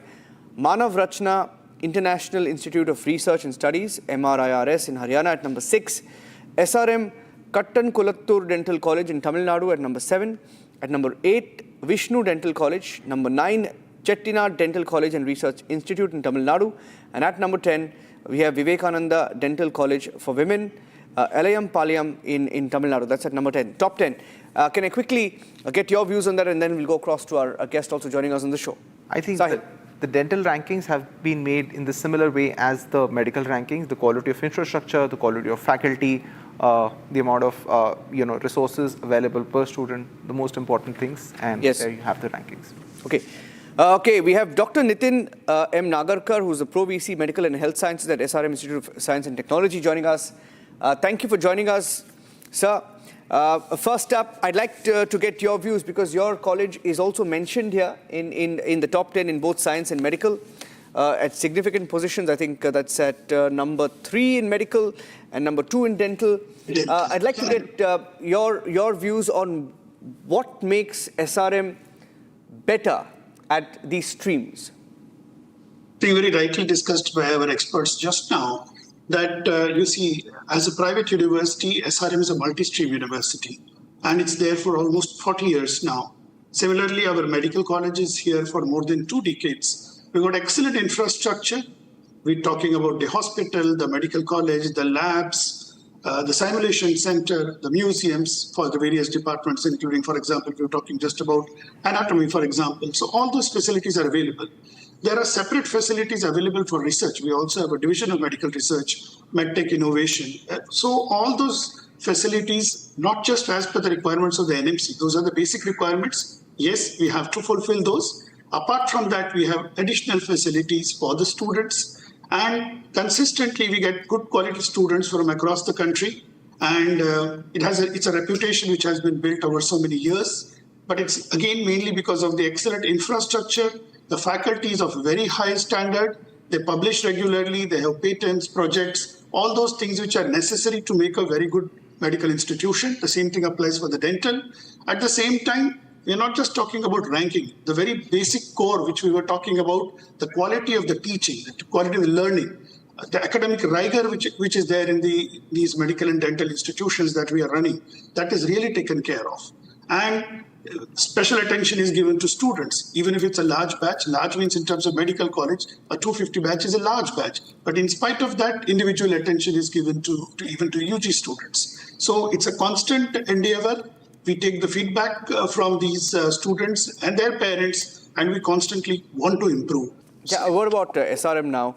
SRM Medical College Hospital and Research Centre is widely regarded as one of India's leading private hubs for advanced healthcare and medical education, spread across a massive 250-plus acre integrated campus backed by a vibrant ecosystem of over 50,000 students, 3,000-plus faculty. It appears to be a full healthcare universe, 40 undergraduate, postgraduate medical programs, over 30 specialty, super specialty departments, 300-plus experienced doctors, 1,600-plus bed multi-specialty hospital, 3,000 patients walking in and out every single day, 22-plus modular operation theatres, high-end labs, dedicated centres of excellence in critical care. And during COVID, they played a huge role, because I have some details here. And the recognition, I think, if I can ask you a question about, what makes SRM special, Doctor? I think it's been really a fascinating journey. And I think it's a case study. It's an inspiration for all Indians, I think. Our founder, Chancellor, sir, Dr. Parivinder, and he was the one who started off with a polytechnic. It was way back in 1985 in the outskirts of Chennai, just outskirts in Tamil Nadu, in Kadankulathur. And then it started growing from then onwards. So that campus became larger. It became a multi-stream university. As it grew, as the standard improved, of course, we opened up more campuses across the country. You were just referring, yes, we do have a campus in Sikkim as well. And we have this, especially the SRM Medical College, that we have 2 dental colleges over here. One is in Chennai, one is in our campus. And the institution and the university continues to grow. But that's because of the visionary leadership provided, first of all, by the management, the funding. I think we do understand that in private institutions, the fees are high, but all that which is the generated funds are used for development of infrastructure. That is, I think, the most important part. We've got a fantastic library, which is online and available at all times, 24/7, whether it's for faculty members, researchers, students. That kind of emphasis for research and innovation. And then subsequently, of course, we've got a great alumni connect. But it's the main contribution is by the management, the faculty, and the students. So I think we are very particular about that, and they have been doing exceptionally well. So that kind of the entire feedback which develops helps us to get more and more students. And it's a very student-friendly campus, as I mentioned, campuses across the country. And our institution has done exceptionally well in the last 4 decades. And this institution, SRM, will definitely play a role for the country's development, like we talk, whether it's Viksit Bharat or whether at the global stage. I'm sure SRM will play its role. Okay, I have one more category left. I'll quickly go through the details of that. This is on the field of education. I think there's a 4th stream that we had to look at. The top 10 institutions, if I can quickly go through the details on your screen. Kasturi Ram College of Higher Education, Delhi NCR. SRM Institute of Science and Technology, SRMIST, that's in Tamil Nadu, at number 2. St. Xavier's College, West Bengal, Kolkata, at number 3. Banastali Vidyapeeth in Rajasthan, at number 4. Amity University, Uttar Pradesh, number 5. GLA University, number 6. Lovely Professional University in Punjab, Jalandhar, number 7. Chitkara University, CU in Punjab, number 8. Galgotias University at number 9. And Kalasalingam Academy of Research and Education in Tamil Nadu, that's at number 10. For years, the conversation around higher education in India has largely revolved around a few established regions. A new wave of institutions in North India is quietly redefining what quality education can look like. And right at the center of that shift is the Galgotias University. Now, according to the latest QS World University Rankings 2026, Galgotias has emerged among the top 15 private universities in India, ranked 43rd nationally, and placed in the 1,201 to 1,400 global band. But rankings alone do not tell the full story most often. What truly stands out is what is changing inside the classrooms. Through its G-Scale learning ecosystem, developed in collaboration with global academic experts, The university is encouraging active learning, collaborative thinking, and real-world problem-solving from an early stage. Equally important is its strong industry integration, with partnerships and learning centers involving leading companies like Larsen & Toubro, Salesforce, Infosys, Capgemini, and Apple. Students are getting exposure that goes far beyond textbooks. And what we are witnessing here is not just growth in rankings, but a deeper transformation perhaps in how education is being delivered. And as more students begin to recognize this shift, institutions like Galgotia's University are steadily becoming an important part of India's evolving education story. So I wanted to get these details to our panelists and everyone who's watching us, because what we will do is henceforth, and we've made this promise that we will, through our education, get you news that not just you can use, but news that can perhaps build the nation in the field of education. We will promise to give you content that will help you make an informed choice. That is something that we can assure from our side. Any last words on the rankings and the interventions of both our panelists today? Sahil. So I think both our panelists are esteemed people. They are veterans, so they made great comments. I mean, just listen to them and then say the quality. The eventual goal of our rankings is to improve the quality of education. If we think that through these rankings, colleges spend more on infrastructure, on faculty, getting better faculty, improving placements, then I think our goal of making eventually great colleges and eventually Viksit Bharat. So the path to Viksit Bharat goes to great colleges and great schools. That happens through very transparent rankings which organizations like us are producing. So thank you. Okay, at this point, thank you, Dr. Nitin Nagarkar, and thank you, Professor Sharma, for being with us this afternoon on this first episode. Thank you so much. And Sahil, thank Pleasure. you. Thank you, sir. Thank you. And Sahil, thank you for helping us put this together. They've done the entire data crunching at collegedunia.com. And we'll be back soon with the next episode. Thanks for watching. Amity has been ranked amongst the top 3% universities globally, a testimony to Amity's globally benchmarked quality.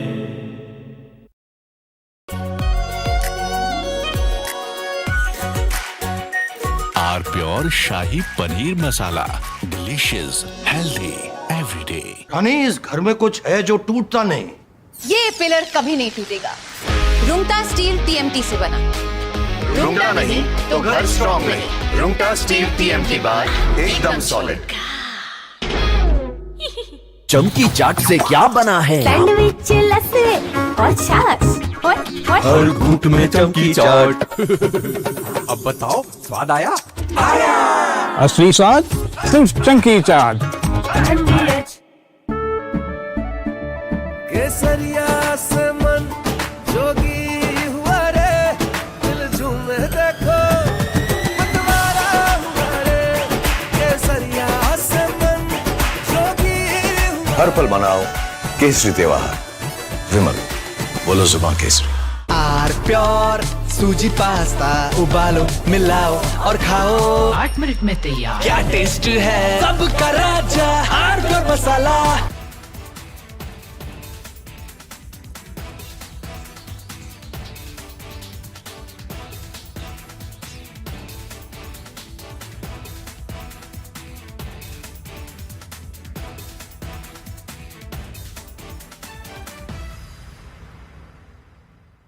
The Indian Air Force is giving its old MiG-29 fighter jets a powerful new weapon from Britain that turns them into modern fighters ready for today's battles.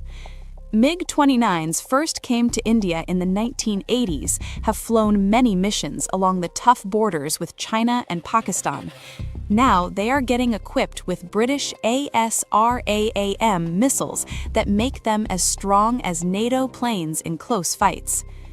The Ministry of Defense sent out a request for proposals to fit the Advanced Short-Range Air-to-Air Missile on the MiG-29 UPG version.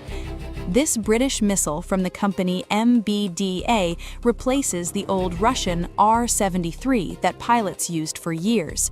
The R-73 could only reach targets 10 to 15 kilometers away, which forced pilots to fly too close to the enemy and take big risks. The ASRAAM changes all that. It can hit targets more than 25 kilometers away, almost double the old range. It flies at Mach 3 speed and uses a smart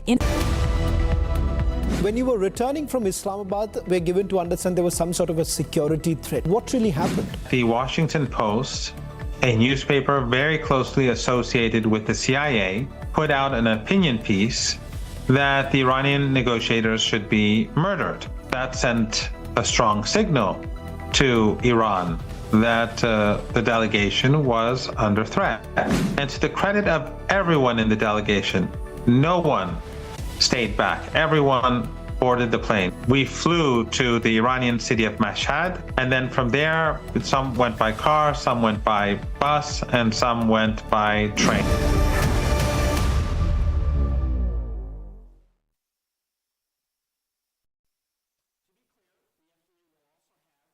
थोड़े में ज्यादा स्वाद यही तो है इसकी खास बात। वाओ मामा क्या स्वाद है? अरे मेरे राजा।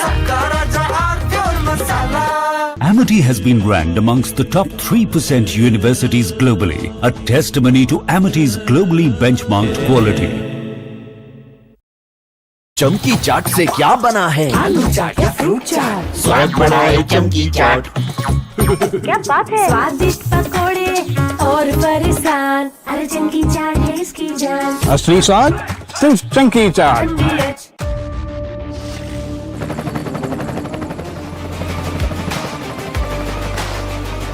Director, the taste of success.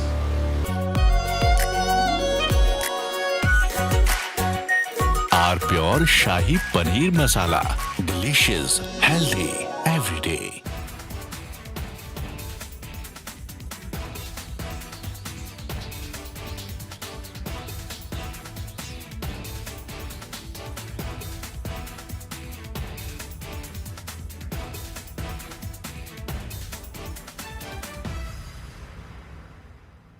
प्यास बुझाए ठंडक लाए सबको भाई जीरा से MTH का जलजीरा जीरा से जीरा से असली रिफ्रेशिंग, असली स्वाद, असली मजा। The Indian Air Force is giving its old MiG-29 fighter jets a powerful new weapon from Britain that turns them into modern fighters ready for today's battles. MiG-29s first came to India in the 1980s, have flown many missions along the tough borders with China and Pakistan. Now they are getting equipped with British ASRAAM missiles that make them as strong as NATO planes in close fights. The Ministry of Defense sent out a request for proposals to fit the Advanced Short-Range Air-to-Air Missile on the MiG-29 UPG version. This British missile from the company MBDA replaces the old Russian R-73 that pilots used for years.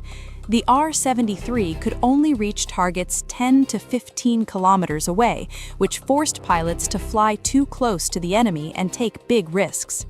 The ASRAAM changes all that. It can hit targets more than 25 kilometers away, almost double the old range. It flies at Mach 3 speed and uses a smart infrared seeker that ignores enemy flares and jamming better than before. The Indian Air Force flies more than 55 of these MiG-29 UPG jets in frontline squadrons. These planes guard the northern and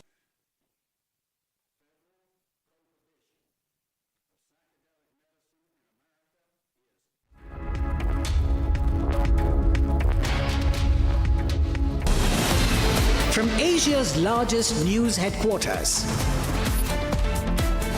setting the agenda for Bharat.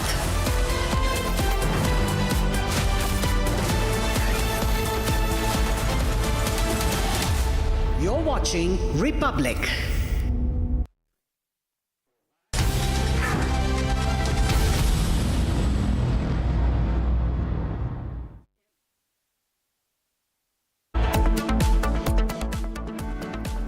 BJP holds protests across the country against opposition for blocking women's quota bill.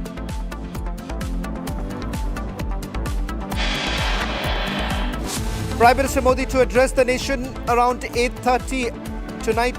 Prime Minister likely to talk about women's quota bill.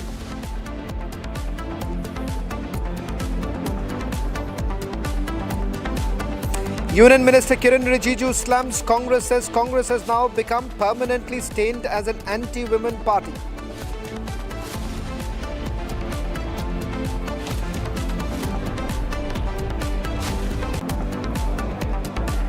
One week. She requested that she needed longer leave. She requested if I can get 2 weeks or more a month leave.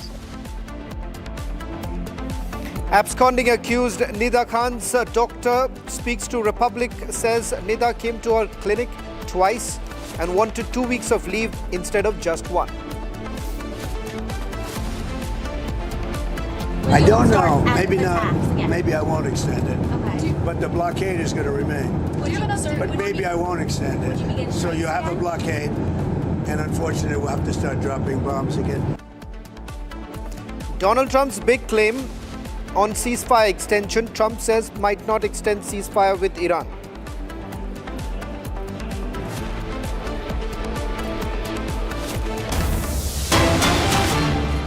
Starting this edition with some breaking news now coming in from the Strait of Hormuz with regards to 2 Indian-flagged vessels. In fact, it turns out that during today's attack, this was against an Indian tanker by Iran in the Strait of Hormuz. It seems that the vessel was initially heading outbound but was refused by the IRGC. The vessel thereafter started heading inward towards the Gulf again, turning off the responder and making a run for eastbound before being fired upon.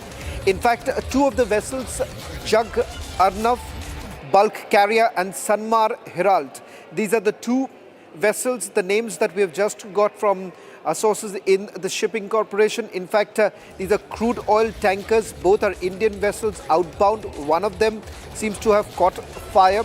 Now, we're not very sure what's the condition of the crew members there, but in fact, we have just accessed the VHF audio file. In fact, this was the radio signal that actually came in, and it seems these are 2 critical audio tapes coming in from the vessel itself. The Indian vessel was basically cleared, and thereafter yet it was basically shot at.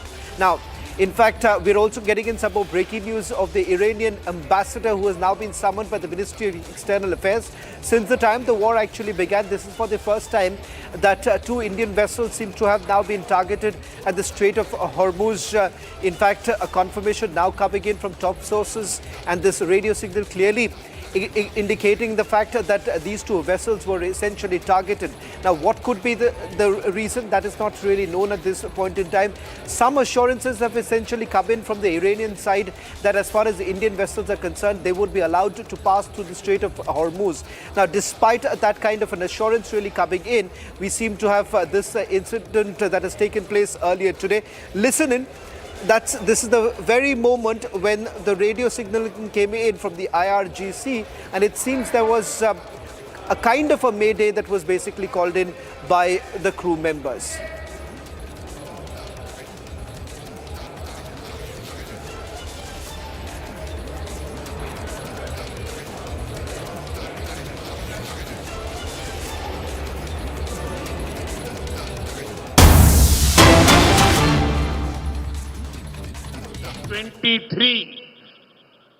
We passed the Nari Shakti Vandan Abhiyan, Adhiniyam. And on the 16th of this month, we took a historic step to move towards implementing women's reservation in Parliament and legislative assemblies. மக்களே, இன்று நம்மவர்களிடையே நான் என்னுடைய வருத்தத்தையும் என்னுடைய ஆதங்கத்தையும் முன்வைக்க விரும்புகின்றேன். 2023ஆம் ஆண்டிலே நாம் பெண்கள் இடஒதுக்கீட்டு சட்டத்தை நிறைவேற்றினோம். இந்த மாதம் 16ஆம் தேதியன்று நாடாளுமன்றத்திலும் சட்டப்பேரவைகளிலும் பெண்கள் இடஒதுக்கீட்டை அமல் செய்யும் வரலாற்று பூர்வமான அடியெடுப்பை படியினை நாம் எடுத்து வைத்தோம்.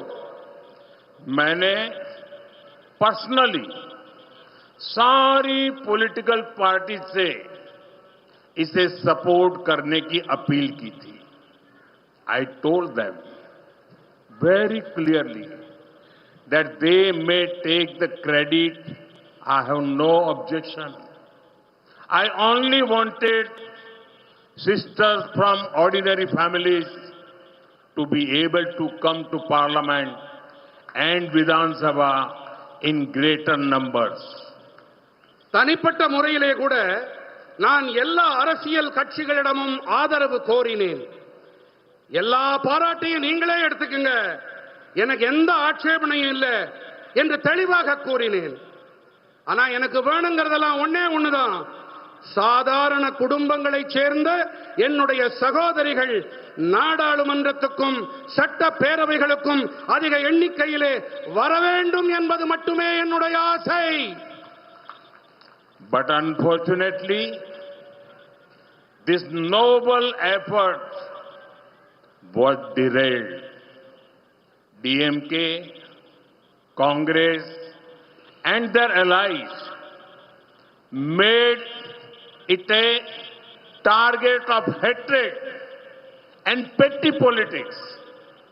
ஆனால் துரதிர்ஷ்டவசமாக இந்த உயர்வான முயற்சி தோல்வி அடைந்தது. திமுகவும் காங்கிரசும் அவர்களுடைய கூட்டாளிகளும் வெறுப்பரசியல், கீழ்த்தரமான அரசியலுக்கு அதை இரையாக்கினார்கள். If this bill had been passed, many Tamil women from ordinary families would become MPs and MLAs. Basis the 2011 census, Tamil Nadu was going to get so many more seats, but clearly DMK did not want to this happen. Anyhow, the DMK's actions are now very, very clearly exposed. இந்த மசோதா மட்டும் சட்டமாகி இருந்தால் சாதாரண குடும்பங்களைச் சேர்ந்த பல பெண்கள் எம்பிக்களாகவும் எம்எல்ஏக்களாகவும் ஆகியிருப்பார்கள். 2011ஆம் ஆண்டு மக்கள் தொகை கணக்கெடுப்பின்படி தமிழ்நாட்டிற்கு அதிக இருக்கைகள் கிடைப்பதாக இருந்தது. ஆனால் தெளிவாக இதை திமுக விரும்பவில்லை. இப்போது திமுகவின் செயல்கள் தெளிவாக அம்பலமாகிவிட்டன, குட்டு வெளிப்பட்டு விட்டது. By wearing black clothes, DMK cannot cover up their wrong intentions. I want to tell the DMK that people know your black deeds. You cannot escape your black deeds any longer. Janata DMK के काले कारनामे अच्छी तरह से जान चुकी है. झूठ फैलाने से डीएमके के काले कारनामे छिपने वाले नहीं है.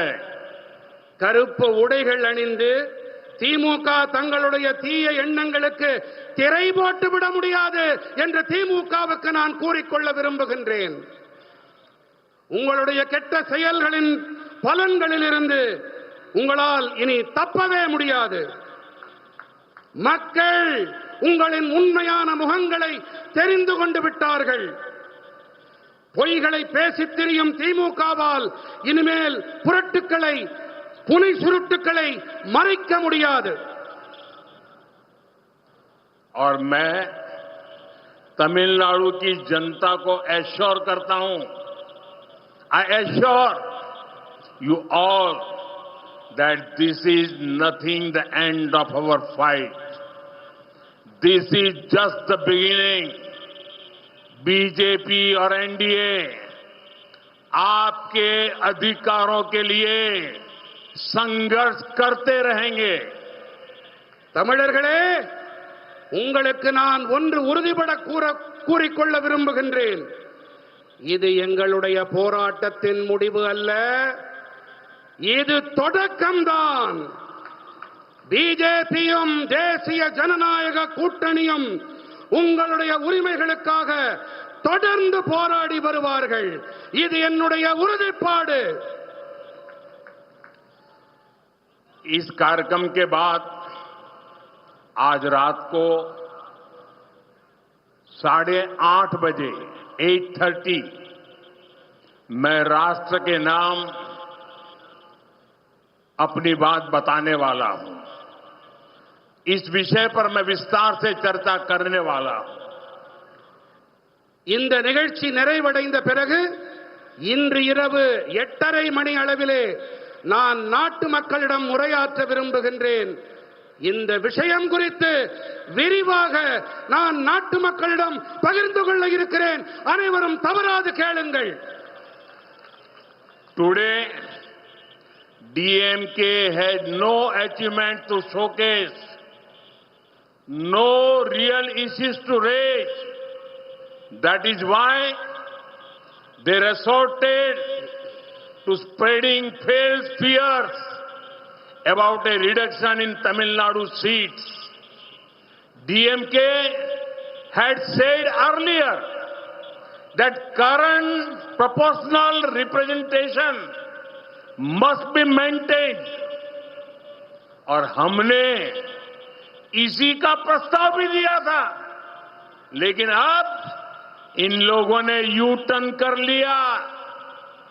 இன்று பெருமையாக சொல்லிக்கொள்ள திமுகவிடம் எந்த சாதனைகளும் கிடையாது. குற்றம் சொல்ல உண்மையான எந்த பிரச்சனைகளும் இல்லை. அதனால்தான் தமிழ்நாட்டின் இருக்கைகள் குறைப்பு பற்றி பொய்யான பயங்களை பரப்ப தொடங்கி இருக்கின்றார்கள். தற்போது இருக்கும் விகிதாச்சார அடிப்படையிலான பிரதிநிதித்துவம் தக்க வைக்கப்பட வேண்டும் என்று திமுக முன்பு கூறியது.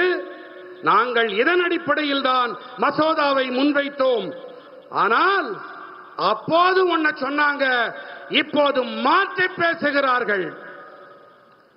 Why does it trouble DMK and Congress to see ordinary women rights?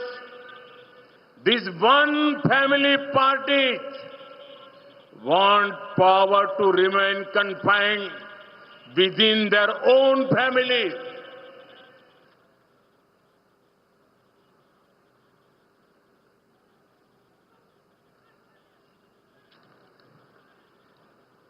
சாதாரண பெண்கள் உயர்வடைந்தால் ஏன் திமுகவிற்கும் காங்கிரசிற்கும் எரிகிறது? ஏன் தெரியுமா? ஏனென்றால் இந்த ஒற்றை குடும்ப கட்சிகள் அதிகாரம் தங்கள் குடும்பங்களுக்கு உள்ளேயே இருக்க வேண்டும் என்று ஆசைப்படுகின்றார்கள். आज तमिलनाडु में महिलाएं और यहां तक कि छोटी बच्चियां भी क्रिमिनल से सुरक्षित नहीं है. DMK harms women in Tamil Nadu by enabling violence and crime. They do not stand with women in parliament either. लेकिन अब डीएमके की इस नारी विरोधी सोच को जवाब जरूर मिलेगा. இன்று தமிழ்நாட்டிலே பெண்களாகட்டும், ஏன் சின்ன குழந்தைகளாகட்டும் குற்றவாளிகளால் பாதுகாப்பில்லாமல் இருக்கின்றார்கள். வன்முறை மற்றும் குற்றங்களுக்கு ஆதரவாக இருப்பதன் மூலம் பெண்களுக்கு தீங்கிழைக்கின்றது திமுக. இது மட்டுமா? நாடாளுமன்றத்திலும் கூட இவர்கள் பெண்களுக்கு ஆதரவாக இருப்பதில்லை. ஆனால் இப்போது பெண்களுக்கு எதிரான எண்ணப்பாட்டிற்கு சரியான பதில் திமுகவிற்கு கண்டிப்பாக கிடைக்கும். I request SPG people please collect this photograph. These kids are. அங்கே வெளிப்படுத்தப்படும் புகைப்படங்களை எஸ்பிஜி நண்பர்கள் அதை கொண்டு வந்து தருமாறு கேட்டுக்கொள்ளுகின்றேன். मैं तमिलनाडु की हर बहन से कहूंगा कि वो डीएमके और डीएमके के लोगों को जहां देखें वहीं उनसे सवाल करें. Ask them why they oppose a bill meant to ensure women's representation. Ask DMK why they denied Tamil women this golden opportunity. And on April 23rd, give them a clear and powerful message. நான் தமிழ்நாட்டின் ஒவ்வொரு சகோதரியிடமும் கூறிக்கொள்ளுகின்றேன், திமுக காரர்களை நீங்கள் எங்கே பார்த்தாலும் அங்கே அவர்களிடம் கேள்வி எழுப்புங்கள். பெண்களின் பிரதிநிதித்துவத்தை உறுதி செய்யும் மசோதாவினை ஏன் அவர்கள் எதிர்த்தார்கள் என்று கேளுங்கள். பெண்களுக்கான இந்த பொன்னான வாய்ப்பை ஏன் தமிழ் பெண்களுக்கு மறுத்தார்கள் என்று கேளுங்கள். மேலும் ஏப்ரல் மாதம் 23ஆம் தேதியன்று தெளிவான பலமான செய்தியினை அவர்களுக்கு நீங்கள் அளியுங்கள். I see Tamil Nadu as an important engine of growth for India. In the last 11 years, the center has provided more than 14 lakh crore rupees to Tamil Nadu. This has come as tax devolution, as highways, airports, railways, and welfare schemes. Congress और DMK जब दिल्ली में राज करते थे, तब तमिलनाडु को जितने पैसे मिले थे, ये धनराशि उससे कई गुना ज्यादा है. இந்தியாவின் வளர்ச்சிக்கான முக்கியமான என்ஜினாக தமிழ்நாட்டினை நான் பார்க்கின்றேன். கடந்த 11 ஆண்டுகளாக 14 லட்சம் கோடி ரூபாய்க்கும் அதிகமான நிதியை தமிழ்நாட்டிற்கு மத்திய அரசு அளித்திருக்கின்றது. இது நிதி பகிர்வாக நெடுஞ்சாலைகள், விமான நிலையங்கள், ரயில்வே துறை மற்றும் நலத்திட்டங்களாக அளிக்கப்பட்டிருக்கின்றன. காங்கிரசும் திமுகவும் ஆட்சி செய்த காலத்திலே தமிழ்நாட்டிற்கு அளிக்கப்பட்ட நிதியை விட இந்த தொகை பல மடங்கு அதிகம். Over the past 5 years, two things have increased to record levels in Tamil Nadu. The first is one family's wealth, and the second is Tamil Nadu's death. The DMK's top family is becoming richer and richer, while the debt on each person of Tamil Nadu is becoming more and more.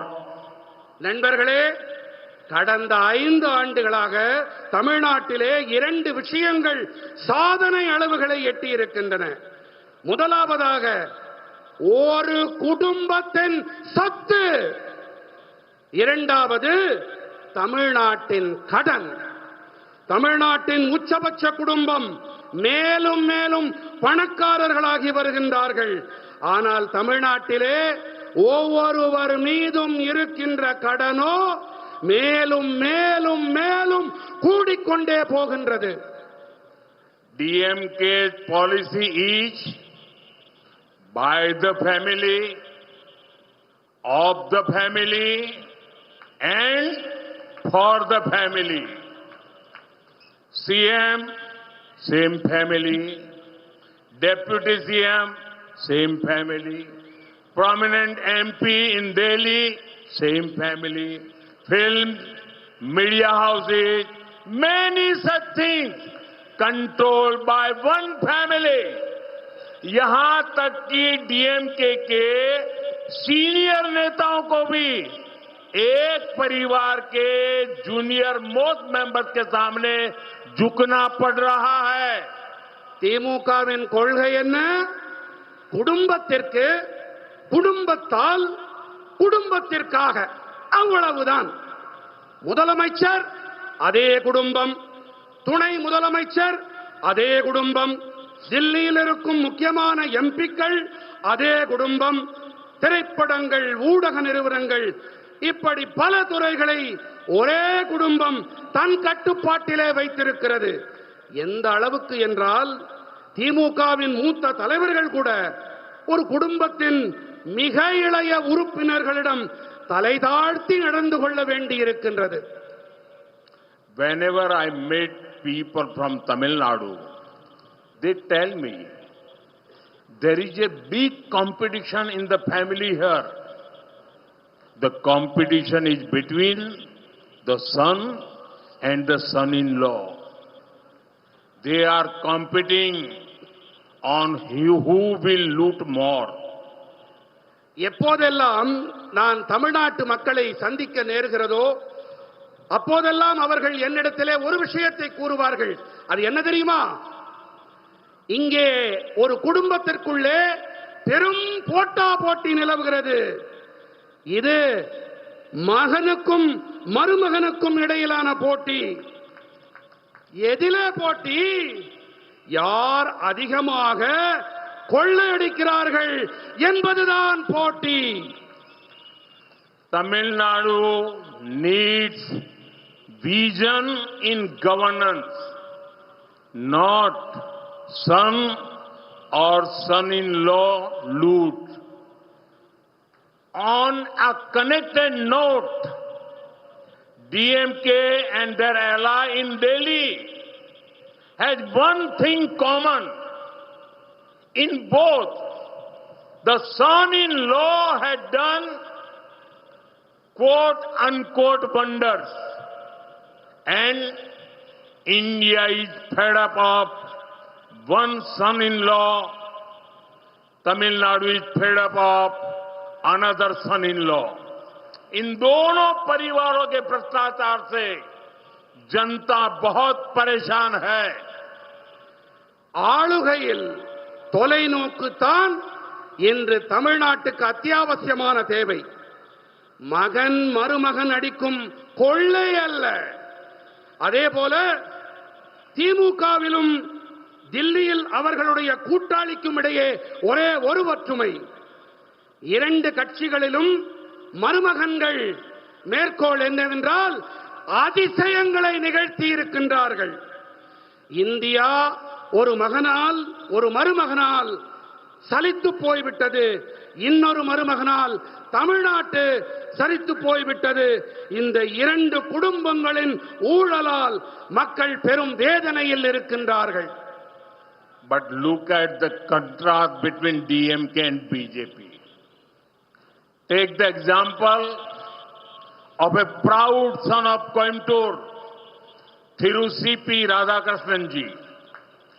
No political background.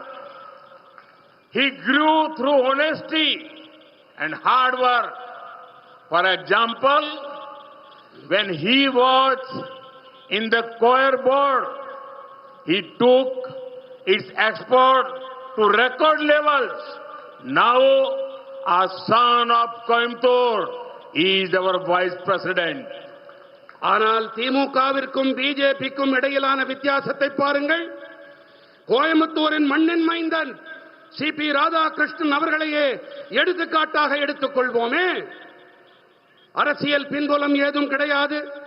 நேர்மை மற்றும் கடுமையான உழைப்பால் உயர்ந்தவர். தென்னை நார் வாரியத்தில் இருந்தபோது ஏற்றுமதியை சாதனை அளவுகளுக்கு கொண்டு சென்றார்.